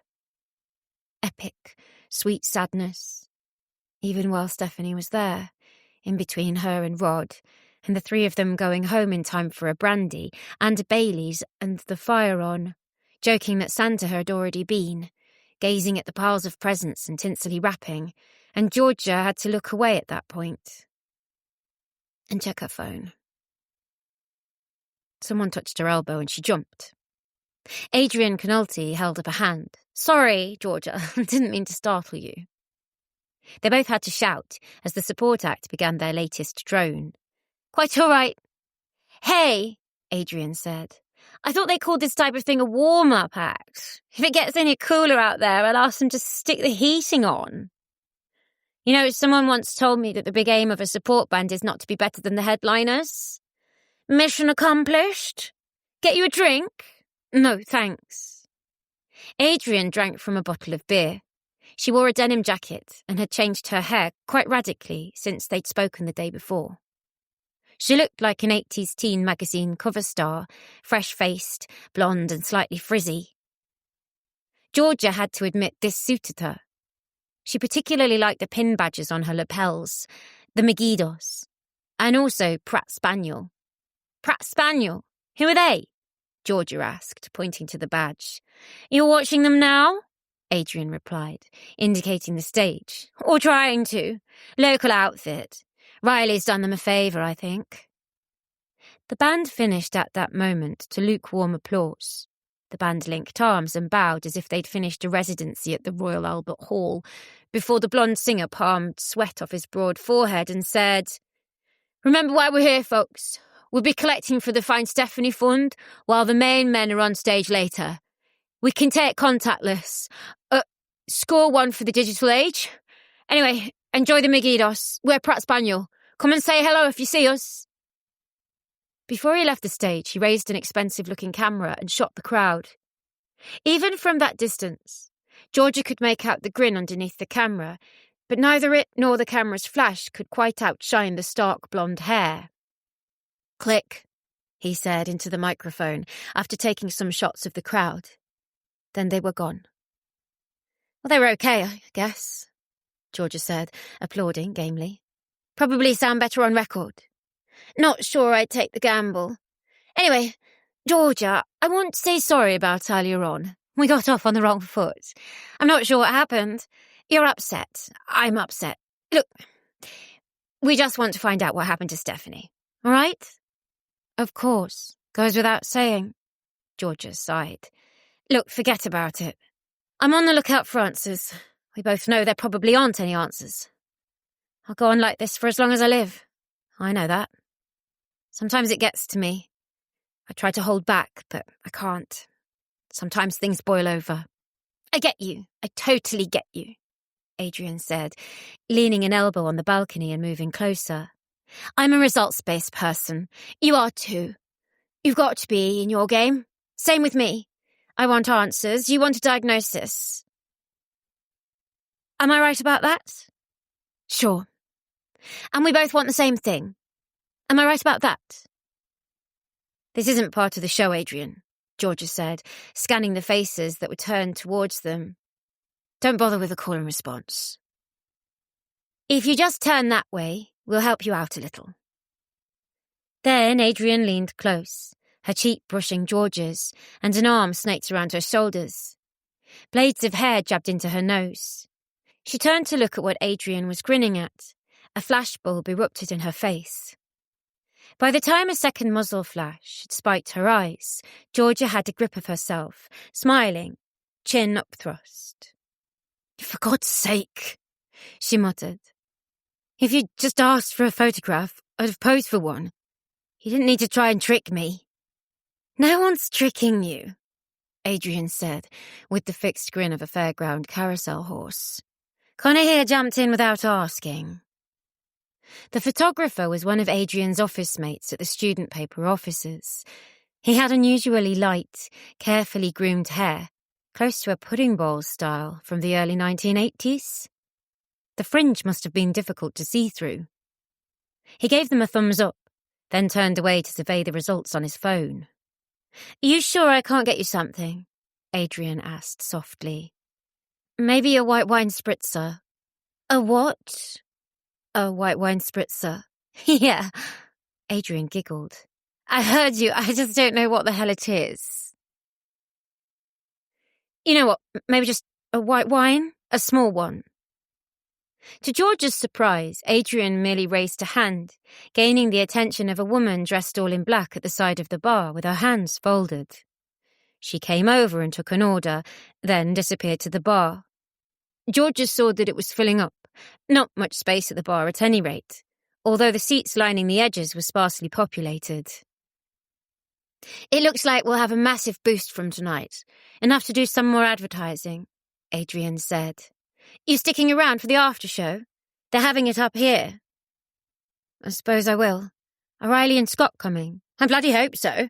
I told the paper that they would be. I'm in trouble if I don't get some words." "I'd like to speak to them." "Oh, they'll want to speak to you. I guarantee that. Riley said he couldn't wait to say hello. He texted me." "Did he now?" A tall man in a cloth cap and a long grey jacket that was surely too warm for this time of year approached. A digital recorder was already in his hands as he said, "Hi, I hope you don't mind me interrupting. I'm Ben Lotherton from the Daily Mail." Adrian stepped aside, but only slightly. Georgia noticed that she had a digital recorder in her hand too. Georgia smiled. There was a group of them before long. Then some more photos. She posed, smiled, not too broadly, and had the presence of mind to make sure the glass of wine was put down well out of shot, and didn't take a sip of it while she spoke to the journalists. She remembered the media training provided by the police officers. She even remembered some of the lines she'd used. "Anything can help us at all," she said. "It's been a devastating time for the whole family, and personally very hard for me. Of course it has. But I want to thank Stephanie's friends for rallying round, and in particular Riley Brightman and the Megiddos for setting up this concert. I want people to keep searching. We'll find the answer one day. We'll find out what happened to Stephanie." Soon they drifted away to the far corner of the bar. A couple of 100 words was all they needed, the police officer had said. You didn't have to give your life story. All they wanted was something to hang quotation marks onto, to justify the hassle and expense of covering the story, of spending the time at a press conference, or, indeed, at a tribute concert.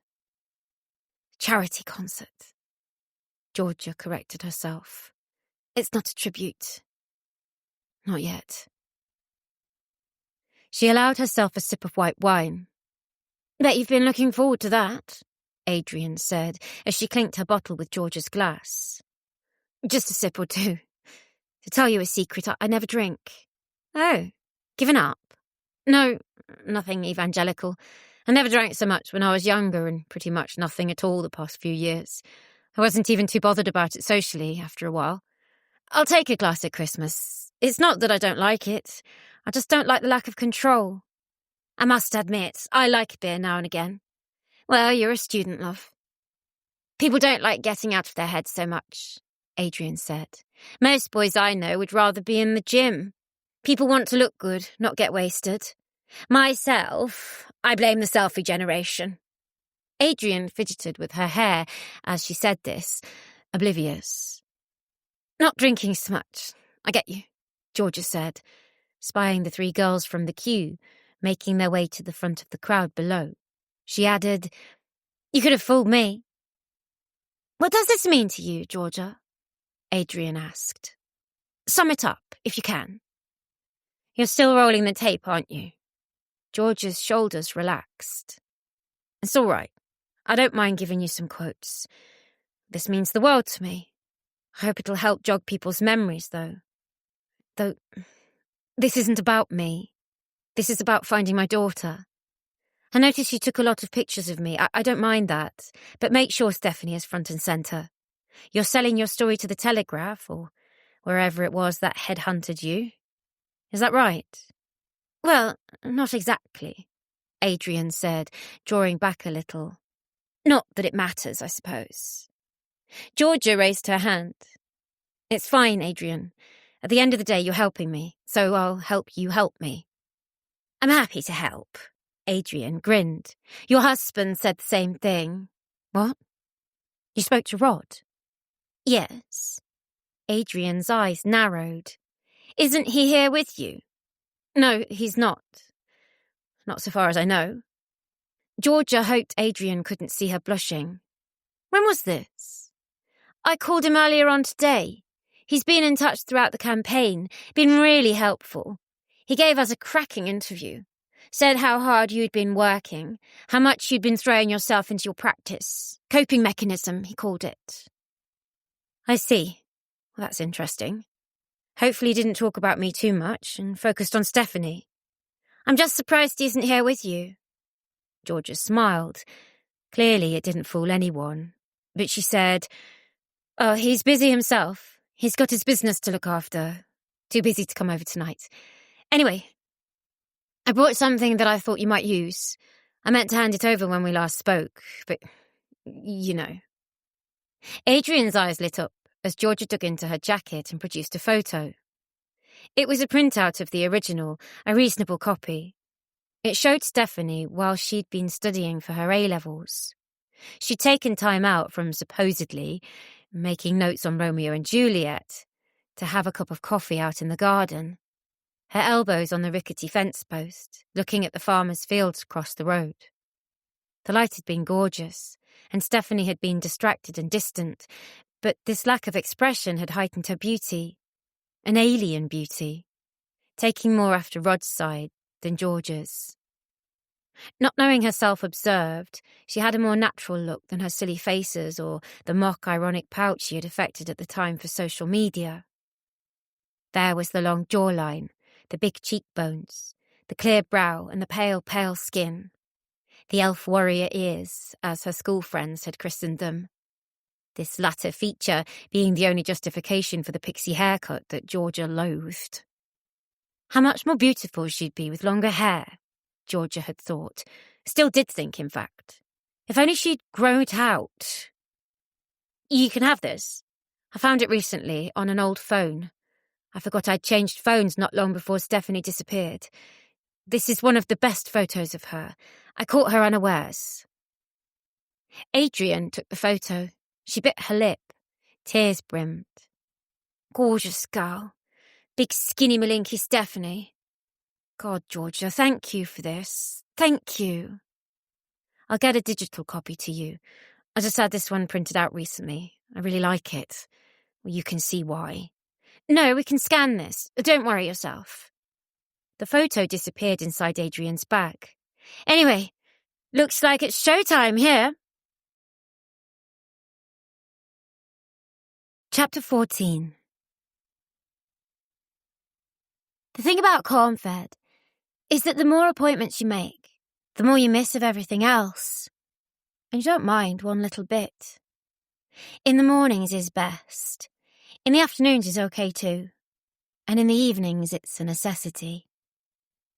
I want to trace my fingers down Cornfed's face and leave a slight impression, as you would on fine sand. I want to know Cornfed in every dimension. From the Diary of Stephanie Healy. Thanks so much for that. Thank you. Riley Brightman had on a tight-fitting black t-shirt and grey jeans, different to his usual fey, sometimes androgynous style. He'd even done without the eyeshadow for a change. Everything was centred on his t-shirt, and the message stenciled in stark white capitals across his chest. "Find Stephanie," it read, followed by the helpline number. A fine effort, Georgia thought, even though his black rhinestone-studded guitar strap obscured it most of the time. The cheers went on and on. After the opening number, a raucous affair stripped back to just 2 acoustic guitars and the performers' harmonies.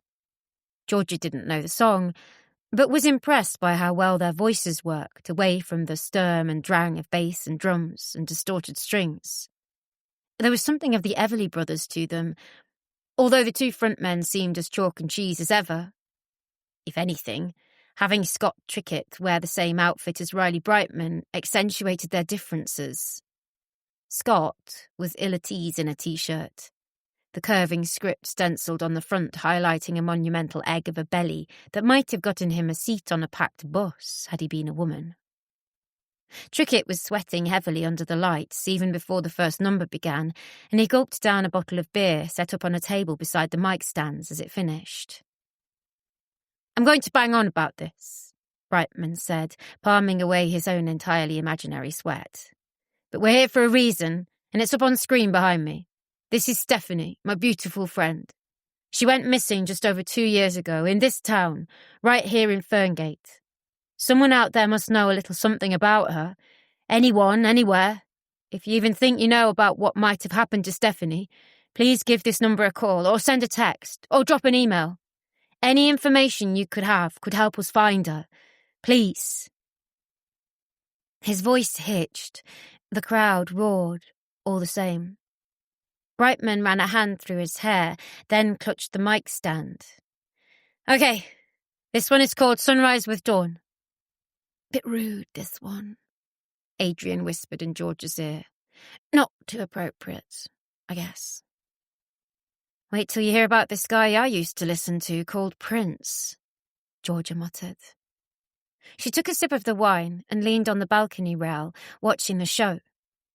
Brightman was the star, of course. She knew that already. But then something strange happened amid the thrashing of the acoustic guitars, augmented by the beautifully constructed chorus lines and middle eights. Georgia forgot about things. She was genuinely enjoying the show. The good-looking boy working his way through his poses, 1 minute the rock god, the next an awkward foal, all stringy muscles, fringe and shyness. He knew just when to sink back and when to spring forward. It was as much physical theatre, even restricted to the acoustic guitars and a few lighting effects, but they were good songwriters, and they could play. Georgia had gone through a phase in her freshman year of wanting to form a band and had tried to learn how to play with a battered acoustic and a songbook for dunces out of the library. She had no aptitude for music, but she did have one for stubborn slogging and dogged study and practice. And from that phase she knew enough to recognise that what they were doing wasn't easy, with Scott Trickett taking on most of the heavy lifting. The stout man wasn't quite a guitar hero or hair metal fret wanker, but his skill was clear. What was especially odd was that he said very little, staring into space or merely applauding away from the mic whenever Brightman spoke. They played for about 40 minutes, just about all of their songs. A new tune, Brightman said, was called She Said or She Says, Georgia couldn't be sure which, met with a rapturous response. "This is the first time anyone's ever heard it." Brightman looked to the big man to his left, and when no response was forthcoming, he said, "Outside of our own festering minds, anyway." They ended with Tears Never Dry, pausing during the second chorus to hear the audience singing every word. A sea of camera phone lights dappled the crowd below. "My God," Georgia muttered. "Is everyone recording this gig or watching it?" Adrian, who was still stationed by her side, said something like, "Cheer up, Grandma." The applause was thunderous. After a short encore, which took in a 2-guitar rendition of She Moves Through the Fair, Brightman raised a hand and looked right into the gallery. Georgia straightened up. "This is for Stephanie, okay?" he said. Then he sang Robbie Williams' She's the One solo. Georgia did not know what to do, or what to say. She felt frozen to the spot, mortified for a spell, then a little bit angry. Then Adrian's hands were over her shoulder, and then something broke in her. More than one person came over to hug her. One might have been the journalist with the cloth cap. She wanted to flee, but held her ground and joined the applause, tears streaming down her face. "All right?" Adrian asked. "Coping," was all Georgia said. Instinctively, she reached for the glass of wine. It had barely been touched the whole night, but something in the dry bite and the sourness afterwards suddenly disgusted her, and she laid it down on an empty table. Brightman and Trickett took their bows before the crowd, with the stout guitar player hurling picks from his stand out onto the audience, before they both disappeared backstage. Various pictures of Stephanie's face scrolled past on the video screen at the back of the stage, with the contact details beneath. "How long will it take them to come upstairs?" Georgia asked Adrian, as the audience filed out of the hall below. "Hard to say. Don't think it'll be too long. Don't reckon Riley would keep you waiting anyway." "Oh, hey!" Adrian flailed somewhere over Georgia's shoulder. This alarmed her, as if a bird had fluttered at her ears, and she cringed a little. She cringed a bit more when she saw who Adrian was signalling. Martin Duke and his girlfriend, Colette, were stood at a pillar nearby, each sipping a beer. They both looked surprised, then a little hesitant. Colette whispered something in Martin's ear, and they came over. Colette was wearing long black culottes that didn't suit her at all, and her lipstick was certainly eye-catching, thick and burgundy. She painted her nails black, and her hands were laden with silver jewellery, Celtic symbols, it seemed. Martin Duke was looking better than Georgia had seen him before, but looked a bit of a sight, truth be told. He wore a tatty off-white band T-shirt, Aerosmith, it looked like, most likely worn ironically, underneath a brown corded jacket that looked like it had been stolen off a lecturer's peg, having hung there for maybe 15 years. His trousers also appeared to be flared, with sequins and roses stitched into the sides of the thighs. Had he been as slim as he was a couple of years ago, he'd have gotten away with this look, but if anything, it underlined that he had lost his looks a little. His definition softened. Adrian practically smothered both of them. It bordered on assault. No fresh air kisses for her. Both were smooched on the cheeks, more than once. "You guys, it's lovely to see you. Sit down, have a drink." "We're fine," Martin said, cutting her off with a hand and addressing Georgia. "We just wanted to come along and show our support." "It's appreciated, Martin. Did you enjoy the show?" Colette answered for him. "They're all right, I guess. Not really my cup of tea. Did you see Pratt Spaniel, the guys who were on before it? They're more my type of thing." "Interesting sound," Georgia said. "Yeah, while you're at it, tell them you thought they had a good beat, Grandma." "You know what?" Martin said, leaning closer, a mischievous set to his lips as he spoke. "I reckon they've got a hell of a good beat." Georgia mock applauded. "I asked for that. Yeah, to be fair, I was just being polite. It sounded like my dishwasher on a long cycle." "Oh, you can tell the singer that if you like," Colette said. "He's right beside you." The blonde singer who'd been struggling with the Rickenbacker on stage was staring right at Georgia, maybe 5 yards away. Georgia had no idea he'd been there. She drew in a deep breath as he raised a bottle of beer at her in salute. "Hey, hi," Georgia said. "Very interesting sound your band has." "Thanks. I thought we had a great beat too," he said, and laughed uproariously with everyone else. "I think I'll go home and hide under the covers," Georgia said. "It's not been my night." Don't be silly," the blonde boy said, not unkindly. He stuck out a hand and Georgia shook it. "I'm Howie Abbott, by the way. Pleased to meet you. Though these are terrible circumstances. Don't mention it." Close up, he had the look of a bit of a jackanapes, tall and wiry, with fine blonde hair, seeming stolen from a 2-year-old. On stage he had come across as a bit of a bumbler, a little preppy, out of place on stage with drums and flashing lights behind him. He seemed more confident in person. Georgia was aware of a change in the atmosphere over her shoulder, like a sudden change in air pressure. People on the periphery of her vision sighed and shifted. Riley Brightman came forward. He'd changed out of the white-on-black T-shirt. Now it was black on white. "Well now," he said, rubbing his hands together after a firm clap. "It looks like the band's all back together." "Good show," Martin Duke said. "You pulled it off." In the unearthly atmosphere the pair's proximity generated, it was impossible to know if there was an irony intended in the remark, even down to the level of double entendre. Unconsciously, Georgia had taken up a more defensive stance. "Well, you'd know all about that," Riley replied, finally. "Want a drink? Someone get this guy a drink. Best poet in the university this time last year." "I'm fine, thanks. Got a beer here." "Have another then." Riley stepped forward and slapped him on the shoulder. "You deserve it. Been a hell of a year. And one for you as well, Princess. Colette, wasn't it?" He turned on the most dazzling smile. She couldn't help but respond with one of her own. "That's right. You fancy another beer, Colette? I remember you loved to chug 'em down. Back in the Hephaestion days. Beer monster, weren't you?" "No, thanks, Riley." "What a pair of stick-in-the-muds. Changed days. Well, Colette, we'll need to catch up sometime, see if we can't get the beer monster out of you. Eh?" Unfortunately, Martin Duke was still young and took the bait all too easily. That's when Georgia knew the situation was lost. "She said she doesn't want a beer, Riley. Bit controlling of you, Martin, if you don't mind my saying so."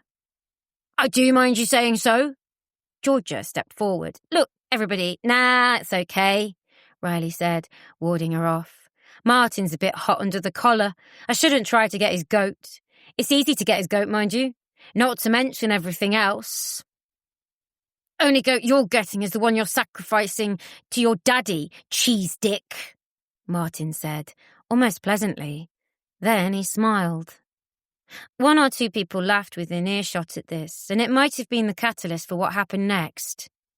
Riley Brightman's eyes locked on Martin Duke's. Then, without warning or preamble, he attacked. Chapter 15. I sometimes feel I've enraged them without trying. Yet when it boils over, no attempt at pacification seems good enough. I think I'll leave them to it next time. From the Diary of Stephanie Healy. Riley launched himself at Martin as one dog would at another. He had no set goal for his attack, no end product, motivated only by a desire to annihilate. People were already shouting and screaming by the time he took a grip of Duke's off-white second-hand ironic band T-shirt. The collar sheared off the material quickly and cleanly in Brightman's fist. With the material bunched up between his fingers, he then darted his hand into Duke's face. There couldn't have been much contact. Martin seemed to grimace rather than flinch at the blow. Then he tugged himself free of Riley's grip and swung an arm, hard. The connection was clear and brutal. And then Riley Brightman was down on one knee, blinking.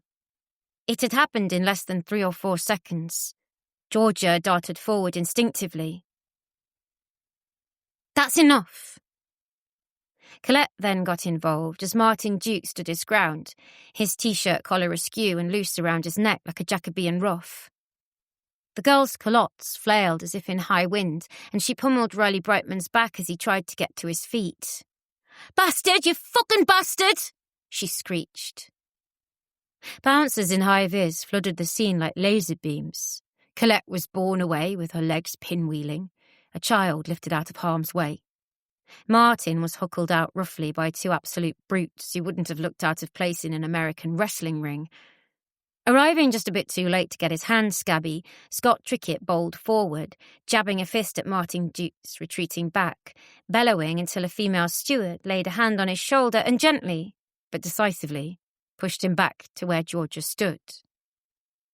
Riley Brightman was back on his feet, and utterly in control, despite a comically fat lip. He was fully aware of the camera phones that pointed in his direction and the fact that journalists were in the room. He seemed to focus on Adrian Canolti's mobile searchlight before the others, as he raised his arms in a placatory fashion, saying, "It's all right, folks. Show's over. Bit of a scuffle. Party's not a party without one. Everyone have a drink, eh? It's on me." He came forward and seized Georgia by the hand. His own was small and delicate, the touch soft. It was like handling a wren. Georgia didn't want to squeeze too hard. "Sorry I had to see that, Mrs. Healy. Unsightly stuff. I've no idea how that clotting idiot managed to get on the guest list." "Are you all right? I think you've got a cut lip." "Must have done that to myself when I fell." He touched his lip and stared at the blood a moment, fascinated. "Headlines in the next 5 minutes. Brightman punches self in face." "Hold on a second." Georgia dug into her pocket for some tissues, dabbing at them. "I think you'll live." "Let's have more drinks," Riley bellowed, to no one in particular. Georgie was discomfited to see that the girl in black who had brought Adrian a drink earlier snapped to it on the double. Then Riley turned back to Georgia.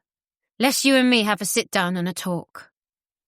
He steered her towards the back bench, waving away any other attention that came his way, including from Adrian Canolti, who said, much too brightly, "Hi, Riley."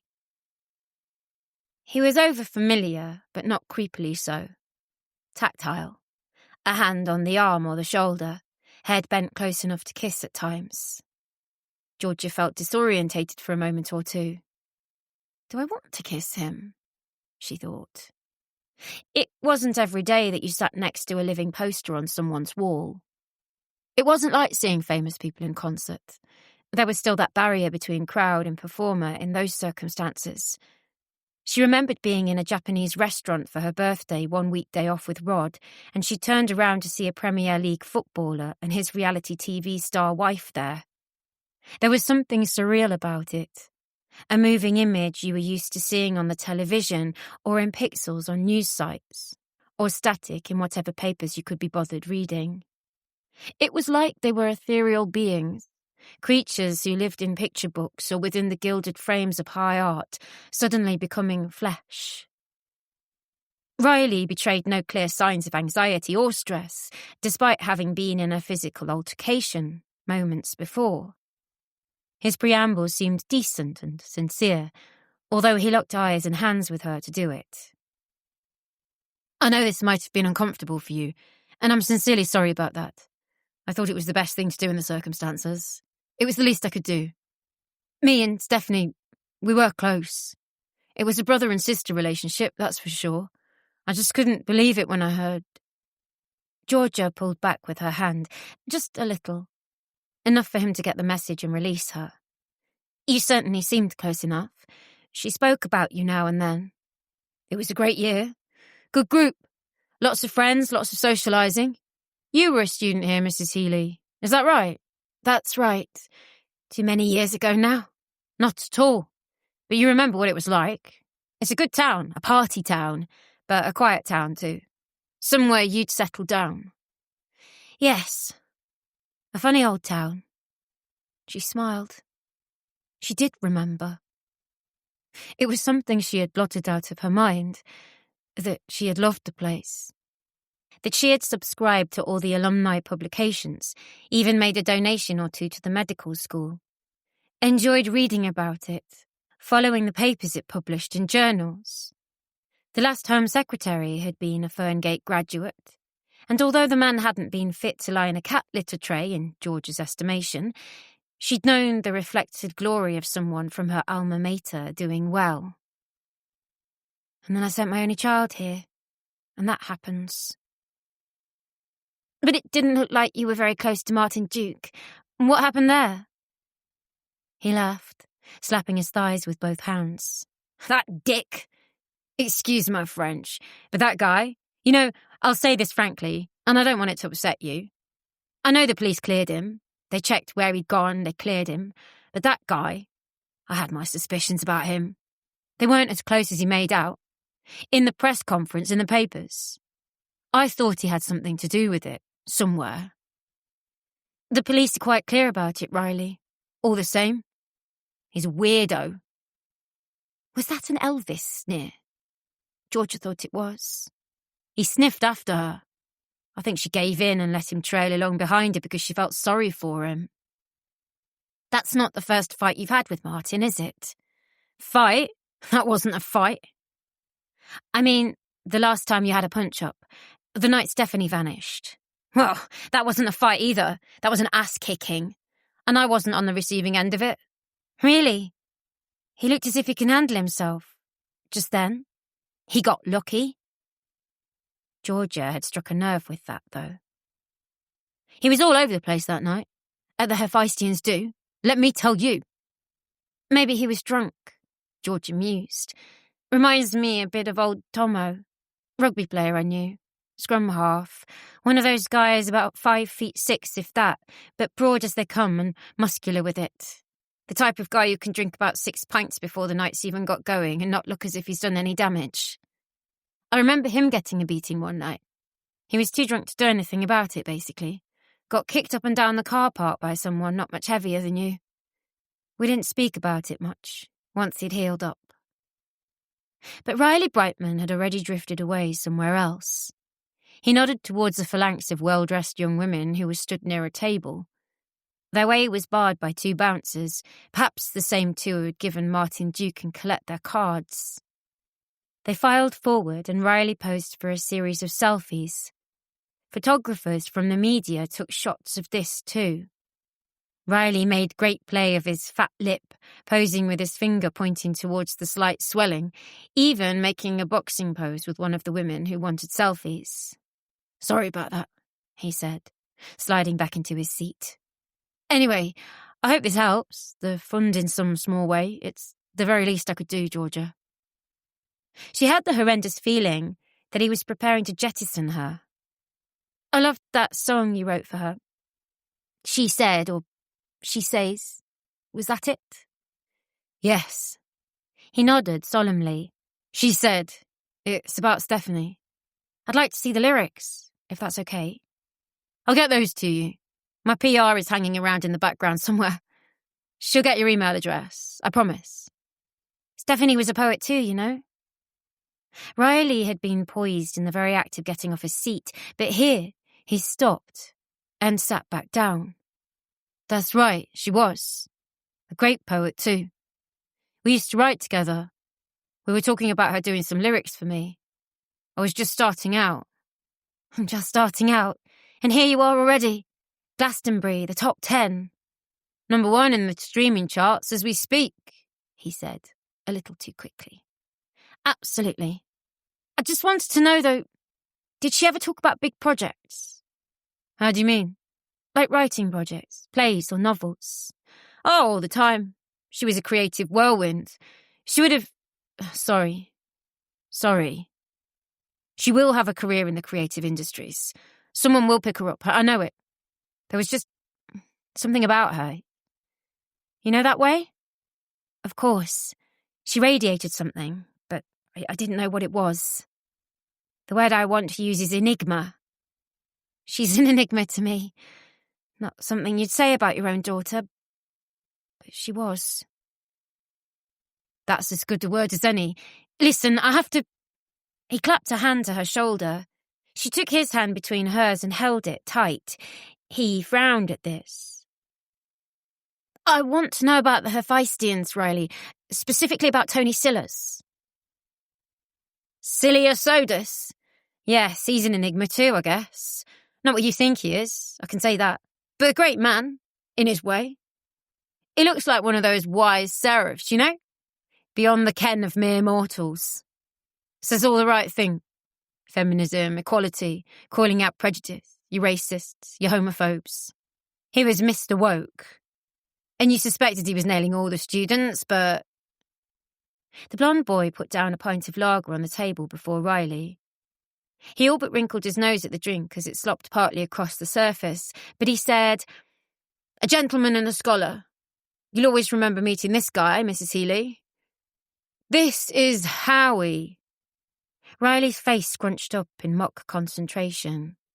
Abbott, the boy said. Howie Abbott, that's right. Remember the name. This guy's the future Mrs. Seeley. Take a look at this face here. The blonde singer seemed absurdly drunk. I will climb the stony path to the summit of Mount Pop, he declared, his arm still around Riley's shoulders. You will, you will. With you as my wise Sherpa. The blonde singer sat down untidily. Georgia tugged Riley's sleeve. Sorry, before we lose the thread here, you were saying about Tony Silas? Oh, just he's a top man. Encouraged me with my poetry. Encourages everyone. You don't get many teachers like that in life. I thanked him in the sleeve notes of our album. He got in touch, wrote a letter, like on paper, all formal like. You know what the bugger did? He asked us for backstage passes. Riley laughed aloud. Then he was gone. Georgia noticed Adrian collaring him before he made his way through a thickening crowd of onlookers. The bouncers, possibly seeing what had happened earlier as a failure and a cause for a reprimand the next day, looked very nervous as he hugged, shook hands, posed for photos and signed ticket stubs. The blonde boy sighed and sat back. He sketched something on the sheet of paper with the thick marker pen. Georgia saw the words formal letter in capitals in the centre of what seemed to be a crude impression of a gilded frame. He turned to look at Georgia and smiled. Hey there. Hey there yourself. How's your night? It's going swell. Absolutely no one has come to take my number or pose for photographs. Don't suppose you want to pose for photos? You seem friendly with Riley. Oh, yeah. Go back a ways. He leaned closer. He smelled of booze, and not just beer. That awful, almost folk memory taint of vodka was in his breath, uncut. I think Riley sees me as a little brother, you know. He's helping me out. I get it. It's a big gig, this, although it's for a cause. He looked ashamed of himself. Sorry. It's all right. You've dedicated your time and your effort to it. Don't feel bad. It's good you're getting this exposure. I'm glad. Thing is, you've got to stick in, the boy said. You've got to stick in with Riley. His dad's the thing, you know. It's how things are done. It's how you get a deal. Dirty world, but it's the same everywhere. It's a snake that eats itself. He made a grand gesture, one hand clenched in the other. It was the gesture of a children's TV presenter, something he had probably practiced. Had he done it on that stage earlier on? Georgia couldn't remember. Riley's dad? Who's his dad? You don't know? His features softened and he giggled. It must be the worst-kept secret in the music business. It's up there with Linda McCartney and the Eastmans. That was hardly a secret. Who's Riley's dad? A great booming voice caused both their heads to snap up. Right then, you, Nancy boy, budge up there. Let me sit next to the lady. Scott Trickett appeared, 3 pints of landfill lager clutched between his hands, slopping out onto the floor. The blonde boy budged up as he was told. Georgia suspected Trickett wouldn't have broken his stride in any case and would have flopped down on his lap had he not gotten out of the way. The big man slumped like a walrus, beaching itself, slamming the pints down and offering the one with least spilt out of it to Georgia, eyebrows raised. No, thanks, Scott, I'm driving. Ha, that's no excuse. You could walk home. Oh, sorry. Before Georgia realised what he meant, he wiped his hands on his white campaign T-shirt and offered a hand. Whereas Riley's hands were those of an artist, Trickett's were those of a bricklayer. She felt something sharp jabbing the pads of her hands and recoiled. Trickett held up his hand. His nails were long and wicked sharp on the right hand. I'm so sorry again. I'm an idiot. I forget about these. For guitar picking. Banjo, actually, but you're on the right track.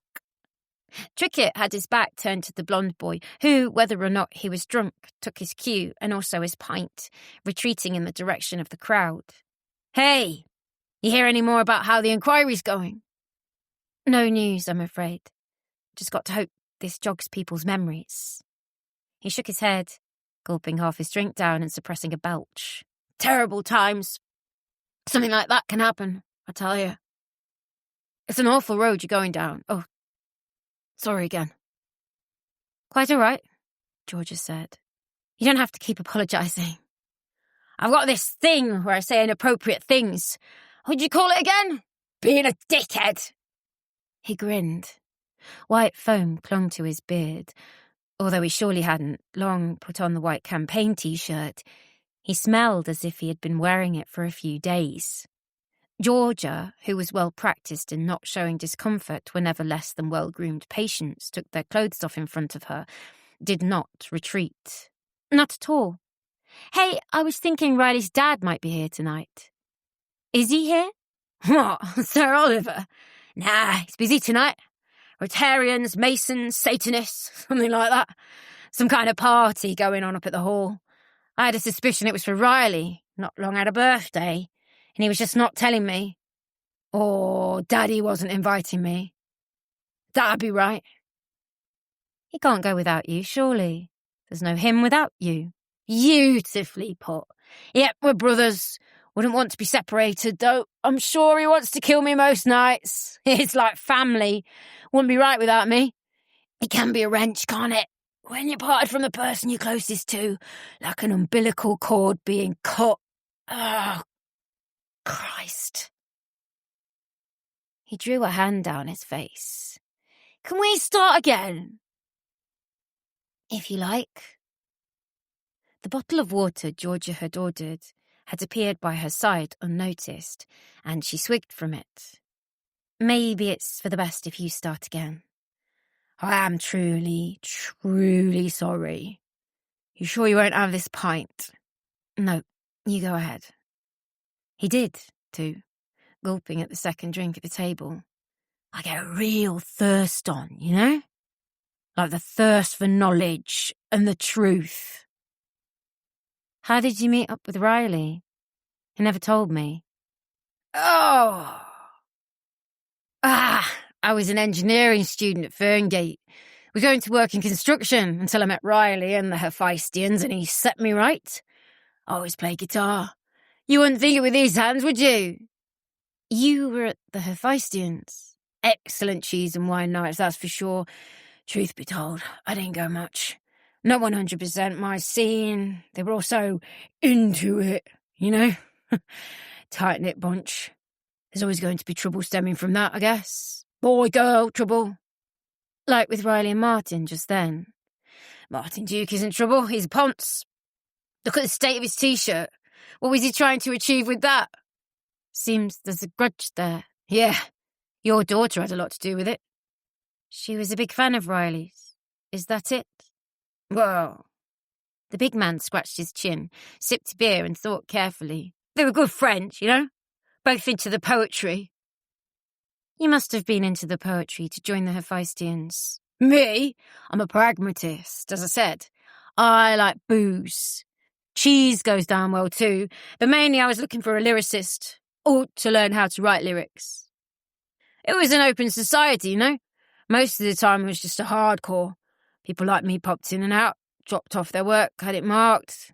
But mainly it was Riley, Martin Duke, Sir Percival de Ensonsart. Georgia smiled.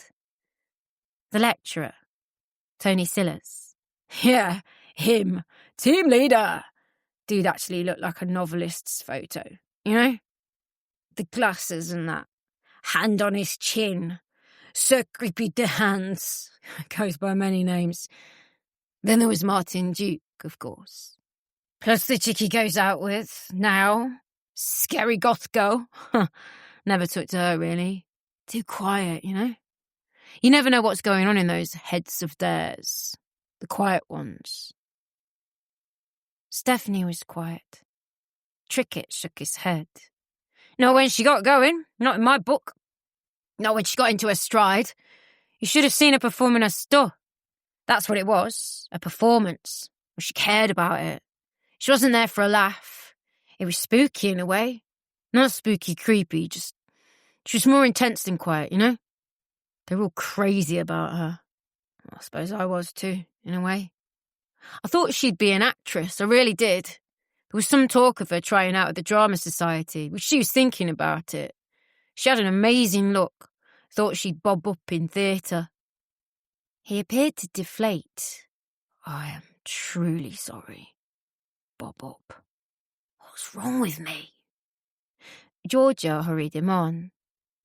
There was a fight at the Hephaestions, he said, the night Stephanie vanished. Yeah, well-known story. Stephanie didn't show up, and that took everyone by surprise. It was the last meeting before exam season. No answer on her phone, so then, out of nowhere, Martin, the Duke, starts going on about how upset she'd been the other day, how he'd had to comfort her. Riley asks what he's trying to imply. It all goes off from there, tables flying a lot. What was the gist of it? That Riley had been sleeping with her. Riley says, so what, you're not a boyfriend. They square up. Tony Sillars tries to appeal for calm, so do I for that matter. Martin Duke says, don't act the innocent with us, you're the biggest tart going. Sillars raises his hands and walks away. Then the two main contenders get stuck in. Biff, kapow, thwack. I didn't think Riley had it in him, you know? Artist's hands, little dainty things. He beat Martin up. Yeah, in a manner of speaking. Trickett chuckled. You know how you get someone giving it, hold me back, when stuff kicks off? When he doesn't really want to fight. The pair of them were at it for a bit, then Riley really lost it. I don't think he laid a hand on him, but he upended a table and bashed him a couple of times with a chair. Could have really messed Martin Duke up. Luckily, he didn't get him on the head. And what then? Then it's fair to say that particular meeting of the Hephaestions dissolved. I think Colette tended to Martin's wounds. Me and Riley went on the sauce. Creative fires were set, though. We wrote our first big single that very evening. Classical Studies Society Barn Dance. Shorten the title to Classical Studies. Wise decision. So you write the music. Riley writes the words. It's a bit of both. Riley's a great songwriter. He's more into the melodies. I sometimes come up with the key, the chord progressions, and the solos. Though, truth be told, I don't like the spotlight. You didn't seem keen tonight. It's not the occasion for showing off. He looked thoughtful. Then he cocked his head closer. You in town for a while, yeah? We'll see. I've got a few days off. I might stick around. Good. You could do some digging. For Stephanie, I mean. He slapped his forehead. Georgia swallowed back a pulse of anger. I'm beginning to wonder if you have an actual condition. When Trickett drew his hands down from his forehead, she could see he was laughing. She didn't like this at all, or the size of his pupils. Now you know why I don't sing lead. What did you write at the Hephaestions? Doggerel, comic poetry. I wrote these paragraphs of monotone stuff, made out it was verse. Sillars was kind about it. I used to joke that I was actually Hephaestus, because I can actually build stuff. When the apocalypse comes, they'll all come to me for help and shelter. They'd not survive otherwise. They'd get picked off one by one. Oh, sorry. I said before you don't have to apologise. So you must have known Stephanie's work. Not loads, just the poetry. I remember the performances rather than the actual words. She was a bit of an enigma to me, I guess. I knew her just to see her. Nodding acquaintance. She didn't take to me, I have to admit, for obvious reasons. Like what? Look at me. Don't be silly. Like I say, great writer. Did she ever mention any projects she was working on? Well, I don't know for sure. She said she was spending a lot of time on Bewley Street. Bewley Street? Georgia struggled to recall what the place was. Somewhere in her consciousness, an alarm pinged. Yeah, she mentioned spending time among the girls there. Doing what, Christ only knows. No one else mentioned this.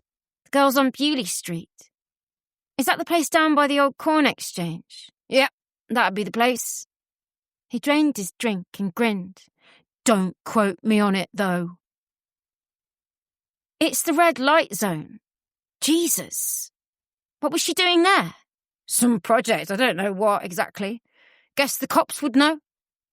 Her heart was racing. Here was something new. The thing she'd been looking for, the flaw in the picture. You're sure? How did you find out about this? Someone told me. I can't remember who. I'm not the guy to ask. I'll be honest, I didn't know her that well. Not as well as Riley knew her, or Martin Duke, or the lecturer, or that other guy. Oh, what was his name now? He placed a finger to his lips. It was only then that Georgia knew for sure she was being mocked. She took a deep breath and sipped at her drink, trying to stop her hands from shaking. What other guy was that? It's just a figure of speech, Columbo. Signifying what exactly? I'm sure you're bright enough to figure it out. Some guy, any guy, lots of guys. Before she could stop herself, she took a bite. Lots of guys, but not you, correct? He smiled. You know, I wonder, how do you keep functioning? I have to know. Excuse me? Knowing that she's almost certainly out of the game. How do you keep going? Do you fool yourself? Do you cling on to hope? Or do you think of the practicalities? Practicalities? I think you should leave, son, before I lose my temper. I mean, the meat and bones of it, the harsh reality. You've got to be thinking. Is she underwater?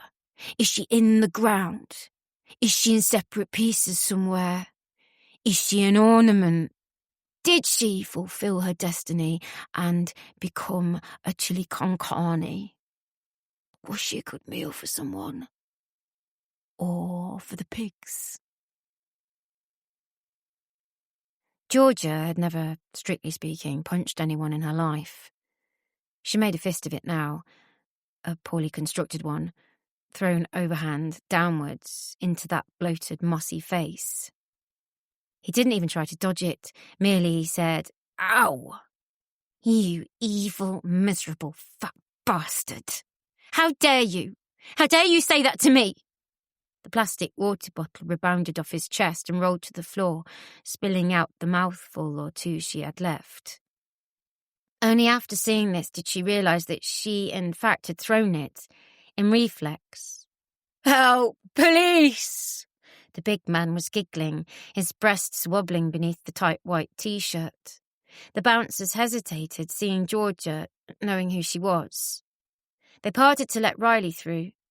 He sat in the seat vacated by the blonde boy from Pratt Spaniel. "Hey, rock stars, what's going on? You're spooking the horses, brothers and sisters." "That big girl, she hit me!" Trickett spoke in a Shirley Temple falsetto, affecting a shaking hand as he pointed at Georgia. "Your friend's sick," she hissed at Riley, "and I'll be telling the police about him. I think it's time I was going." Now Trickett affected solemnity. "I was just saying, we have to be honest about things. Stephanie's probably—" Riley punched him. A much better blow than the one she'd thrown, probably the cleanest of the night. It thwacked him plumb in the left cheek, a meaty contact that turned the big man's head and drew gasps from onlookers. "Mind your manners," Riley said. The punch could have dislodged some teeth or detached a retina, had it been an inch or two higher or lower. But still the big man laughed. "I'm being beaten up here. Call a constable." "Apologise," Riley said. "What? Fuck off. Bitch is crazy, man." "I said, apologise," Riley said, taking Trickett's shaggy head in his hands and leaning close. Trickett stole a kiss, uncomfortably tender. "Sorry, Daddy." "Not to me, schmuck." Riley's eyes were hard, and he kept the head in his hands. He turned it, a puppeteer, and the big man looked into her eyes. "I'm truly sorry," he said. "I'm an idiot. Please, forgive me." "I'll say this for your bandmate," Georgia said, her voice quaking. "He's a delicate guitar player for such a clodding tit." "Ha! Very true." Riley let go of Trickett and then budged up beside him. Trickett grinned and hugged his bandmate. It was as if nothing had happened. Then he got up, gathered his drink, waved heartily at Georgia and left. "Oh, he's a big cuddly bear," Riley said. "He does, unfortunately, have a sense of humour. His default mode is inappropriate. I would have tried to stop him. I didn't want him to sit next to you." "Does he get punched a lot?" "Yeah, between you and me, I believe he likes it. I'm not sure I like him. At all." "He's harmless." Riley shrugged. "You coming to the party?" "What party?" "My place. I live in Ferngate, you know. I'm a local boy." "Oh, I know," Georgia said. "I know that for a fact." Then she giggled. A high, out-of-control sound. Riley smiled and nodded. That was the first and perhaps only indication that something was wrong. Chapter 16. Stephanie Selke dived deep, deep. Her eyes were used to the dark, and she could see the creatures that lived there from a long way away. Some had flashing lights like a Christmas tree. Some slithered in the slime at the very bottom, where no light ever came. Some were huge but gentle, and they sang their sad songs to each other out in the deepest of deeps, and some had teeth, and bit you, just for the joy of biting you. From the Chronicles of Stephanie Selke, Princess of the Sea. The big lump followed me home the other day, the trickster. His modus operandi was frighteningly similar to Neb's. So much so I wondered if he'd been following us both and taking notes. I saw him waiting for me outside the phone box, which got converted into a mini library, which was then, of course, converted into a latrine. It suited him. I dodged him quite easily. Every time I think of that dense expression on top of his dense facial foliage, I still laugh. I had half a mind to walk past him once or twice, to mess with his mind, but I'd already wasted enough time. From the Diary of Stephanie Healy. "I'm sorry," Georgia kept saying, every time Scott Trickett's face swung into view. She fussed over him, asked for some ice, tried to create a cold compress for his face. It was difficult to tell if there was any swelling thanks to his general condition and the mossy beard. "Could you get me a bandage?" he asked, his head cocked for his audience. "Could you do me up like Mr. Bump?" And she did, rummaging in kitchen drawers, picking her way through old bills and plastic bags. Adrian Canolti caught her by the wrist. "God's sake, Georgia, what's going on here?" "Nothing," she'd said. "I'm perfectly high. I mean, fine." And she giggled. "What's your story, Adrian? What's going on exactly?" "Just take it easy. Do you fancy a cup of tea?" "Yeah, why not? Corn-fed tea. How about a nice cup of that?" Adrian frowned, but only a little. "Hang on, I'll put the kettle on." They were in what Riley had called his flat. In fact, it was a huge detached house somewhere out of town. It was a new design, clearly not more than a year old, spotlessly kept. The kitchen was whitewashed, open plan, with gigantic windows looking out into an indeterminately large garden space, swallowed up by the night. The fittings on the kitchen were clean to the point of clinical, and there were dozens of seats lined up around the worktops and plinths, without any clear sign of a proper kitchen table. Wood seemed alien to those surroundings, utterly incongruous, and most of it had been stripped out bar the sideboards. The space was dominated by an atrium and a raised area, which it took Georgia far too long to realise was a stage. 2 stools were set up, and 2 guitars, as red and shiny as freshly peeled conkers, stood on stands. The stage had an audience.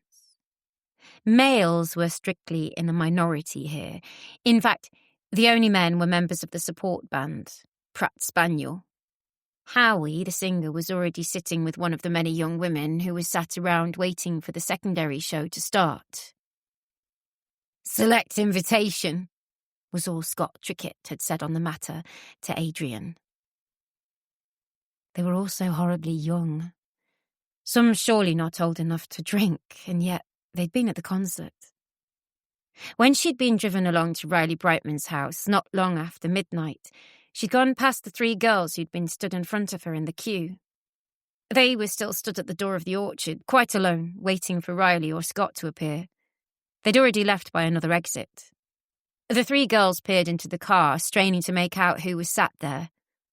Now they were in Riley's kitchen, and although Georgia realised that she wasn't quite right, she couldn't quite figure out why. She took on a mother hen persona, a warped version of what her husband had called her GP stage act. She fussed over some of the girls, who all reacted to her with some alarm. Almost without exception, they were sober, very well dressed, with perfect hair and makeup. "You Riley's mother?" one of them asked with incredulity. A girl who Georgia could have believed was 13 years old. A daffy, naive question. "Not Riley's mother," she had sneered. No one had cottoned on whose mother she was, of course. No one twigged. They weren't there for her, and they weren't there for Stephanie. Some of them screamed when Riley and Scott reappeared. Most of them had their phones poised, ready to film. Riley had gotten changed into a blood-red shirt, just messy enough to look fashionable in some kind of gypsy style, Georgia supposed. He had reapplied his eyeliner, and his pale, thin chest poked through a gap in his shirt. Scott Trickett still wore the white campaign T-shirt, stained in patches with what Georgia hoped was beer. But there was something wrong with the garment. Something was written on it in black marker. The find in Find Stephanie had been crudely crossed out. Stephanie had been amended to read, "Stephanie's dead."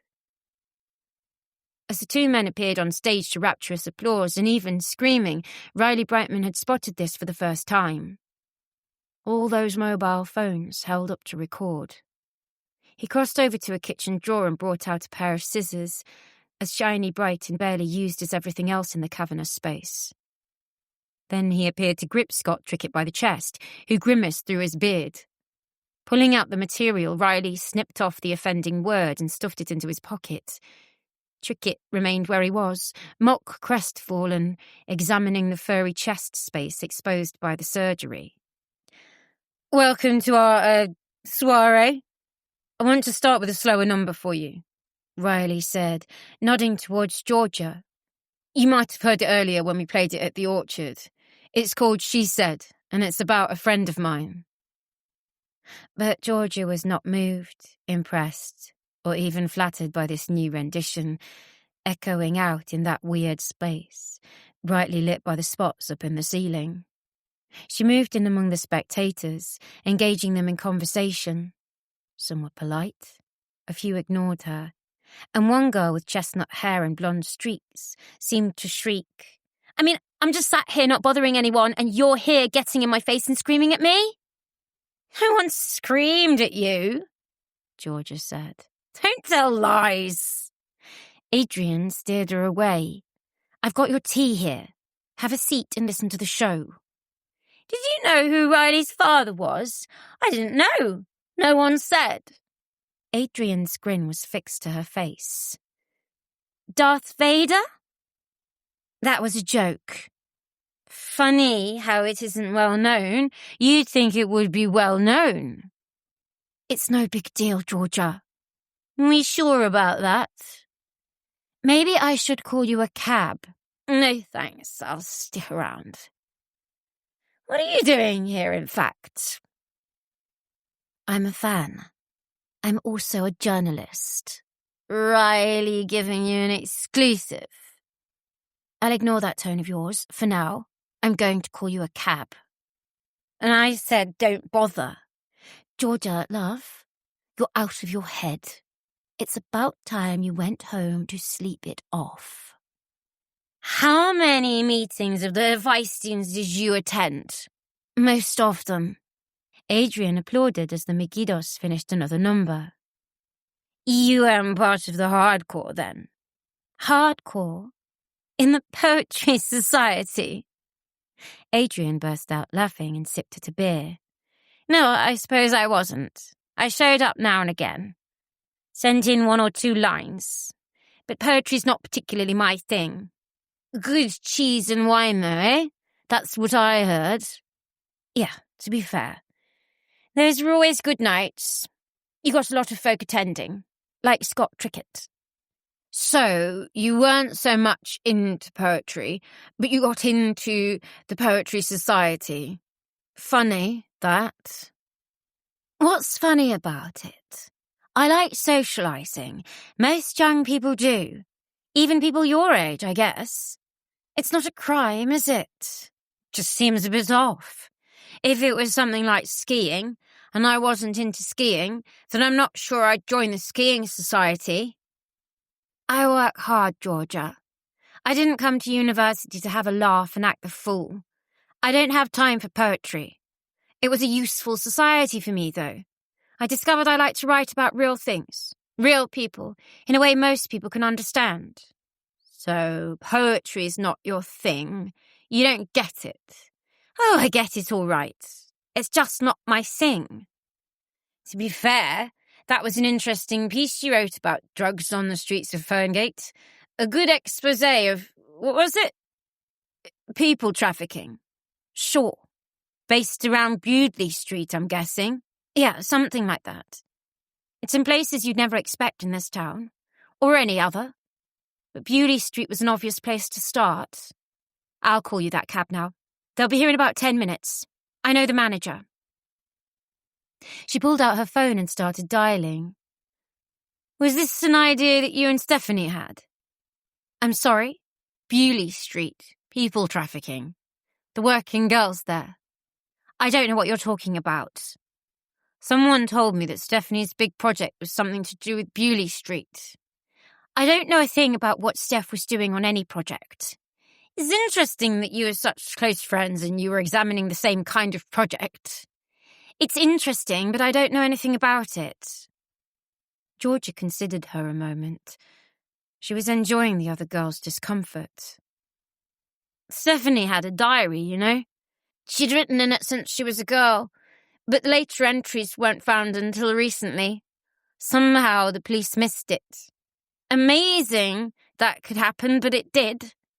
She wrote quite a lot about you. Adrian's jaw worked. That a fact? Nice things, I hope. Some nice things, yes. She wrote about a project she was working on, capital P project. Going by what she wrote, I think the girls on Bewdley Street had something to do with it. News to me, Georgia. You know the code name she had for you in her diary? Magpie. That was you. The Magpie. Yeah, you told me that already. I'm truly sorry for you, Adrian said sincerely. I hope you find what you're looking for. I've got a cab ordered for you on my app.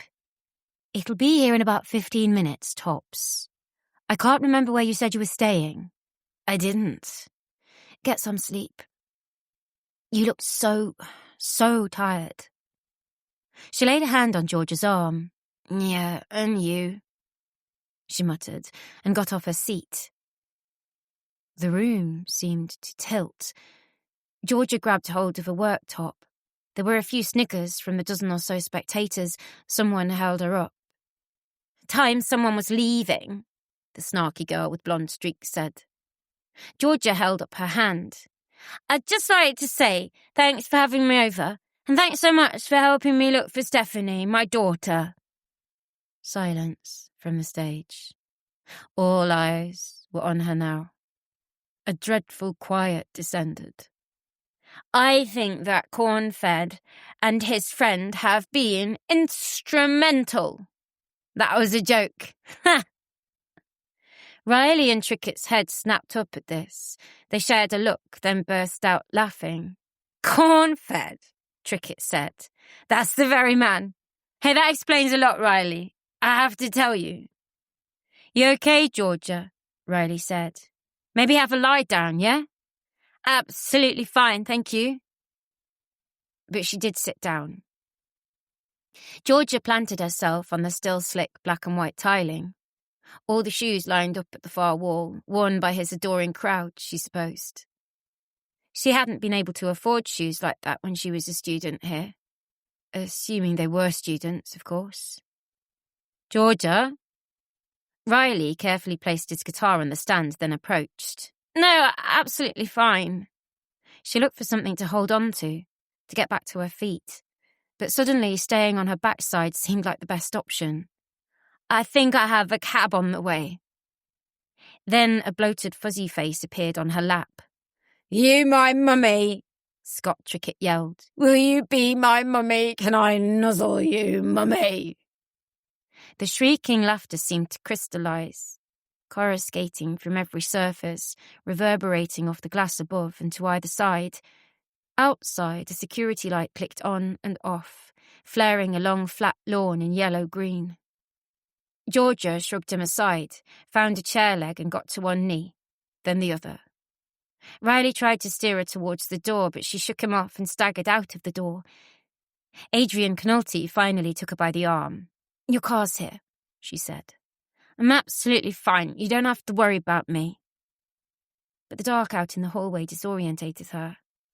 She had come from a place of light into one of darkness. God almighty, Georgia, please look after yourself. Go home. I would go home if I was you. That's mighty suspicious of you. Adrian gave a cry of disgust, as if she'd discovered Georgia had soiled herself. Had she? In fact, she hadn't had much to drink. She hadn't had anything to drink. I think someone gave me a dodgy drink somewhere, Georgia said. I don't feel drunk. You're wasted, Georgia. You don't remember swigging the whiskey, the cocktails and the wine? What? I didn't do that. Here we go. A door opened and another security light blinked on. A car was at the bottom of a long driveway, lights washing red gravel. Take care, Georgia. Call me if you want anything, but not any time soon. Safe home? Yeah, safe and sound. She didn't look back. The driver, a tall, thin, middle-aged man, intercepted her halfway down the driveway, alarmed. Sure you're going to be okay, miss? Quite sure. 50 quid charge if you're sick. I won't be sick. She slid into the back seat of the car, groping for the seatbelt, and she thought, I might be sick, you know. She took a deep breath, focused on the lights of the house until her head steadied, then said, I'm absolutely fine. Glad to hear it. Where to? Bewley Street. The face turned slowly, its look incredulous. Excuse me? You heard what I said. Whereabouts on Bewley Street? I'll stop you when I know. Chapter 17. Magpies are such a pretty bird up close. The black feathers have an iridescence to them, a hint of blue and green. It's wrong to call them black and white, but then, cliché klaxon alert. Nothing is, boys and girls. It's unlucky to see one on its own, you know.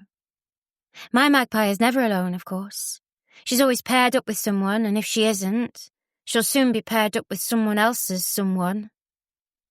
I wouldn't want her any other way. Some people were just born to be material. A gift, although, thank God, not in the way they imagine themselves. Magpies also have one of the ugliest calls in the whole bird family. Second only to the vulture, I guess. From the diary of Stephanie Healy. Grey light filtered through the curtains, and Georgia woke up with a gasp. She was fully clothed, on a bed, beneath a thin quilt without a cover. The room smelled of cigarette smoke. There was nothing in it bar a scarred bedside table and a lamp that hadn't been dusted in aeons. The carpet might have been purple, salmon or cerise at one point. It too was covered in cigarette burns. Georgia threw off the quilt and began to check her pockets. No sign of keys or phone. No sign of purse, no sign of shoes, no sign of... Already in tears and panicking, she sat up, holding a shaking hand to her mouth. The mattress she was sleeping on was thin, like a camp bed, and the legs felt unsteady. Underneath the bed was her shoes, one lying on its side, and her bag. She tore it open. Everything was there. Phone, purse, cards, even money. She hadn't spent anything last night. And now, to the question of where the hell she was. She snapped open taut curtains, the texture of an old dish towel, and looked out of the type of windows she didn't think existed anymore, single-glazed but steel-reinforced, staring out onto a flat pebble-stone roof space garlanded with bird shit. In the background was the clock tower. I was still in Ferngate, thank God. But where? Memories flooded in. As if in a mist, approaching women standing by a brick wall at the site of a long-demolished bakery. The women hostile at first. Then she had pleaded. "Please, please, I'm looking for my daughter. You have to help." And they had, until a man had come along and told her to get lost. Georgia had been cheeky to him, but his hand had been firm on her upper arm, and then... A gentle knock at the door. Georgia sat up straight. She didn't feel hungover exactly, but a spasm of pain travelled along her temples. She pinched the bridge of her nose. She felt frozen, unable to speak. Another rap at the door. Then the handle turned. "Hey, are you awake?" A black girl with close-cropped dark hair came in. She was smartly dressed in a grey trouser suit and white blouse, open at the collar. Georgia would have put her in her 20s, but only just. She held out a huge mug of tea and a packet of paracetamol in her hands. "Reckon you could use these?" Georgia's throat was dry. She nodded numbly and accepted the cup as the girl bent down. She popped 2 pills, dry swallowed them, and then held the tea, willing her hands to stop shaking. The varnish on her thumbnail was tarnished, she saw. There was no way out but to be straight with the girl. "I have no idea how I got here." "I'm not surprised." The girl smiled. "For double points, I'm going to guess you've got absolutely no idea where here is." "Correct." "I'll take it from the top. I'm Lil. You're at a hostel. Homeless hostel, if you like. You're a resident here. In a manner of speaking, I helped run it. I was on last night. Jesus. What am I doing here?" "A good question. You're in the wrong end of town, that's for sure." "My name's Georgia Healy. I'm here because my daughter, Stephanie, It's okay, love. I know who you are and what your story is. You told me, lots of times. Last night, It's complicated." Georgia dared a drink of the tea. It was scalding hot, but she needed to wet her mouth. "I don't know what happened to me. Someone said I was drunk, but I don't remember. You were on some kind of drugs, that's for sure. Maybe roofies? I can't be certain. I did wonder if you'd taken K. You got confused, kind of spacey. You wouldn't let me take you to casualty, though. Kept saying you were a doctor. I almost believed you. I am a doctor, and I think someone spiked my drink. I'd only had a sip from a glass of wine and a bottle of water. I was at the benefit concert last night." How long had the bottle of water been sitting there beside her?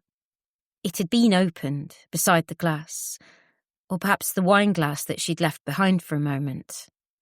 She had returned to it briefly. That was all she'd had to drink. But what had Adrian said? About her necking scotch? She couldn't remember that.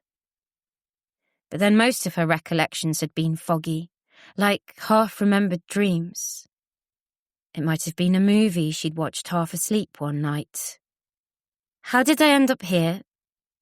"One of the girls who was working out on Bewley Street contacted me. Said you were going to run into trouble. Some of the lads who looked after them wasn't taking too kindly." God, I could have been killed. They were worried about you, more along the lines of what you might do to yourself rather than what someone else would do to you. I came out to pick you up.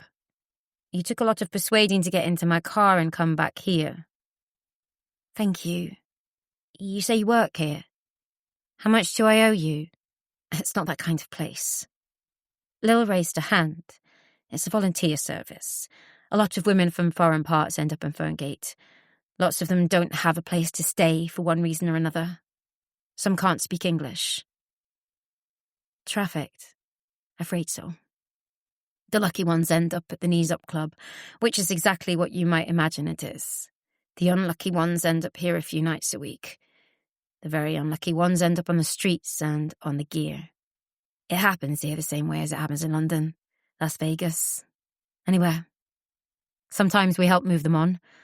Sometimes we get to send them back home. Some of them have to go back out onto the streets. Jesus. Georgia looked around at the sparse room once more. Just a bed, a table, a lamp, the curtains. They don't operate out of here, if that's what you're thinking, Lil said at length. I'm just glad someone was here to help me. You say it's community run. Georgia fished for money in her purse. Don't give it to me, Lil said. Do it through the online portal. It isn't cash and carry. You want to freshen up? No, I'll head back to my room. You kept saying you didn't have a room.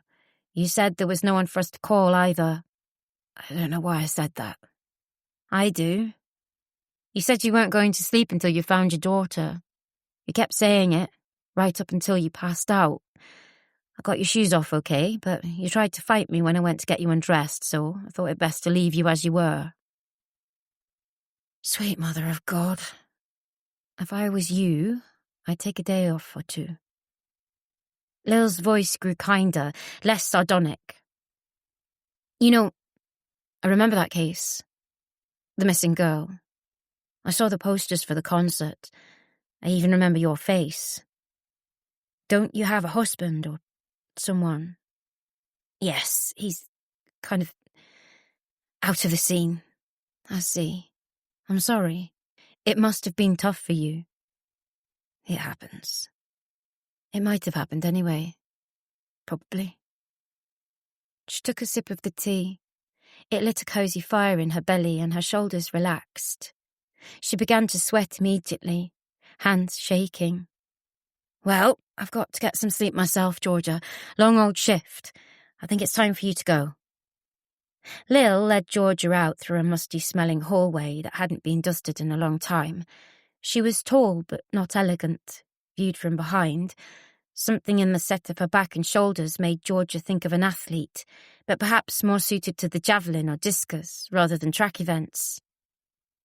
A woman in a white towel with wet hair coiled about her shoulders nodded at Lil as they passed.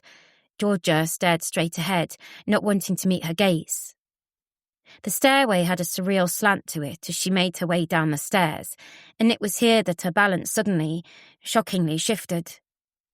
Her nails scraped down a length of 1980s Artex with nicotine stains in between the swept arches before Lil caught her. Hold your horses, party girl. Everything all right? I think so. My head's spinning here.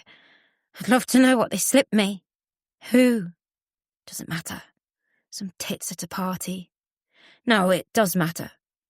Lil's hand on her back was a little more than concerned. If someone really did spike your drink, you need to get in touch with the police. I'd rather not. They already think I'm mad. And anyway, I can't be sure. A cold sweat broke out across her body, and she stopped short. You're not going to be sick, are you? Because if you are, get outside before you do it. This place isn't the Palais, but if you blow chunks, this is the most awkward place. Crook of a staircase? I wouldn't want to get on hands and knees with the carpet cleaner in this space, love. I'm fine, thank you. Just tell me where I am and how I can get some transport. You head for the clock tower. You'll go past the train station. There's a taxi rank outside it. Lil steered her towards the door with a man in high vis standing outside it. He eyed Georgia carefully as they went outside. The morning had a little bite in it, and there was some mist in the air. The last traces of winter, she thought. She checked her phone before 7 a.m. And here's my card. Get in touch if you need anything, but I won't expect to see you back here. Lil passed her the paperwork. Lil Bakey, it read. Manager, Elwood House. Thank you, Georgia said, putting it in her bag. I owe you a lot. It's my job. Lil shrugged, nodded at the doorman, then walked in the opposite direction. Georgia's head spun again as she shuffled into the taxi and gave the directions. If a spiral staircase is the worst place to be sick, then the back of a taxi is surely a close second, she thought, willing the roundabouts to ease up. Okay back there? Asked the driver, a concerned pair of eyes in the mirror. Just about. Big night, eh? She sensed rather than saw the grin. Plenty big enough. Was it an 80s night then? What makes you say that? Hey, the hair, Bonnie Tyler, no? Jesus. She felt her hair. It had in fact gone crazy, and she hadn't even checked. Yeah, it was a tribute night. Hard life, eh? Whatever. Turn around, Bright Eyes. He laughed in unaffected mirth, but Georgia's stomach was churning. Had she been drinking? It wasn't something she could remember, but there was a sweet and sour aftertaste at the back of her throat that could have been spirits. She didn't feel especially hungover, though. Had she drunk a shot or two? Perhaps when it was passed to her. But Georgie was almost certain that she'd been slipped something. Okay was a possibility, although this was only something she'd read about like most other parents, rather than having experienced herself. She paid up and hobbled into the lobby of the lodging house. The pretty girl with the Eastern European accent at the front desk looked up in some alarm when she entered. I know, I need a shower and I need a mechanic for my hair. I apologise. I haven't looked this much of a fright since I was last on the telly with the police. The girl got up. It took Georgia a while to take in what she was actually saying. No, there was a man here for you, asking for you. What did he look like? He was white-skinned. He had a hat on, like a beanie hat, like you'd wear when it was cold. I'm sorry, I don't remember too much more. Young or old? 40s, maybe 50s? Was he tall? Wearing glasses? No glasses, quite tall. He didn't leave a name or anything. No, he left before I could ask. Said he would be back later. And this happened when? This morning? She checked her watch. It's not even 9 o'clock yet. The girl shook her head. I'm sorry, I don't know anything else. No glasses. It could have been anyone. It could have been someone from the party. Or it could have been one of those jackals who featured in her murky memories from Bewley Street. She pictured them with yellow eyes, but few other details came to the fore. God, she'd been screaming and shouting. I want to know about my daughter. Who knew about my daughter? In her room, Georgia flung off the rank clothes, then blasted with scalding water in the shower. Soon she was dressed in fresh pyjamas, her hair dried, saddled and shod. She looked at her phone and realised it was dead. She had barely had time to check anything after her original appraisal at the party. She plugged the phone into the wall, then rooted around inside a zip-up section hidden at the back. Special reserve. Thank God nobody found you boys, she said, addressing a blistered pack. Georgia hadn't had cause to open these for a while. She popped 2 of them into a glass of water and watched them fizz before knocking the cup back. Within a minute or two, any lingering hangover had gone, replaced by a certain controlled calm.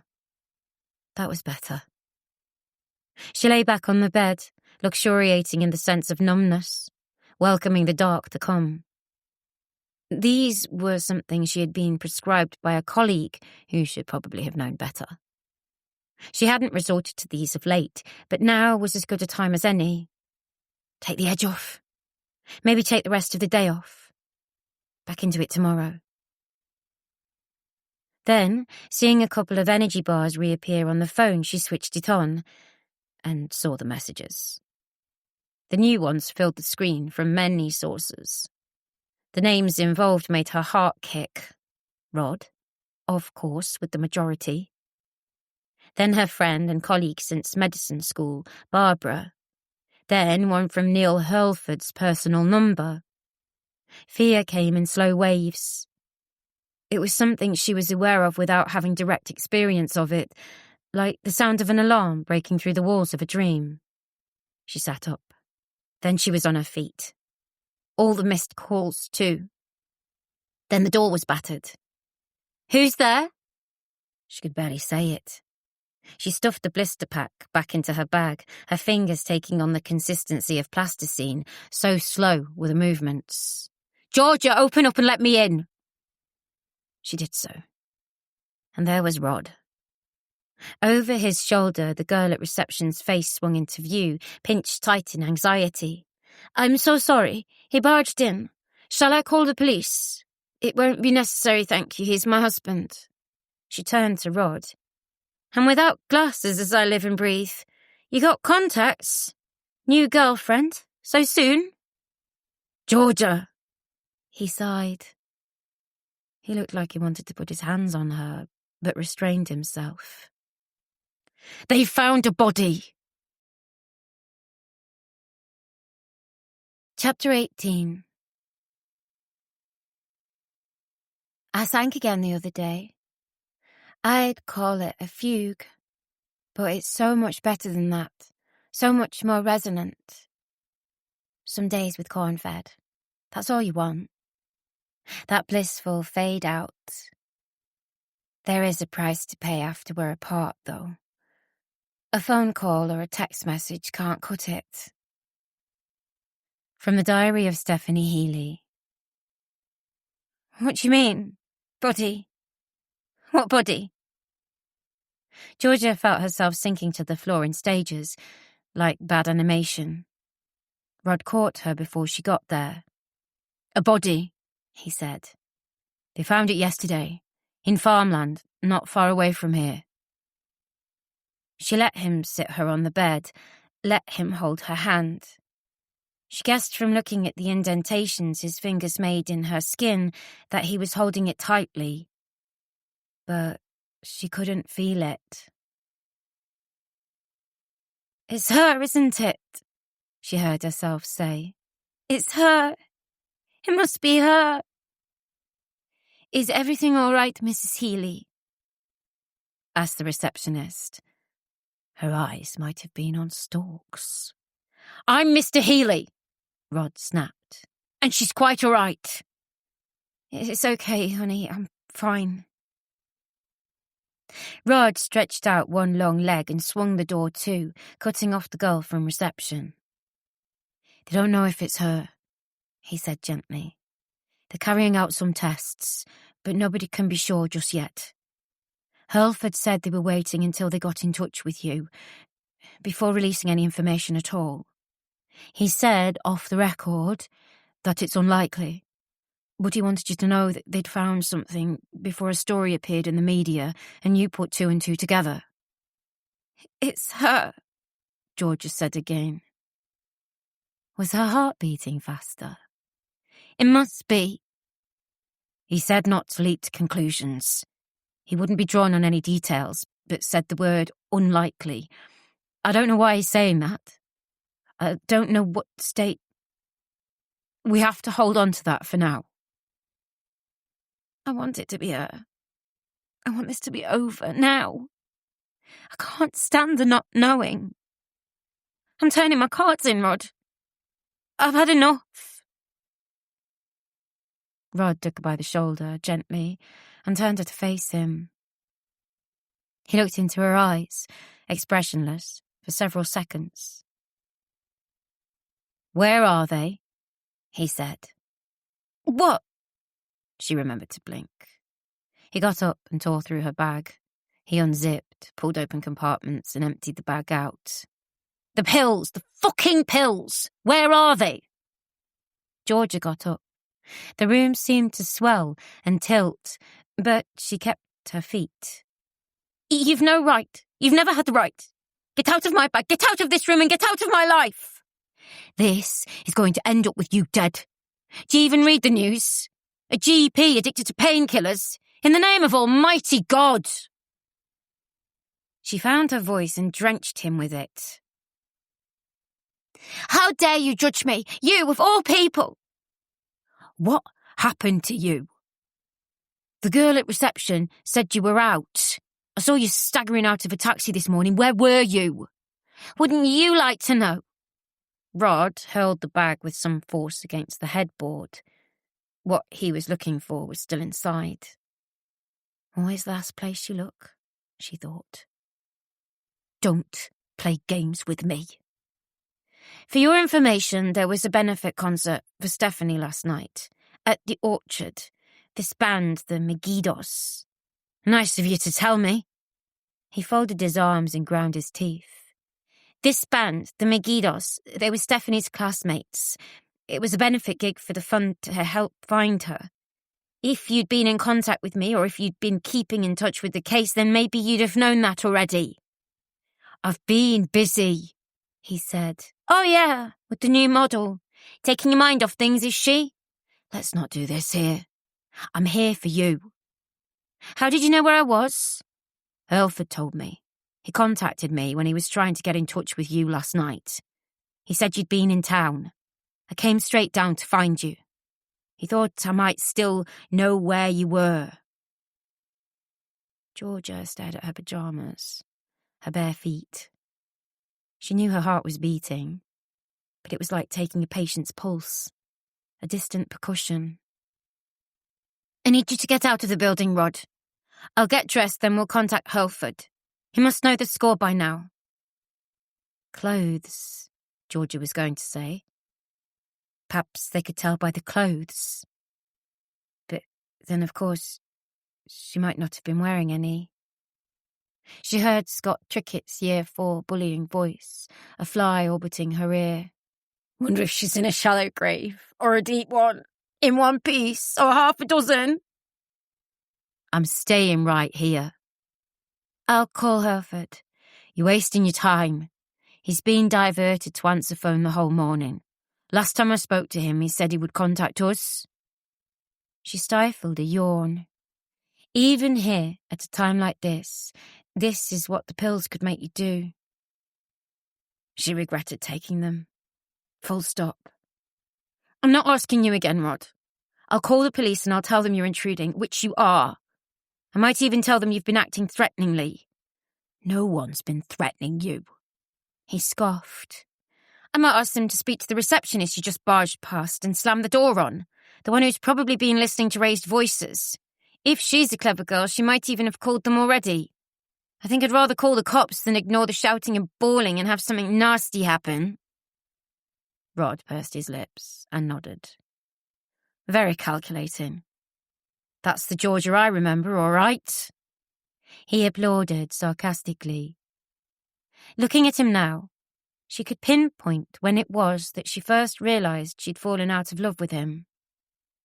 It must have dated from the time he'd started wearing the glasses and got paranoid about his receding hairline and cropped it as close as it would go. He'd lost weight, having gone down the angular, bendy rabbit hole that was semi-serious cycling.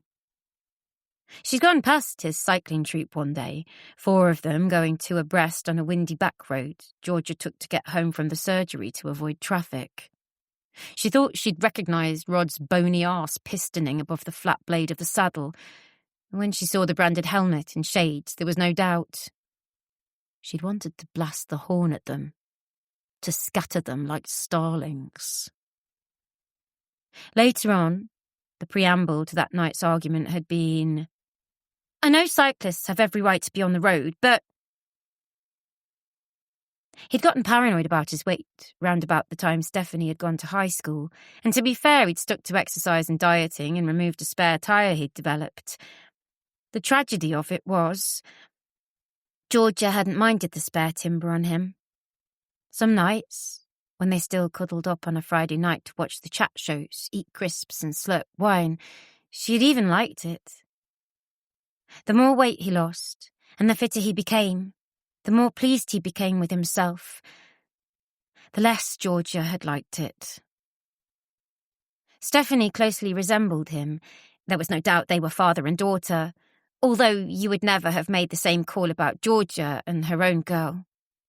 Oddly, the angular features, the long nose, and the pinched but bright black eyes that looked so awkward on his face suited hers perfectly.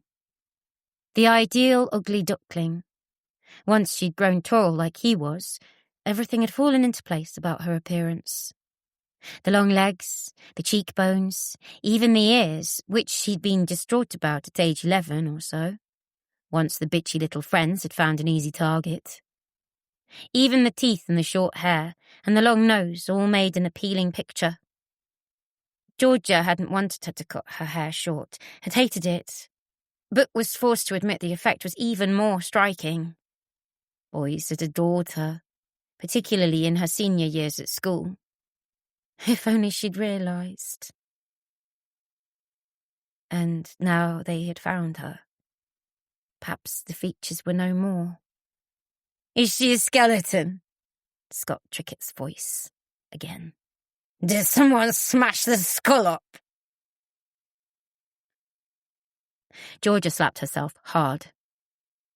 It certainly got Rod's attention. "My God, take it easy, Georgia.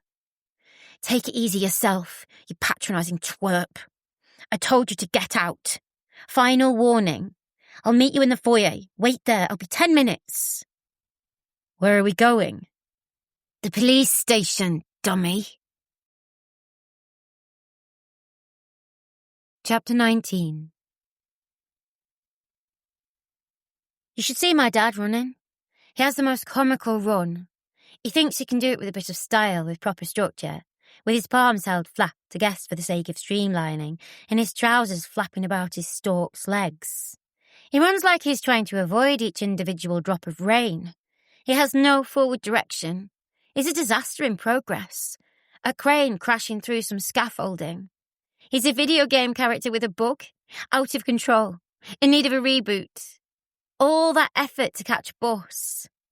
I told him, once I'd caught up with him, with the taillights over the hill, never ever run for a bus.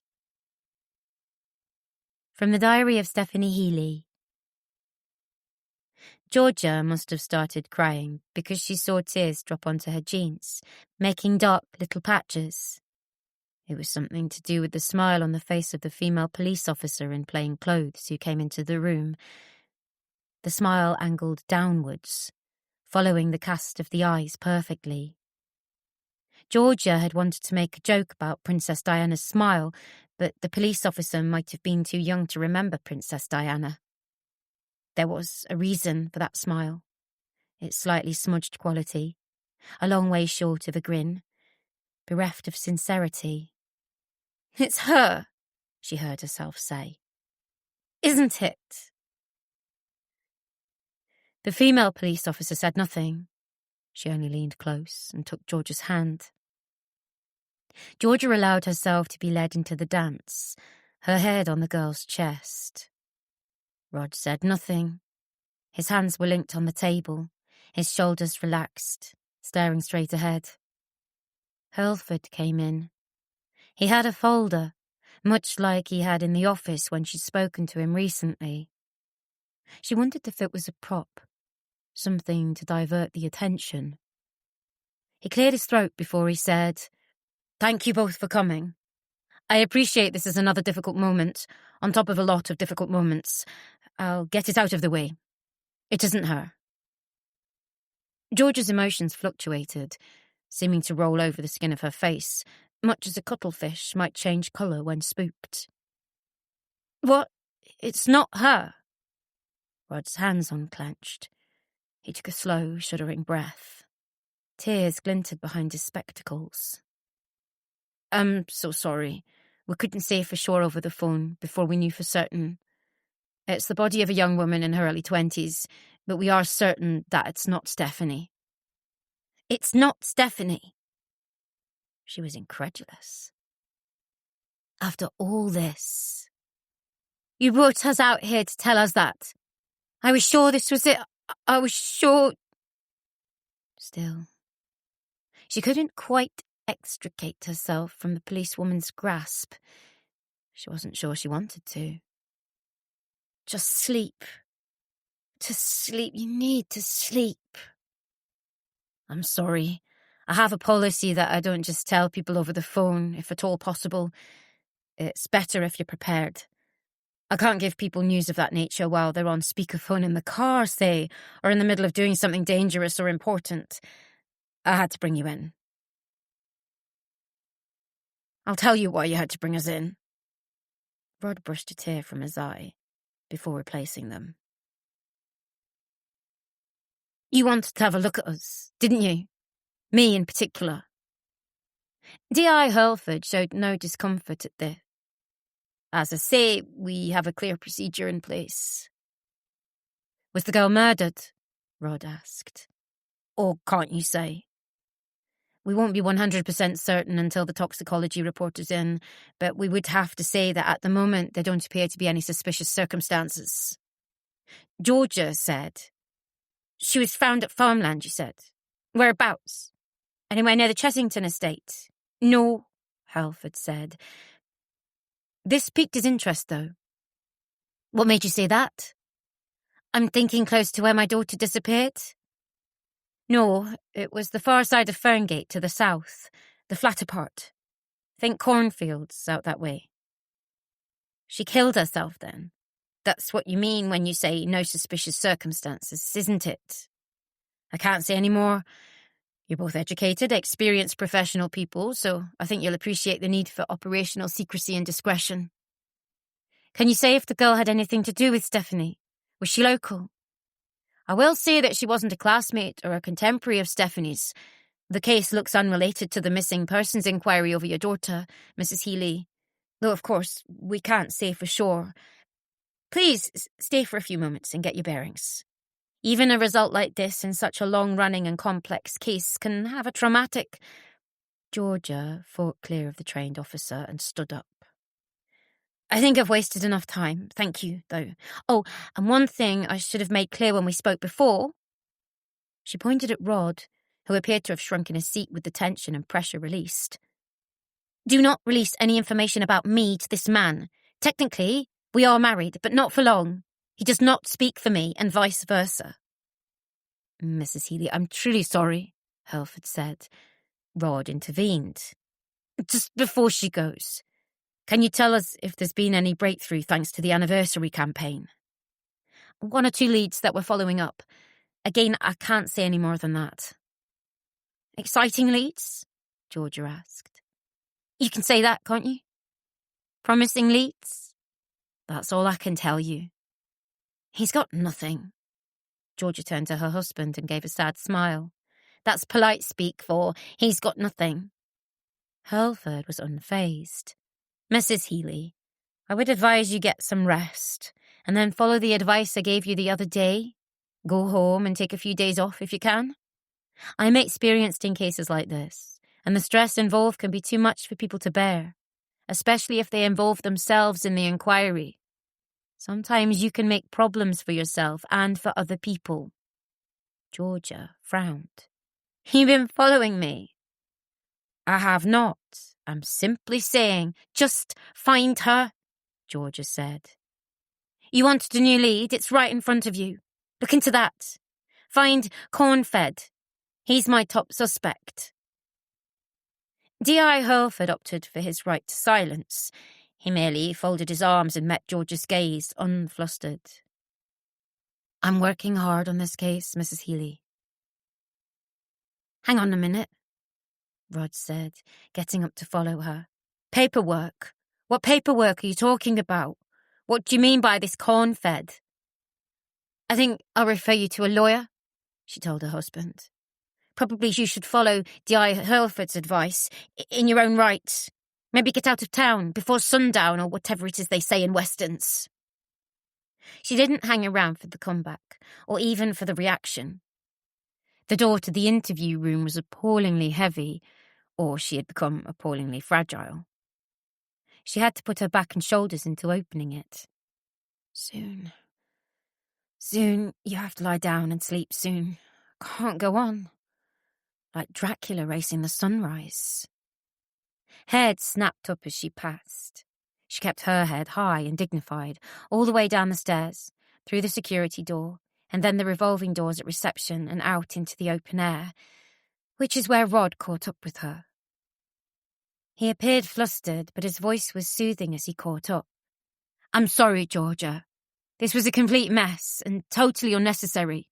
He wanted to see my reaction, I'm sure of it." "And why would that be? Still having trouble putting together your movements on the night she vanished?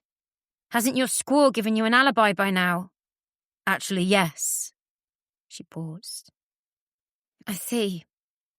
So, you were playing away that night after all. Lied to me beautifully, didn't you? Had me convinced. Told me I was a nutter. That's the exact word you used. Nutter. And I believed you. It seems my life was actually in tatters before my only daughter vanished. That's refreshing. Lovely to see. Georgia, please listen to me. I want you to come home with me. I think you need to get some rest and try to put all of this out of your mind. Helford's right. It's got to be difficult to come to terms with, however you slice it. Seeing all those photos of Stephanie on that website nearly broke me. God knows how you feel about it. Being here all this time. You know, I've just put it together. You came here because he told you. Didn't you? Hurlford. He got in touch with you first. It's true, isn't it? Rod said nothing. And that made it easier for you to find out where I am and what I'm doing. I was worried about you. It's the truth. You're still my wife.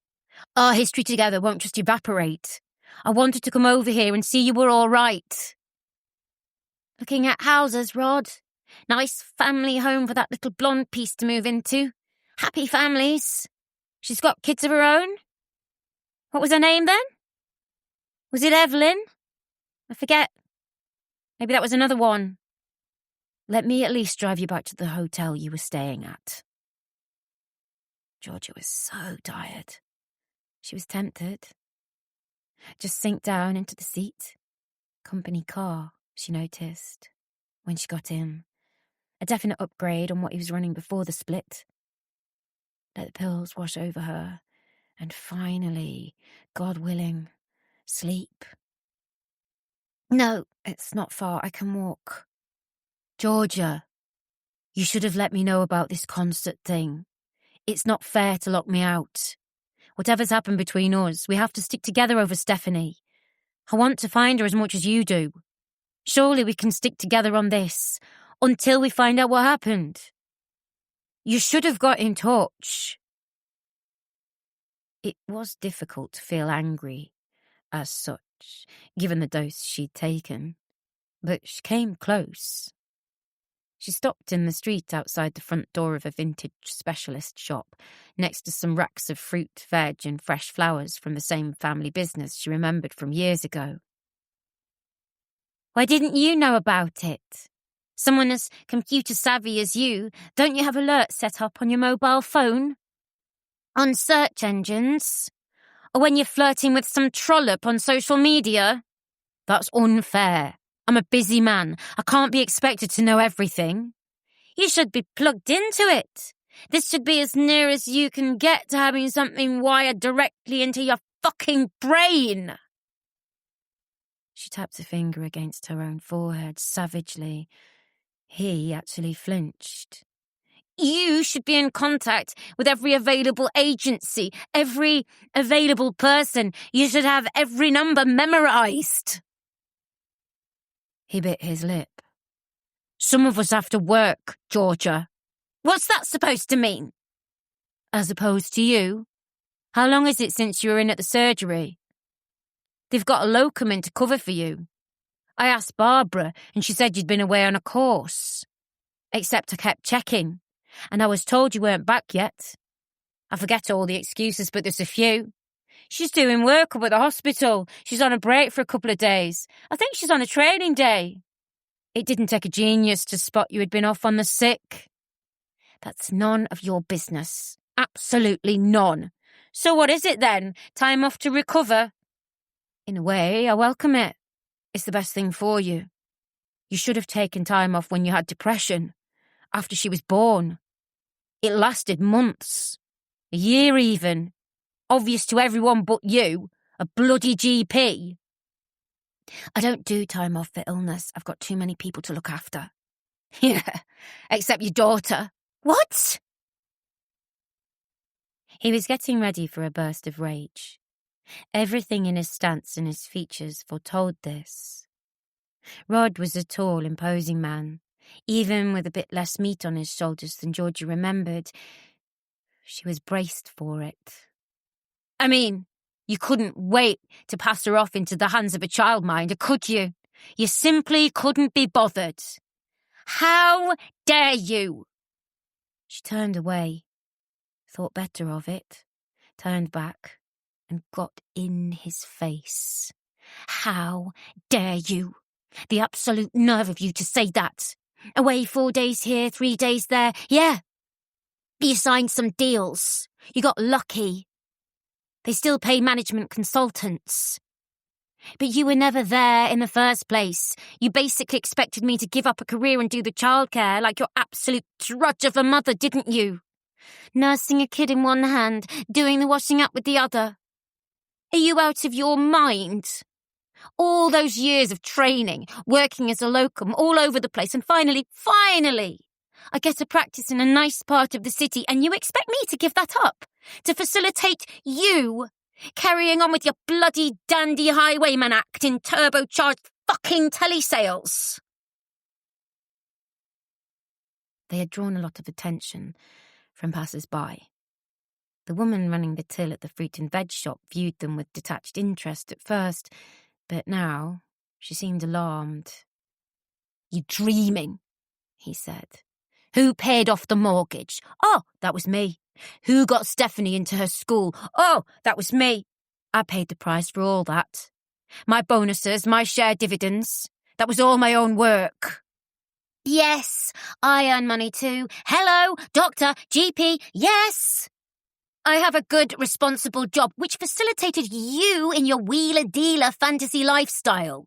Buying your fancy car while you're in a dry patch and your new suits. You got 6 of them at once.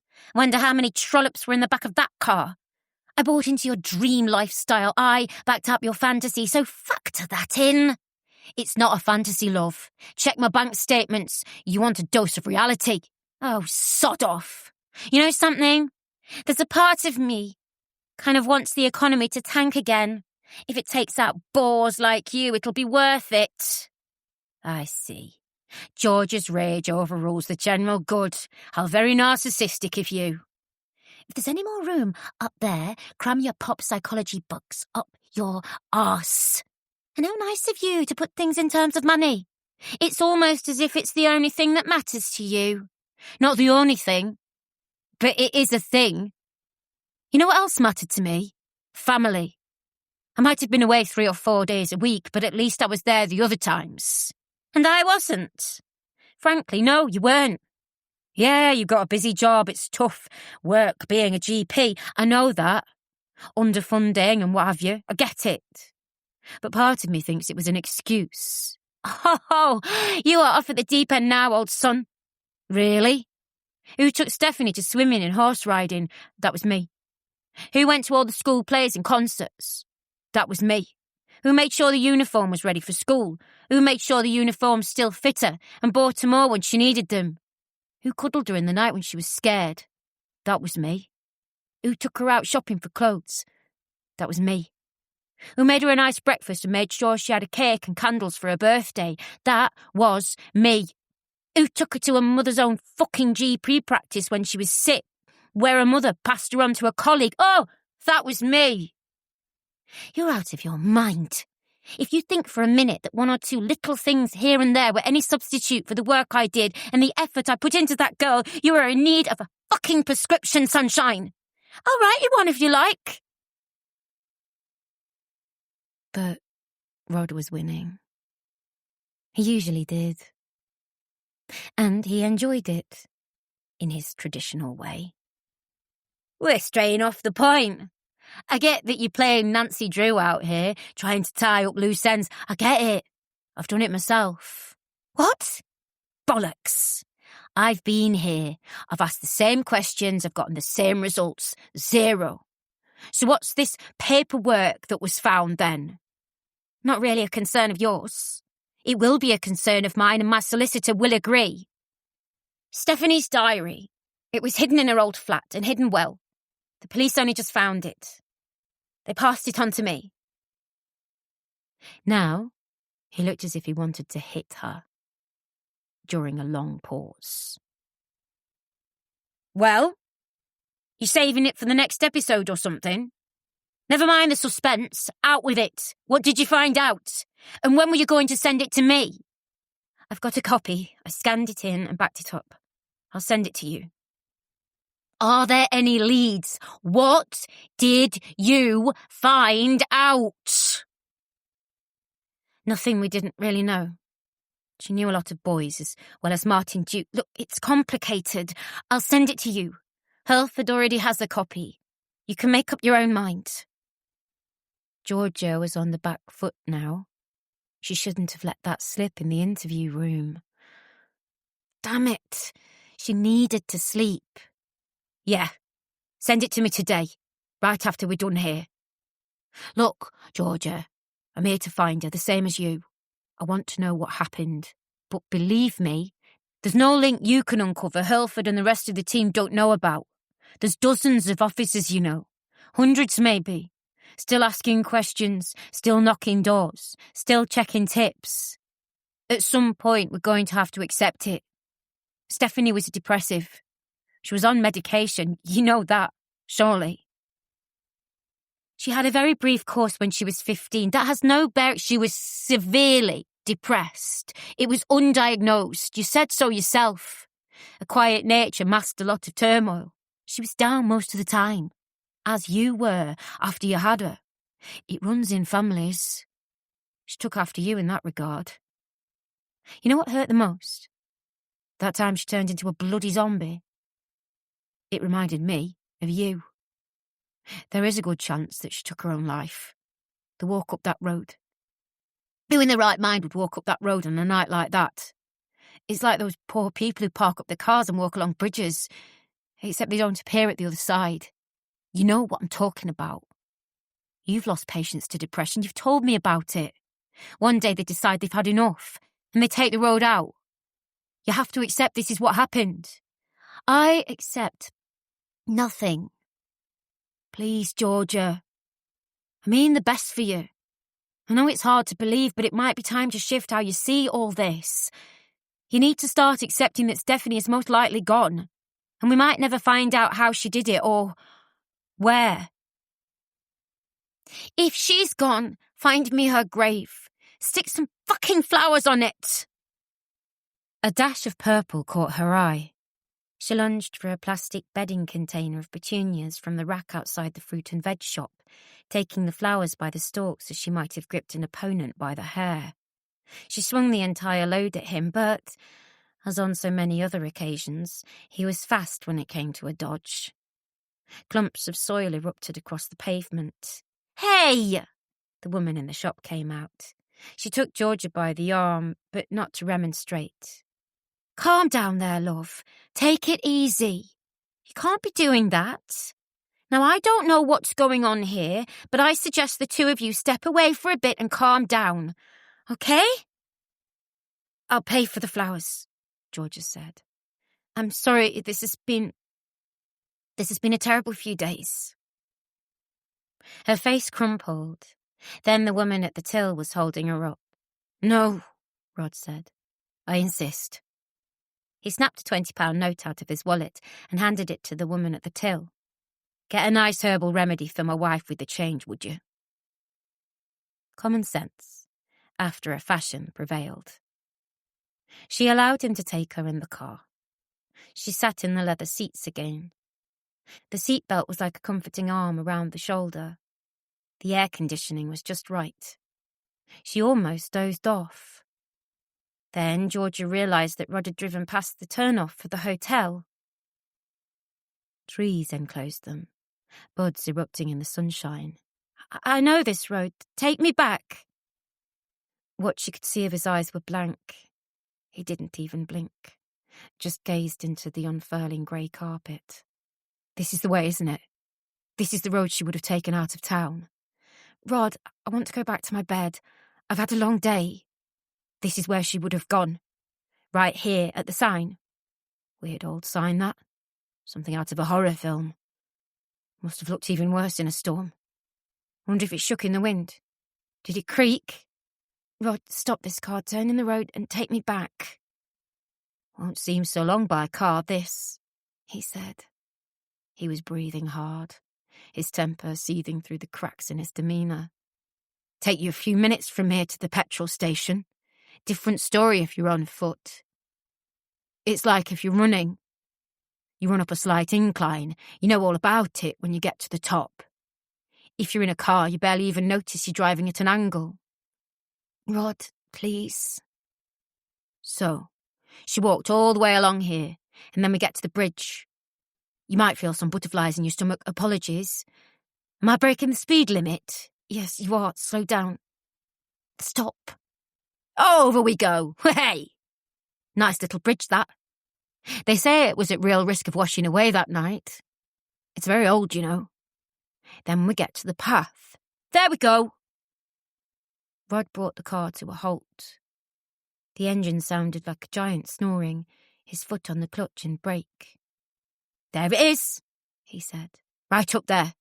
You've walked up there, right? Walked up that path, haven't you? Yes. You know it's difficult, a tough climb, but a very determined person could do it. Then there's that crack in the earth and the water running through it. If the fall didn't kill her, then the water did. She's in the water somewhere, Georgia. This is the truth. Hardly anyone was out in that weather. 1 or 2 people who passed by and were caught on camera. The farmhand up at Chesington Hall was traced and eliminated. Everyone in a vehicle who went past the garage or past 1 or 2 houses who have security cameras has been accounted for. She wasn't put into a car by anyone. And no one threw her over their shoulder either. She could even be out at sea, Georgia. With the river in spate, it's not out of the question. She'll turn up, but she's dead. You got it? Dead.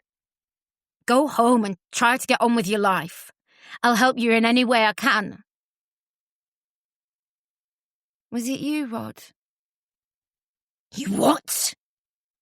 He bellowed these words, shrinking Georgia back in her seat. At the gill. Was it you who knocked me in? What are you talking about? Seriously, are you out of your mind on diazepam or whatever it is you're on? Has it addled your brain? Knocked you over? No, I didn't get to Ferngate until last night, after Hurlford called me, worried about your mental state.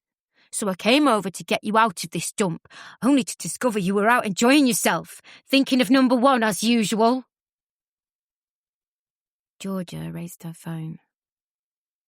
I'm about to dial the office at Ferngate and tell them that you're keeping me prisoner in the car. Turn around and take me back. Oh, I aim to. That was my intention.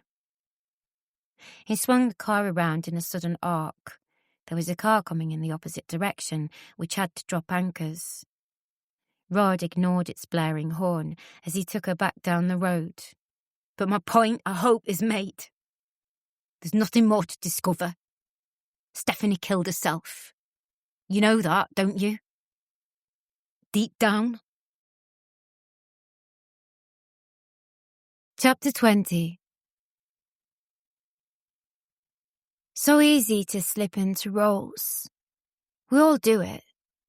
Fluidity of character. 1 minute, my head's bent close to a book. I'm defacing the margins with a pencil, pushing an imaginary pair of spectacles up my nose. The next, I'm naked with lightning in my eyes. You get into it so easily. Like listening to your favourite song. You know every beat. Eyes to the left and forward and walk. You'd do it too, if you could. Don't lie to yourself. Maybe I should be an actress. That's what he told me anyway. Flirt. And smile. And flash. And thunder. From the diary of Stephanie Healy. Georgia slept most of the afternoon. She woke in stages, listening to her own breathing, becoming gradually aware of a misty light making its way through the curtains of her room. Into the evening of early spring, pleasant outside, not too cold in the room, a harbinger of better conditions to come.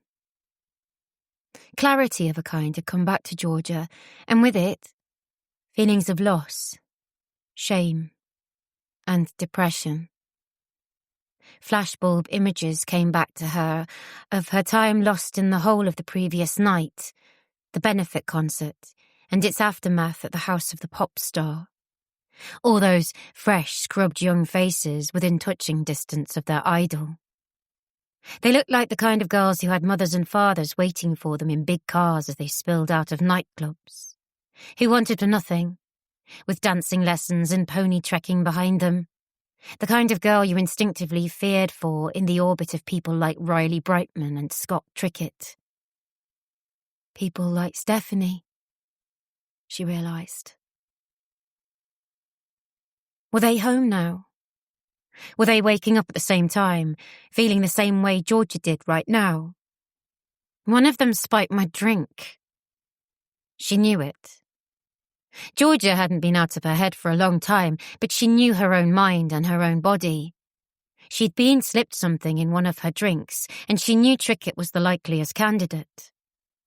She took a painkiller, this one regulation use, not military grade, and shook out a sachet of coffee into a bleached mug. Was Adrian right? On top of the pill she'd been slipped, had she been drinking too? There was a cloudy section where many things could have taken place. She remembered something. Sharp bite of whiskey, the sour taste of retching, dredged from teenage memory. But there was a reason she drank the whiskey. To sharpen herself up, she realised, to give her a jolt. She'd been aware she was going down the plug hole. Most likely someone had slipped something into her water. What had it been spiked with? She had a suspicion it might have been ketamine. She'd had no direct experience of the drug but knew the signs. She had been zombified, and at one stage would probably have forgotten her name. Bright flashes of light were somewhere in her memory.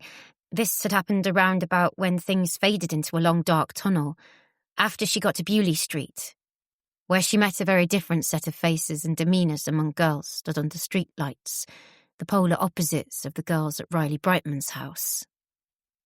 "Dear God," she said aloud, "they might have killed me." Her hands shook. She kept her wrists relaxed on her thighs and willed the tremors to stop, in tandem with a breathing exercise. Calm it down, she thought. You're here for a reason. Focus. Get back on it. She wasn't sure what she'd been given, but she had a fair idea who had given it to her. Her phone went. Irritated, she snatched it up. Adrian Canolti's caller ID flashed up. Yes. Georgia, it's me, Adrian. Listen, I just wanted to make sure everything's okay. You seemed pretty out of it at the party. I think a couple of drinks went to your head, maybe. Yeah, you can say that again. I'm sorry if I was a bit leery. No, you were fine. It was an emotional evening for you, for all of us. I just wanted to be sure you're okay. I couldn't get a response on your phone. I was worried for a little while. It's nice of you to check. I've had a good sleep and I'm raring to go. Really? She checked her watch. Well, as raring as I can be at this time of night on a weekday. You got time for a coffee? Georgia peered at the thin dusting of granules at the bottom of her mug. Actually, a real coffee would be just the job. I want to meet up. I feel there's tension between us, Georgia. Georgia allowed a few blissful seconds of unease. Like that, you mean? Yeah. Adrian laughed. Something on that level? I'm just fooling. We can have a coffee. Maybe you can talk me through what happened at the after-party. I'm a bit foggy on the details. Sure, I can do that. There's another thing. Well, something I found after you came round to our offices. It got me thinking. There was a fashion special we decided to do, a showcase of the Art and Design College, that sort of thing. Truth be told, it was an excuse to get some girls in their undies, see if we could boost circulation. And it worked. In this day and age, too. I thought that stuff went out with the 90s. Young male audience, even in this day and age. You'd be surprised, Georgia. Or not. So what's the significance? Stephanie was involved. You'll see. I'll get you at Turbo Joe's. It's open till 10 o'clock on a weeknight. You know where that is? No, but I'll find it. Great. How soon can you be there? Give me half an hour. I'll need to repair my face and hair.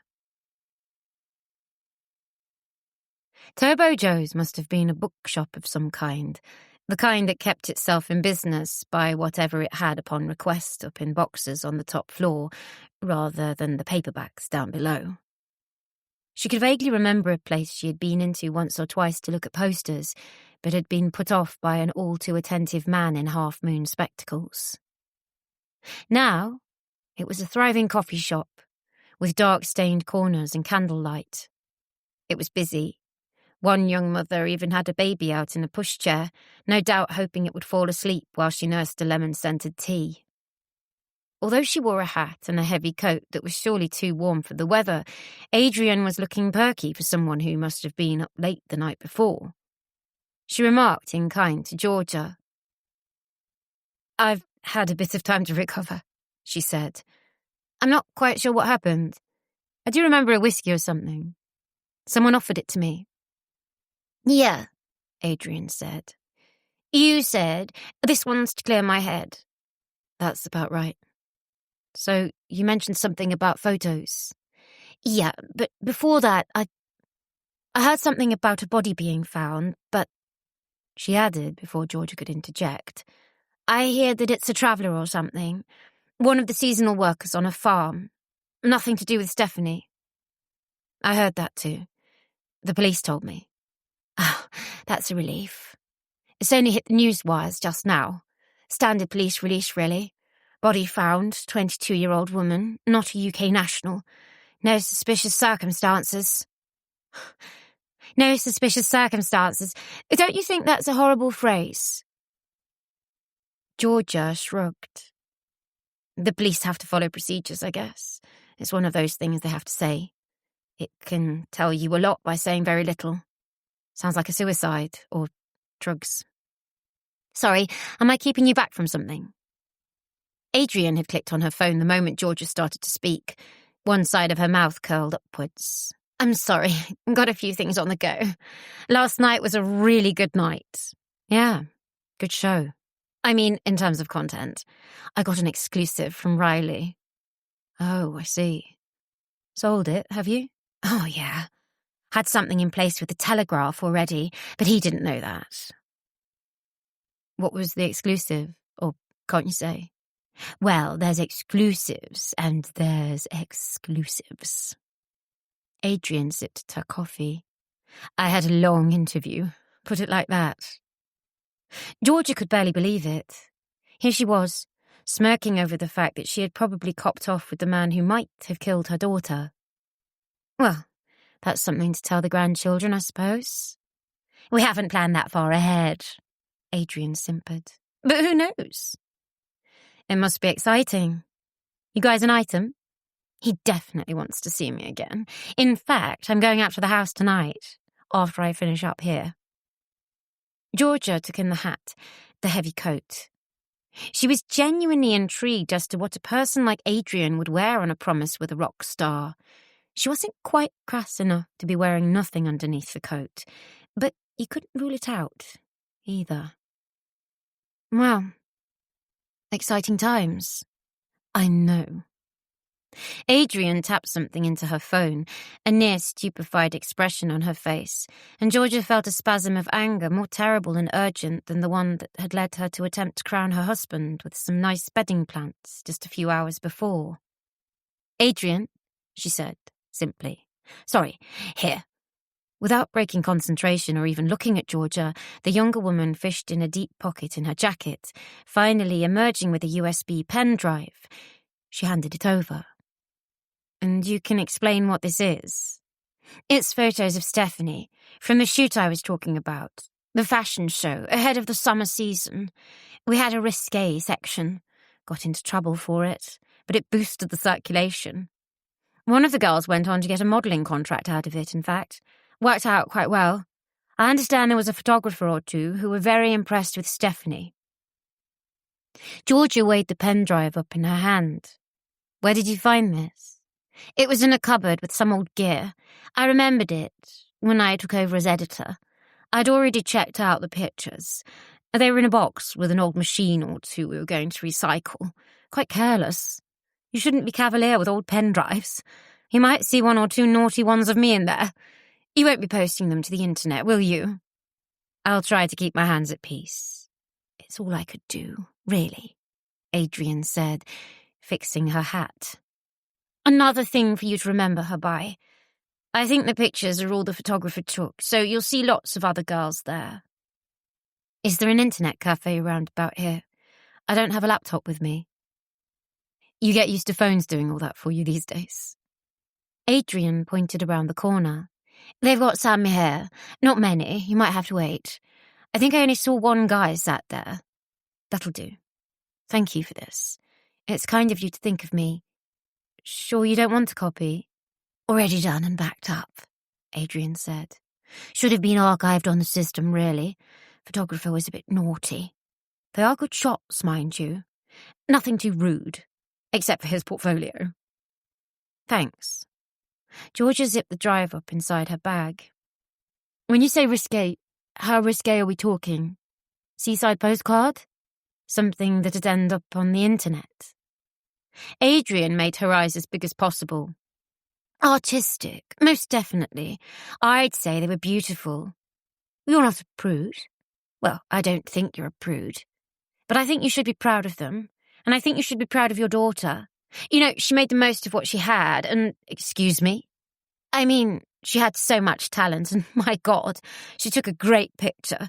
Great lines, you know?" Adrian nodded earnestly. "I think it's a complete picture of Stephanie. A side to her you maybe didn't know. I think you'll love them, if you're broad-minded."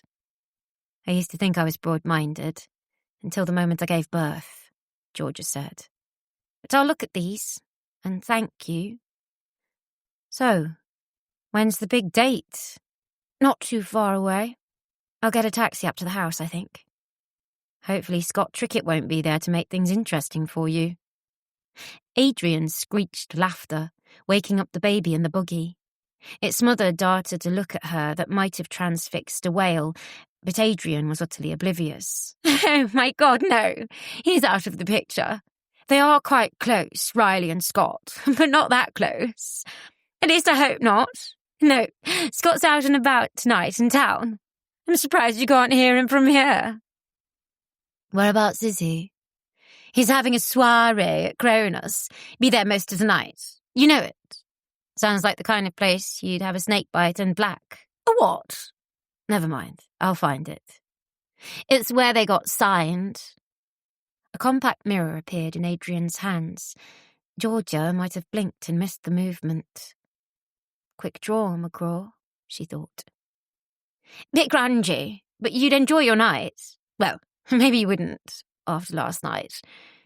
You get my meaning, I hope." "Cronus, was that after the Titan?" "Not sure who he played for." Adrian bared her teeth. "That was a joke, Georgia." "Of course." Georgia raised a hand, acknowledging her own pomposity. "Take care now, Adrian. You'll be careful, won't you? Don't get into bad situations. Times have changed and there aren't many rock stars about now, but I'd be amazed if the behaviour was any different." "You sound like my mother," Adrian said, giggling. Well, someone's mother. Georgia sipped at her coffee. Last night, I hope you don't mind me being frank. Oh, please be frank, Georgia. You don't have to be shy with me. Last night, you got together with Riley Brightman. Adrian plunged right in. Right under the noses of his little harem. By the end of the night, a few of them had to be thrown out. They'd lost their minds. One of them clawed her own eyes. Can you imagine? We had to get the minders in. It's mass hysteria, isn't it? It's like they think they know him, or they have a chance. They get themselves into some states, Georgia said, thinking of the 3 girls ahead of her in the queue. So, had it been building up over time? You always kept in touch, you said. Kind of. If you must know, we'd been together before, last year, back before he was anyone. Oh, you had history? Yes, it's difficult to say. You know, Stephanie adored Riley. We all did. But nothing happened between them. I bet you did your very, very best to make sure nothing did, Georgia thought. But she said, he's charming. Most people would be smitten with him. If you must know, the night we got together was the night the Hephaestians had their final meeting. The night Stephanie disappeared. Oh. Yeah, if you were wondering about where Riley was that night, same as the police, I can account for his movements, if that's what you're asking, and he can account for mine. Come to think of it, so can the people who live next door to me. The walls, very thin. I see. That's interesting. Thanks for telling me. I don't mean to pry. You know how it is. I do. Adrian nodded solemnly. Just before I go, there's 1 or 2 things I want to ask you, bearing in mind the conversation we had the other day. Georgia shook her head. About that, I'm sorry. This has been stressful. Just being here is an ordeal. I told you not to worry about that. We'll go off at the deep end once in a while. That's kind of why I wanted to speak to you. She scrolled through her phone again. Ah, here it is. Adrian showed her the handset. On it was a series of pictures.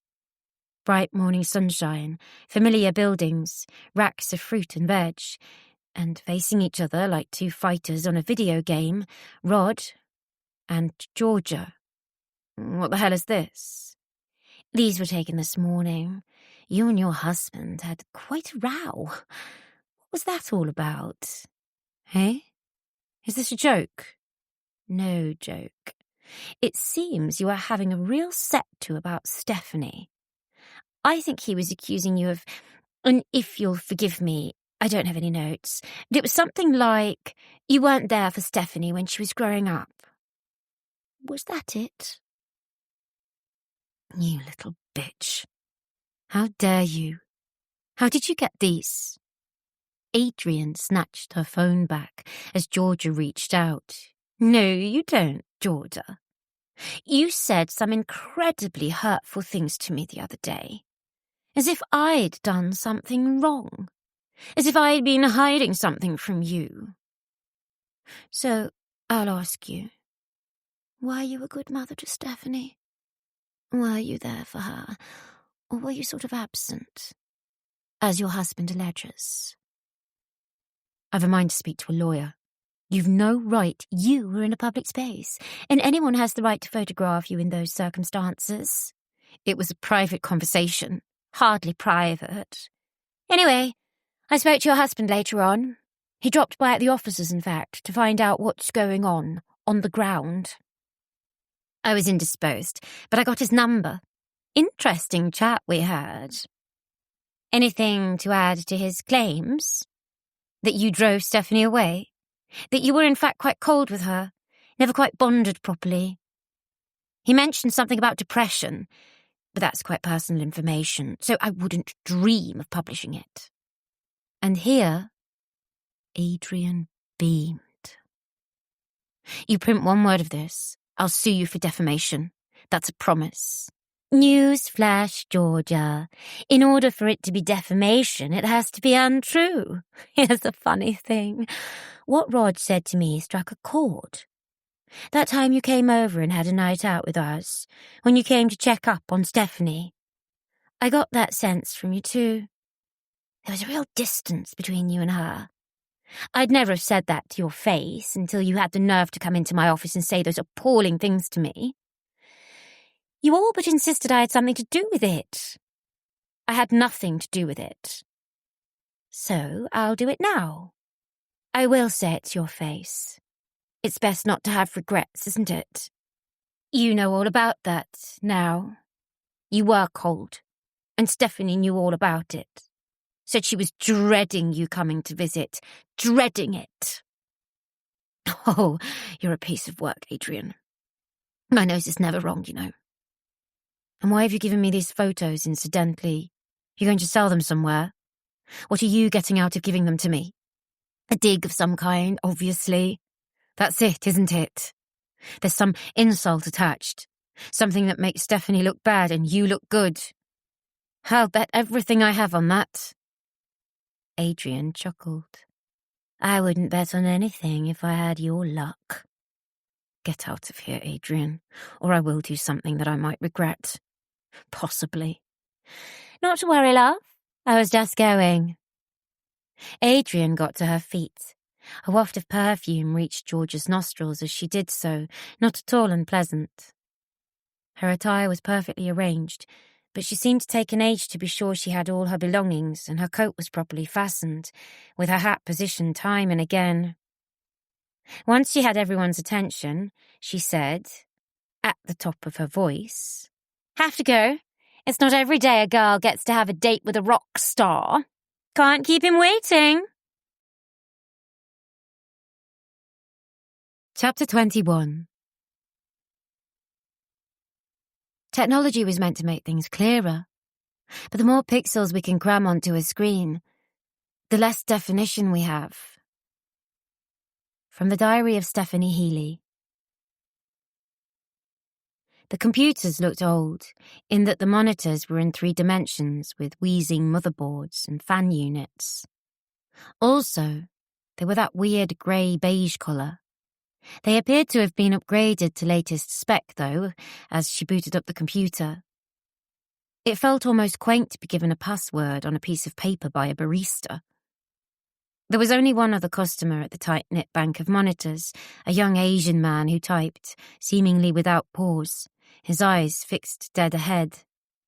Finals time coming up, Georgia reminded herself. She plugged in the pen drive and, after an automated scan certified there was no virus lurking within, Georgia opened the folders marked Tokyo Drift. Subfolders appeared, all marked with names. Kim Burley, Connor Urquhart, and of course, Adi Conolti appeared. I'll restrain myself from looking at your accidentally leaked candid shots, Georgia muttered dryly to herself, and here, at last, the student sat in front of her, stopped typing, and looked up. Georgia clicked on the folder marked Steph Healy. Thumbnail images opened up, all black and white. Georgia clicked on the first. There was Stephanie, but not Stephanie. Her hair had been cut into a fringe that traced around her face, as if trimmed around the rim of a bowl. It had something of the evil teacher about it and didn't suit the girl Georgia knew. But this didn't seem to be the girl Georgia knew. Full stop. Stephanie was dressed in fishnet tights and absolutely nothing else. She was contorted into an S shape, accentuating her legs and trim bottom, easily her best features. Her arms were crossed over her breasts, but Georgia gasped when she saw how thin Stephanie was. The terrible detail of her ribs, visible beneath her elbows. The small dark eyes were given more prominence by heavy use of black mascara, and she had been shot against a white background, making the light and shade all the more stark. Georgia did not recognise the set of the eyes. There was something not exactly feral, more malevolent, a challenge in the narrow gaze, like Clint Eastwood flinging his poncho off his hip in the middle of town. The other shots were in the same vein. In the next one, someone had given Stephanie an extraordinary spiky haircut, fanned out on one side. She posed with one finger to her temple and grinned. She was wearing only a pair of underpants and heels, with an ancient studded biker's jacket unzipped to the navel. Again, the pigeon hollows of her breastbone caused Georgia to clutch her own chest. Again and again, Stephanie wearing very little.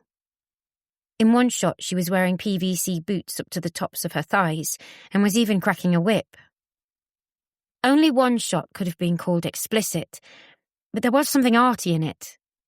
Just Stephanie, nude, facing the camera.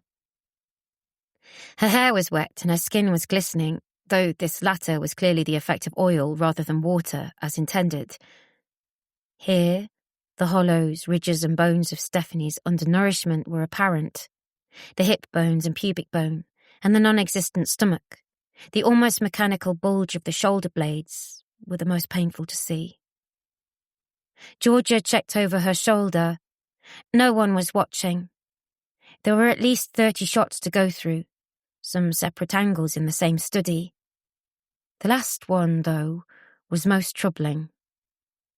It was Stephanie, again wearing the fishnet tights along with a pair of patent leather pumps with an immense silver buckle on the instep.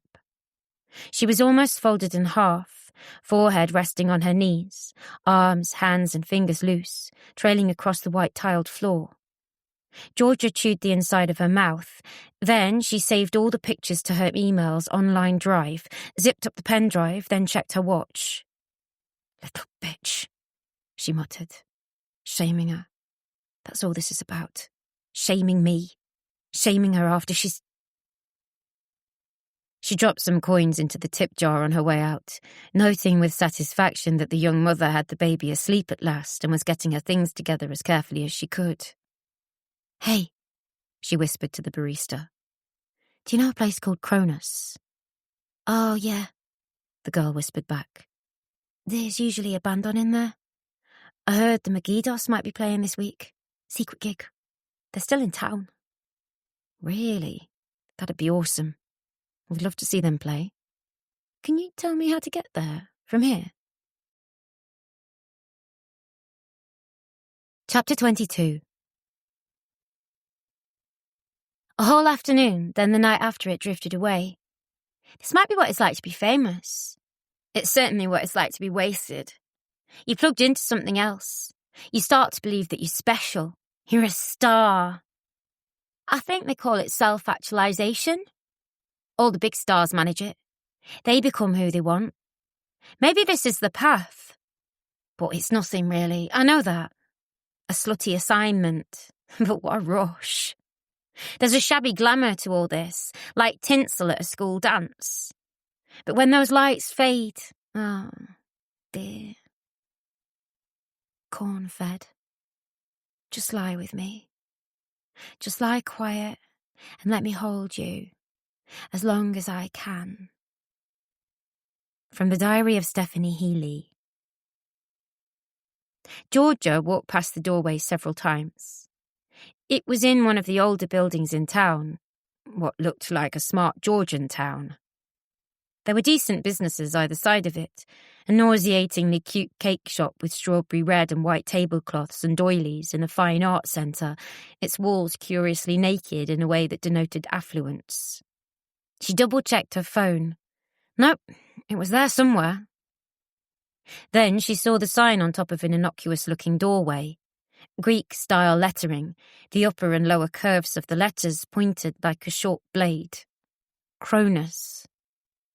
The litter bin to the front, with polystyrene cases poking out, and the squat, brutish young man in the doorway should have been the giveaway. The bouncer grinned as she approached. "Got any ID? Over 21s only, I'm afraid." "Will my pension book do?" "In you come. Mind if I give you bag a search? Regulations." Faint stirrings of panic. Georgia smiled broadly to keep them at bay. "Sure." A cursory search, thank God.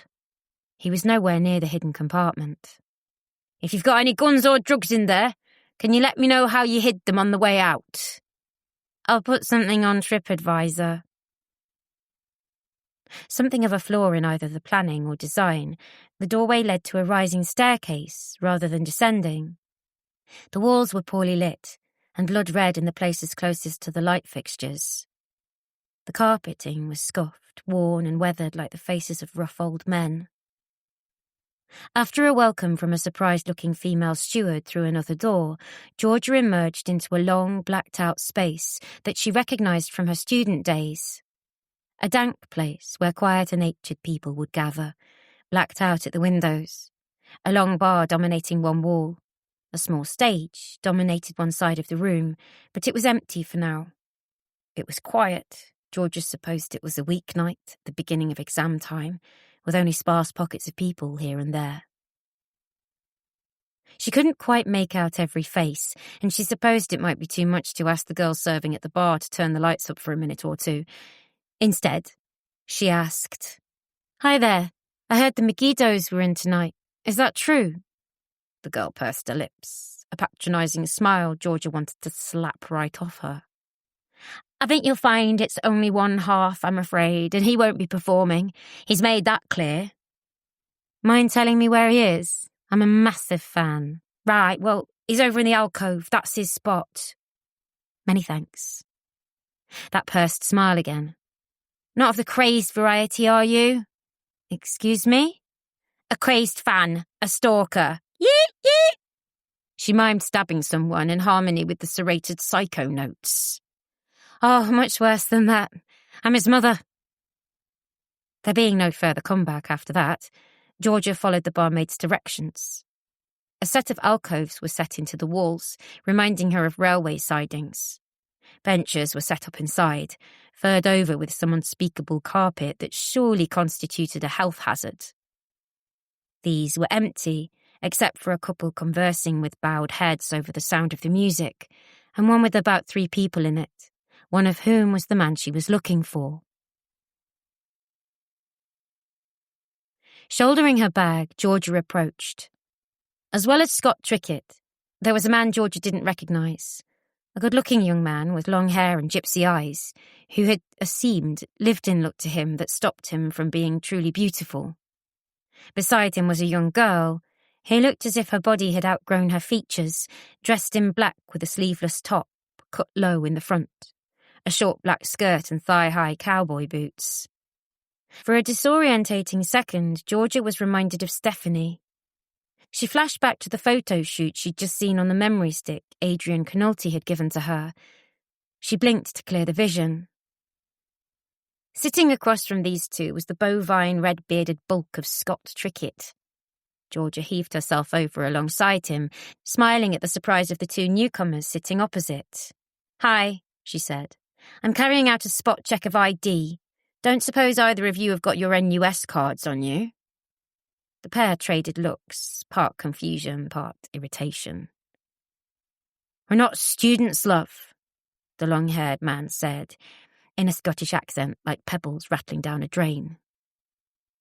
Scott Trickett frowned hard at Georgia, then, once he recognised her, threw back his head. "Oh, I don't believe it. This is my mummy. Everybody, say hello to mummy." The young woman wearing black took him at face value and proffered a hand. "Oh, lovely to meet you. It's great you can get out to see Scott." Thank you for sharing this moment with us. Rest for a while, let the music speak to your soul, and then return gently to your reading.